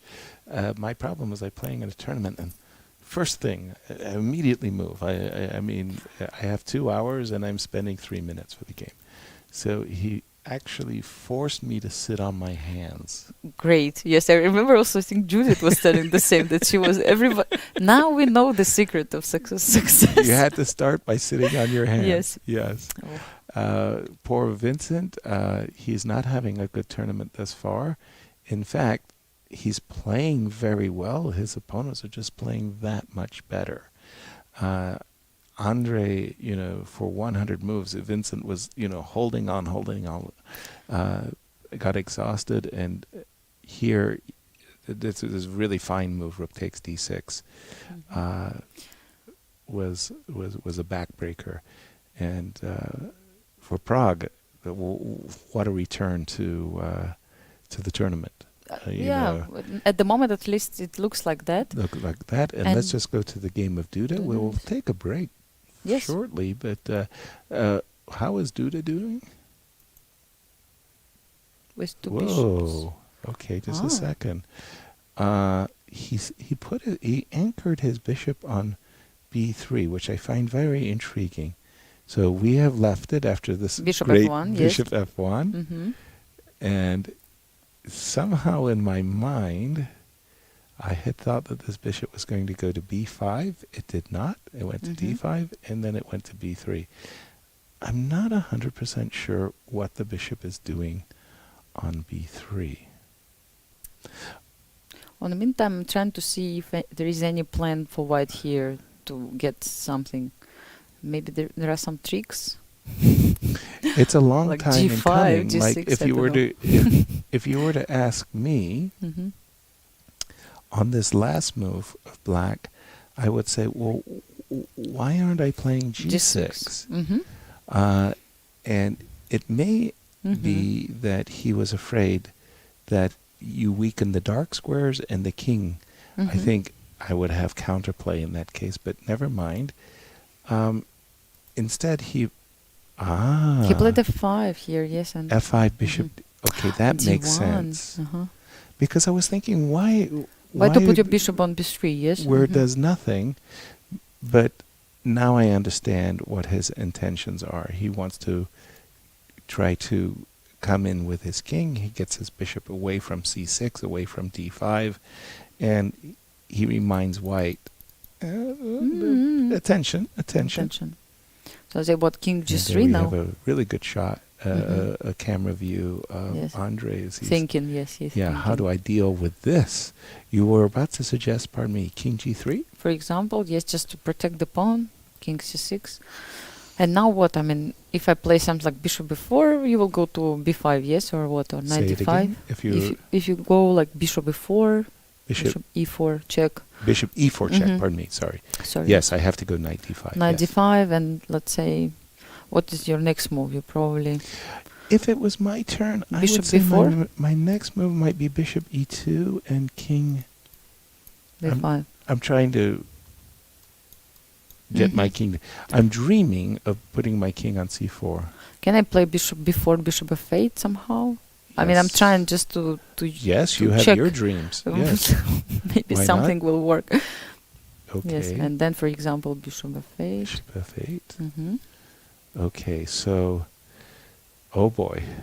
Now we're going to get ourselves into a very intriguing moment of a race. Yeah, because No? now it's something like 93, yes, or what? Or- Yes. And it's still quite a dogfight going on here. Mhm. Because that bishop f8 is really disturbing. Mhm. I like that move a lot. Let's say g7. Bishop takes g7. Yes. For example, you Yes, take. let's have a Because look. if you take with the bishop, it's knight, king f4 sometimes, yes? Mm-hmm. Something like this, but Yes, yes, so if you knight take takes. with knight, Yeah. what's happening? I'm sure Well, you found b7 some is tricks. hanging. Yes, b7, yes. Mm-hmm. But it might not be that Important. Mm-hmm. right. If wow. I What mean, are the at least. times? Now they have made their time control. I see. Yes, they made And it, yes. Once I saw the hour, Yes. Oh, it's clear, yes. it's clear they made the time control. Mhm. So this is the current position. King is on g3. And by the way, maybe I was, the more I'm looking at the position and that line that you just showed where the bishop Bishop is coming to b4, f8, I become afraid. I begin to think, Maybe there is something maybe, here, yes, for white. Maybe I should not allow Mm-hmm. the bishop to appear. You're welcome to check me, of course, but But at least the pawn is protected on a4 at the moment, so Correct. it's okay. yes, and I'm more worried that the white king Mhm. could potentially come on the dark squares if I'm forced to play g6. So Mm-hmm. Ah, yes, Knight- also knight- another knight- possibility, yes. right, so the So knight maybe goes to white, d5. white has some pressure. This can be a conclusion, and perhaps we will check what will happen after the break, right? Absolutely. Mm-hmm. Well, thank you everybody for joining us for this live broadcast of round 3 of the WR chess tournament. It feels more like a chess festival, actually, because of all of the side events that are taking place. And it's been a really, really enjoyable round to call. Anastasia is fantastic, as always. And we're going to return for a broadcast with 2 remaining games as Levon Aronian has already left and ran into the lead with 2.5 points. We'll see you on the other side of the break.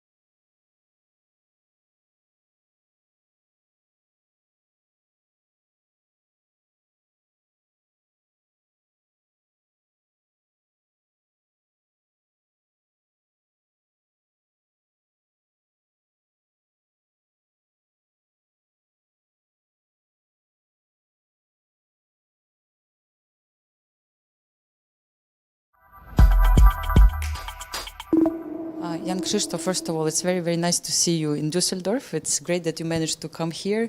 We were wondering what happened to you before. If you can tell us a little bit why you didn't play in Vekadze and how do you feel yourself here now?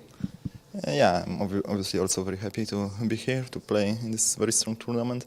I've never been to Düsseldorf before, so it's nice to see another city in Germany.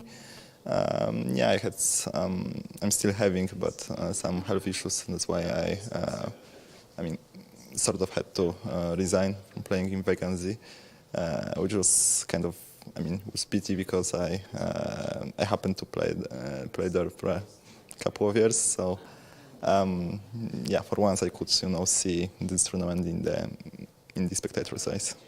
But thanks that you're here. You managed to be, and today was a very interesting game against Jan, and it seems that he was not really happy with the position after the opening. That he said he had to suffer a little bit. How was it from your perspective? Yeah, it can happen when you play the Petrov. I also know kind of all about it, and this line is of course nothing special, but.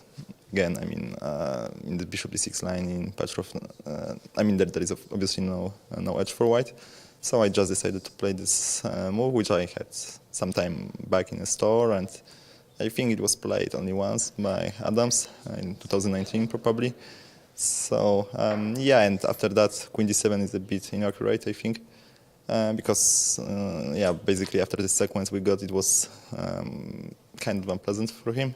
Instead, he could have played like queen h5 or queen g4. Both are fine for black, but queen d7 is solid, so it's like when you're surprised, you often tend to play, in a solid way.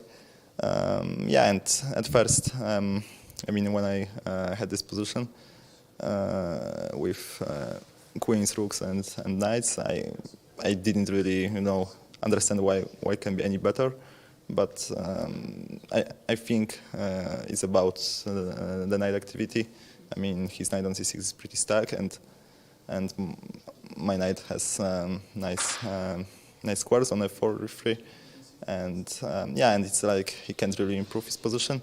For me, it's also not that easy, but I can harass his pawn, d5, perhaps try to move my pawns on the king's side one day, and it's pleasant for you, yes? Yeah, slight edge. And I'm not sure about h6 and rook e8. I mean, I can recall that computer preferred G6 and H5, not to I mean not H6. Yeah, but I think there should be probably something better for me, because I kind of miscalculated, and once I allowed this, I mean his knight to be active on d4, I wasn't so sure anymore about my position. Like I of course I was pressing, but I mean it was like kind of difficult to play and to judge which moves are the best. And yeah, and I mean I was starting to see less and less, and I decided, okay, let's call it a day at some point, because really I didn't, feel like blundering some fork. Yeah, that's a good moment, yes, to stop the game. But in general, like what is your feeling about your play? Yesterday Wesley was saying that perhaps you played too many rapid games and it's difficult to switch to classical chess. So how do you feel after the second game today? Yeah, perhaps. I mean, I indeed played little in 2022, so. Yeah, and once you play a lot of faster time controls, then you get some things that does not have to work, necessarily in the classical chess. So yes, yesterday I of course confused lines. Yeah, it was kind of embarrassing, of course. Because I mean, of course, when I played this stupid Queen B6 move, basically losing outright, I saw everything. I also saw Bishop H6 right away, but of course didn't take into account that he can take on C6 first and only then Bishop H6, which is curtains basically. Yeah, so I mean, it's always very unpleasant to play such a game, especially in the first round. But yeah, it's life. Sometimes it happens, especially when you kind of don't remember your lines very well, and I mean, often it's like not remembering at all is better than remembering so. It's as it turned out yesterday. Yeah. Your expectations in this event? What are you fighting for? Yeah, no, I'm just trying to get back to the mindset of playing classical chess, and yeah, it's a very good tournament to do so, because of course everyone here is so strong. There is not even one single weaker player. I mean, everyone is extremely strong. So yeah, I'm just hoping to play more and more and better in a way. Thank you very much, and all the best of luck for you. Thank you. Thank you.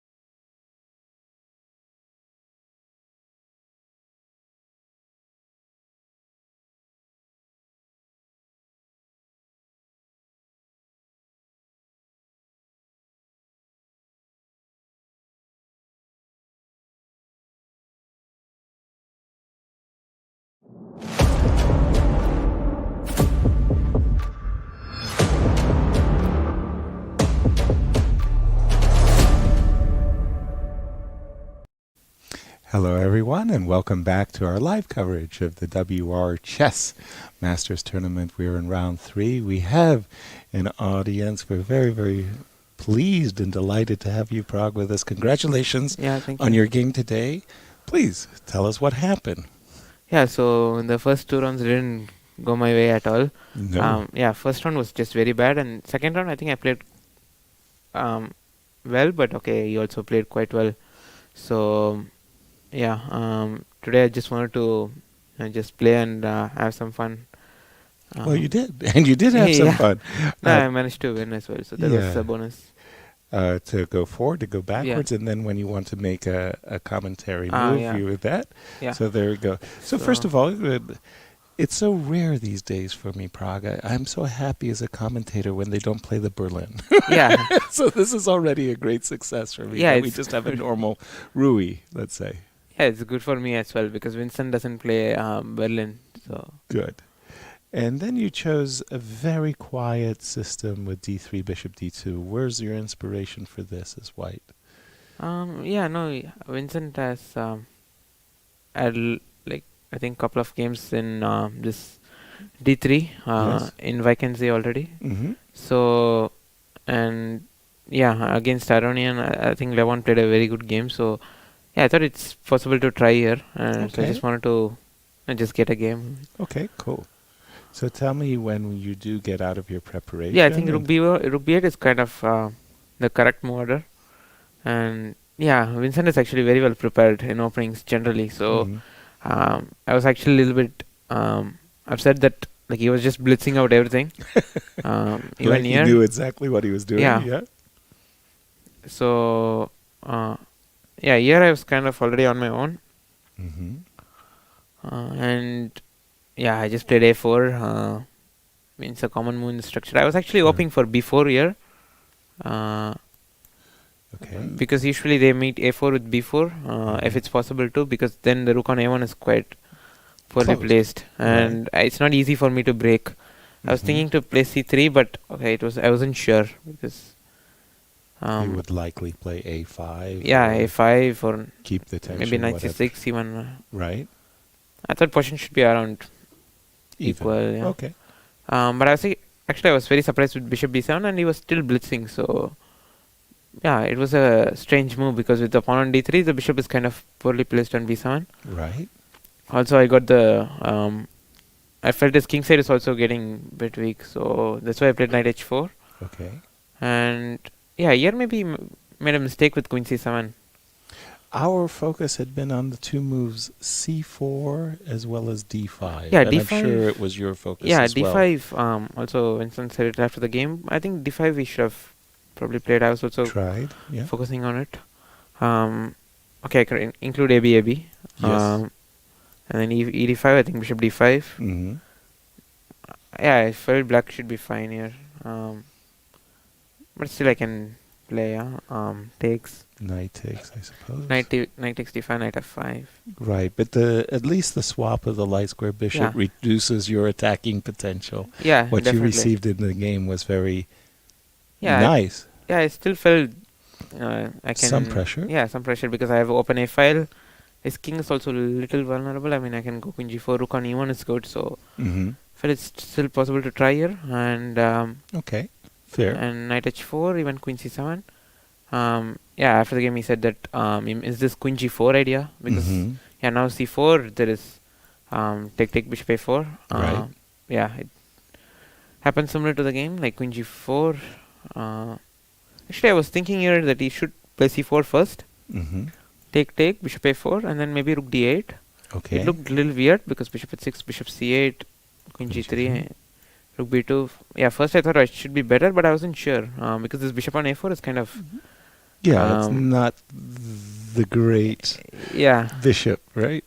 A little loose. It's bad. Also, it makes a1 look bad. So maybe you should have played it this way. And my knight is not getting to f5 now. Right.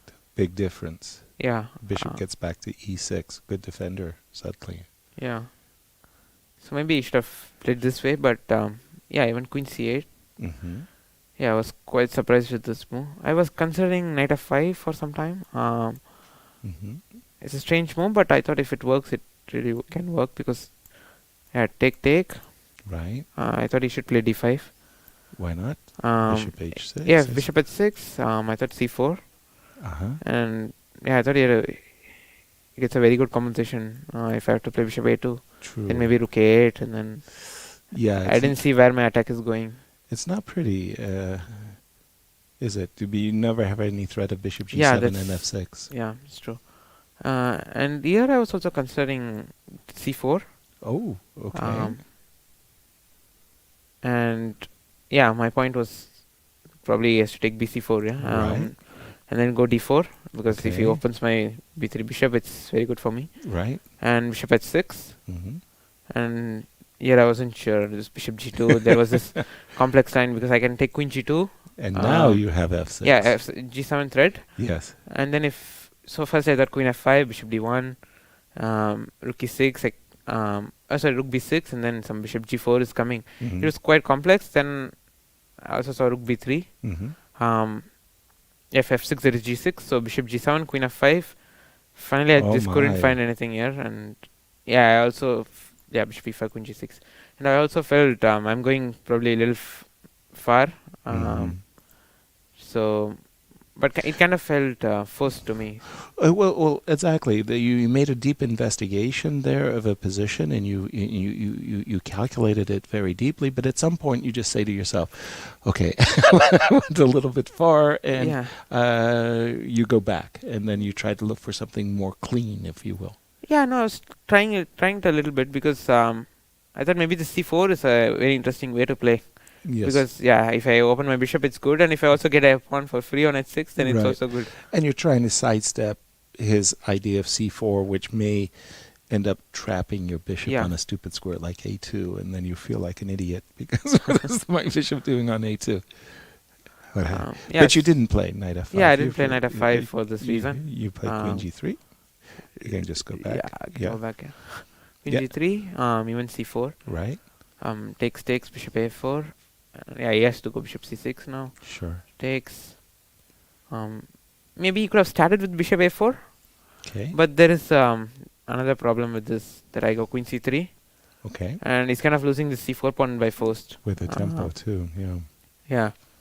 That's a problem, because if he moves the rook, I can take rook c4, and if he plays, let's say, queen b7 or something, I can just bring my bishop back, let's say, and then take c4. Clear. Nasty. Yeah. Here I get this bishop c1. An important tempo. Yeah, and he has to go back. If bishop a4, bishop b2, bishop c2, and then I didn't think there would be any compensation here, because I also get f4 at some point. Right. So rook b7, bishop g5. Yeah, now the main problem for him is that if I remove the knight on e7, I just get knight f5, and it's huge. Even I can get knight e3, and c4 is weak, d5 is weak. Exactly. Already at this point, you have a feeling you've really gained an advantage, yeah? Yeah. It felt like close to a very big advantage. Exactly. Takes. Yeah, even queen c6. Rook a5. Yeah, here I thought I was much better here, but then while he was calculating, I thought maybe I can go king h7. Okay, tricky move. Threatening f6. Okay, even then I can come back bishop back, and I should be better. But at least he's saving his knight. But don't you want to prosecute bishop e7 and bishop knight f5? g6. And then now I can't go knight e3 because queen e4. Queen e4. And then my knight. I also don't want to give my knight. Yeah, you don't want to trade it, even though your price still better there too. But yes, you wanted something more than this. I get it. I was thinking some queen f3, f6. Sorry, there's a more slip. f6, and then maybe try to sack it. Yeah, like queen h5, king g8, takes. Either rook a3 or rook e3. Right. Maybe there are some tricks here. Like, I wasn't sure, but somehow this rook on the b7 already makes it feel like. Yeah, but at the same time, he can't move his knight. I'm getting knight f5, so I thought, like, let's say bishop g7, rook g3, and then I'm turning queen h6, and knight f5. So it's still very awkward, right? Yeah. Yes. Good point. But even queen c7. It's like a slow burn, a slow attack, but it's getting effective. Yes. Rook a6. Yeah, here it was. This knight c6 was like try, because if you can somehow get this knight to d4, and it could be well placed. Yeah. Also, my knight. I'm not able to trade my bishop, and is able to keep the knight. Here, I start with knight f5. If I do the same thing here, he has this very nice trick of rook b1. Oh, knight e2 check. Oops. Yeah. And the problem is that if I take on g7, he goes knight e2 check, not take on e1. Exactly. Yeah. And if I go king h2, he goes knight f5 first, and then takes e1. Bishop g7, I think f6 saves. Was what you calculated, yeah? Yes, I thought this was okay for black. Yeah, I think so. And bishop f6, bishop g7, and he's kind of okay here. Wow. But I think the same thing doesn't work in the game. Because knight d4. Okay, first of all, the other trick doesn't work, because knight h6 he can just move the king, and there is nothing. Disturbing. And also knight g7 stuff doesn't work, so I have to play bishop f6. And if here rook b1, there's cd4, rook e1, king h2, and here I'm mating him. No. So no this defense. pawn c3 just made a lot of difference. And Beautiful. And also if he takes, I'm threatening bishop g7. You're right. I could try queen c8, bishop g7, queen f5, but it's just very bad. I can take and go rook d6. It's just his king is weak, all the pawns are weak, and it's just very bad position. Agreed. Yeah, he tried knight e6. Yeah, here I spent some time, because first I thought rook d6 was just finishing it, but then I spotted this rook c3, what happened in the game. And I quickly actually spotted all this, but I wasn't sure whether to go for this, because first I kind of underestimated White's position here. It's fantastic, yeah, actually. I thought it's much better, but I didn't realize really how good it was. It's almost like his pieces on the king side are frozen, and the c pawn is under control. Yeah, c pawn is not going anywhere. That's a problem. Because like before playing rook d6, I was thinking if I can play slowly and because anyway it doesn't have any move. Right. I can maybe get the rook to g3 or something. Right. King h2. Yeah, but I wasn't sure if it's.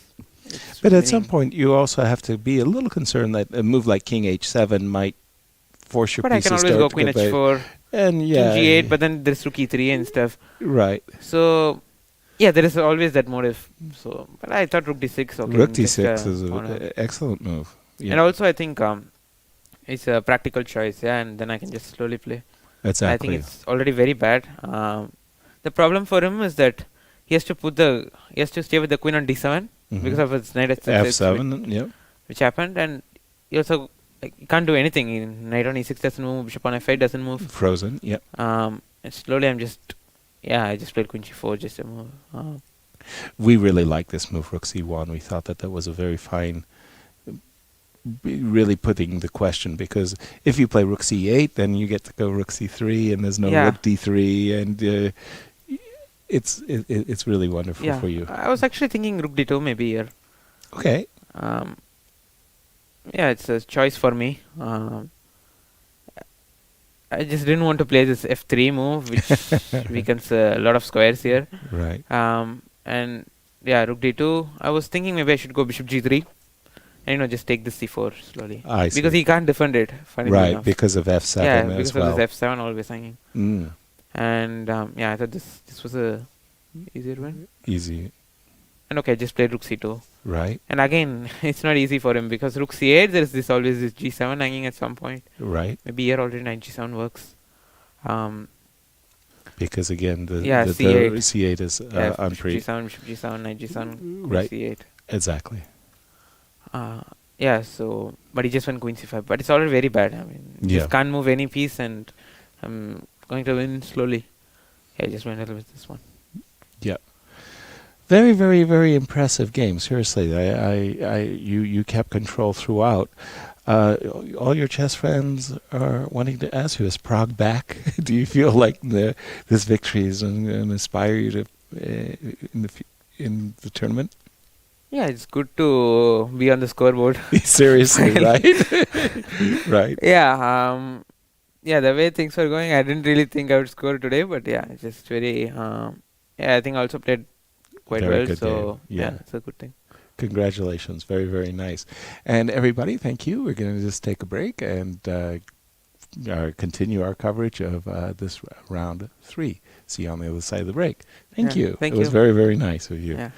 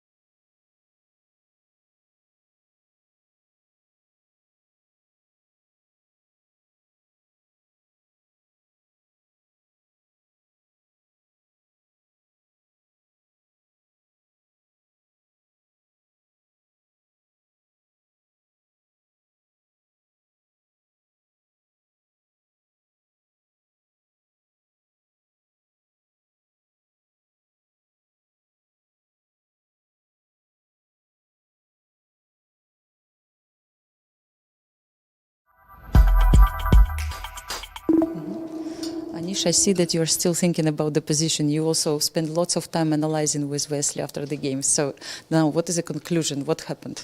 Usually the more boring the game, the more exciting the analysis after, from my personal experience. But it was not so much happening, to be honest. Like, he was very well prepared and he got a very, very solid endgame.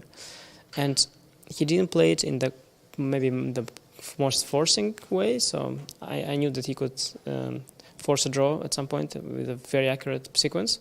But what he did, I realized over the board, is also not really much for me. I was hoping that this would be slightly better, a bishop pair, some sort of grip, but at some point I realized it's very hard to make something of it, and also it looks like I'm slightly better, and I was thinking, okay, finally I'm going to get maybe to push, but then it got forcing because he was bringing the knight across to d6, so I tried to stop it, and as I tried to stop it, somehow I allowed this repetition of moves.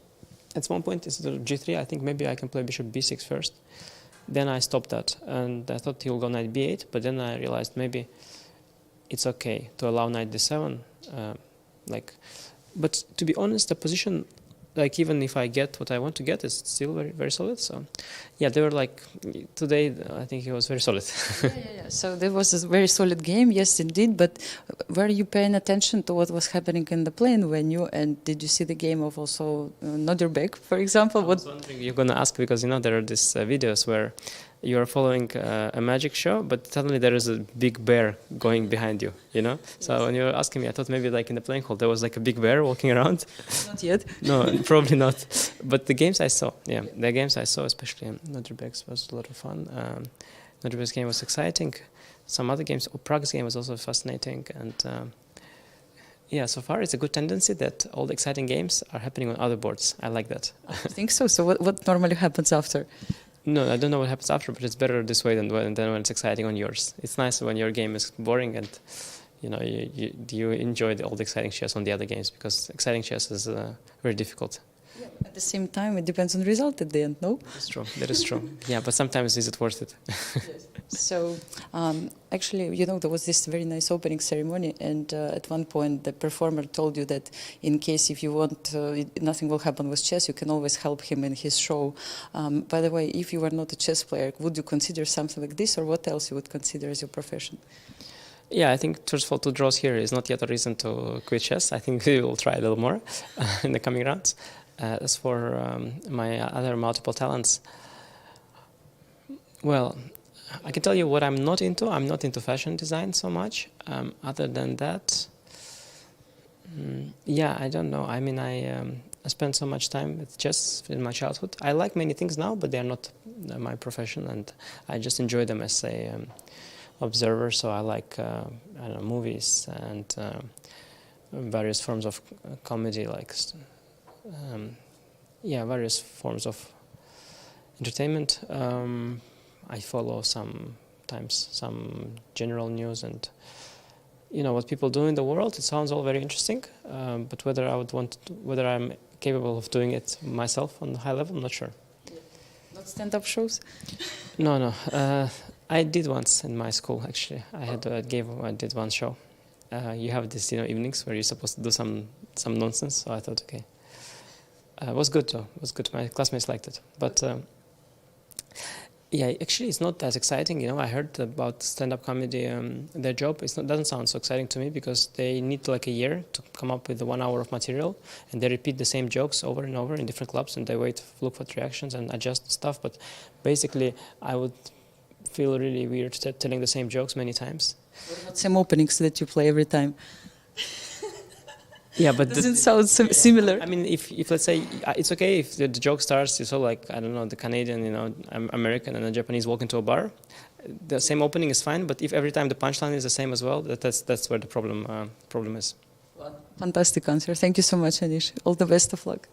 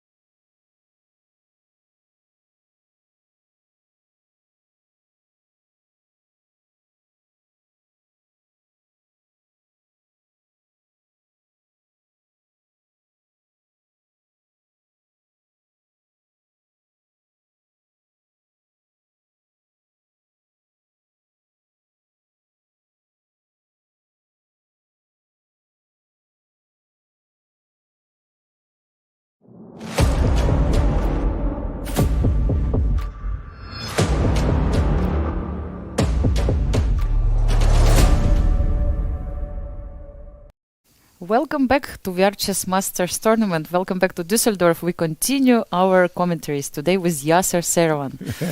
And Anastasia. Apologies, you have this little script in front of you. It says commentators will resume shortly. Well, that shortly wasn't so shortly because I was just speaking with the sponsor, Adam, and he's such an interesting guy that before you know it, it was like minutes had gone and he was telling us nice stories. And so, apologies. It's my fault that we were a little bit late. We have one game remaining in this very eventful round. We had Prague. We had Levon, 2 winners already out of the 4 games played.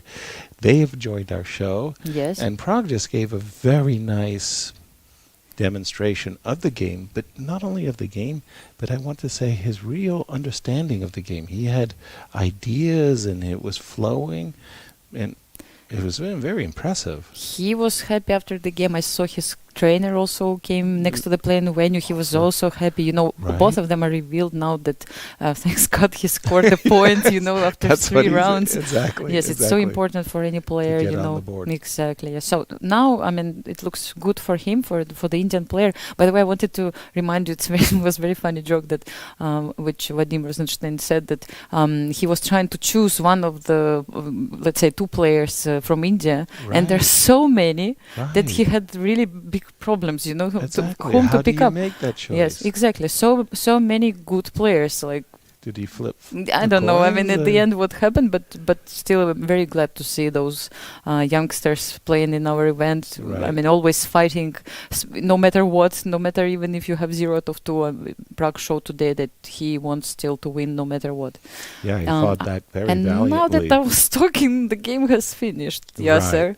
Well, I wanted to say I really didn't see the problem for Black in the sense that this knight on d5 is really so well placed that it just felt like a fortress, and I didn't see, you know, any way that this white king, for example, could ever penetrate to g6 because it was kind of tethered to this pawn on g4, and if the bishops are not going to win the game by themselves, so I wanted to say that I thought a fortress, the fortress, and we didn't even get a chance to explain why, but it was the case that the game was a draw. But yes, because I actually wanted to ask you that question as well. 2 really great Indian stars. We just saw them play against each other in the previous round. Gukesh found this really nice shot, knight e7, and won the game. So how did you determine these 2 players? Yeah, I mean, I'm following them very, very closely. And actually, if I'm not mistaken, they played in one event in Chennai back in 2013 when we had World Championship match between Vishy Anand and Magnus Carlsen. Right. And, you know, a couple of grandmasters from Ukraine, they were also playing there. And they came to me and they told me, you are taking photos in the wrong place. You should go and take photos of these kids who are playing next door in this open tournament, because these kids are going to be next world champions. And they were really small at that time. So they were telling me about some genius boys who are killing everyone, beating grandmasters. Yes, back in 2013. And let's say, I think I even took some photos. Yes, now I have to check them. What's going on? In your archives, So really, I'm following closely, of course, as all of us. And it's great to see such a so many big talents in India. And literally, it's difficult to, let's say, make a choice. We could have 10 players from India here, right? Clear, yes. clear, absolutely. And I forcibly reminded of a interview I did in New Chess, and they said, which country will the world champion from 2050 be from? And I said, India. Wow. And you did. But I also said, from India, how old is Vishy? And I just had the feeling, I just sat next to a young Vishy Anand. It's very, very impressive. The future looks very bright for Indian chess. Absolutely. And remember, Shelafam, we were asking, where is our Elizabeth Petz? Where is she? What is she doing? And I think our followers are really, really big experts. They found her. Yes, they did. They know that she's playing in Bundesliga today and tomorrow, and that's why we don't have her with us, but we wish her all the best of luck in her games. I don't know, maybe one of them is over already, but hope she will be back on Monday, I think, evening here, so we will will see her again. Perfect.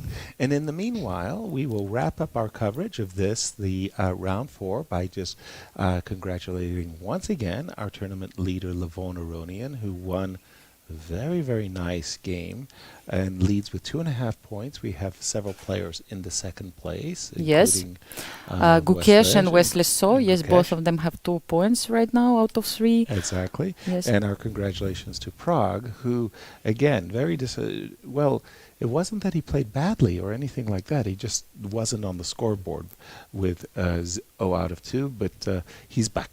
He's back. And Nepo and Giri made the third draw. Very solid. Yes, very, very, very solid. At the moment, yes, both of them, they have 3 out of 3 draws. Right. Well, we'll see who will win this competition between drivers who will drive faster in this tournament. Exactly. And let's say, I think the tournament is like getting into Warmed the up. yes, Absolutely. exactly. Join us tomorrow, same time, same channel for round 4 of the WR Masters Chess, and we'll see you all tomorrow. Thank you, Anastasia. Thank you, You were Yasser. terrific as always. Same. Lovely, Yes, lovely to be yes, with you. always happy. Okay. Good night, everyone.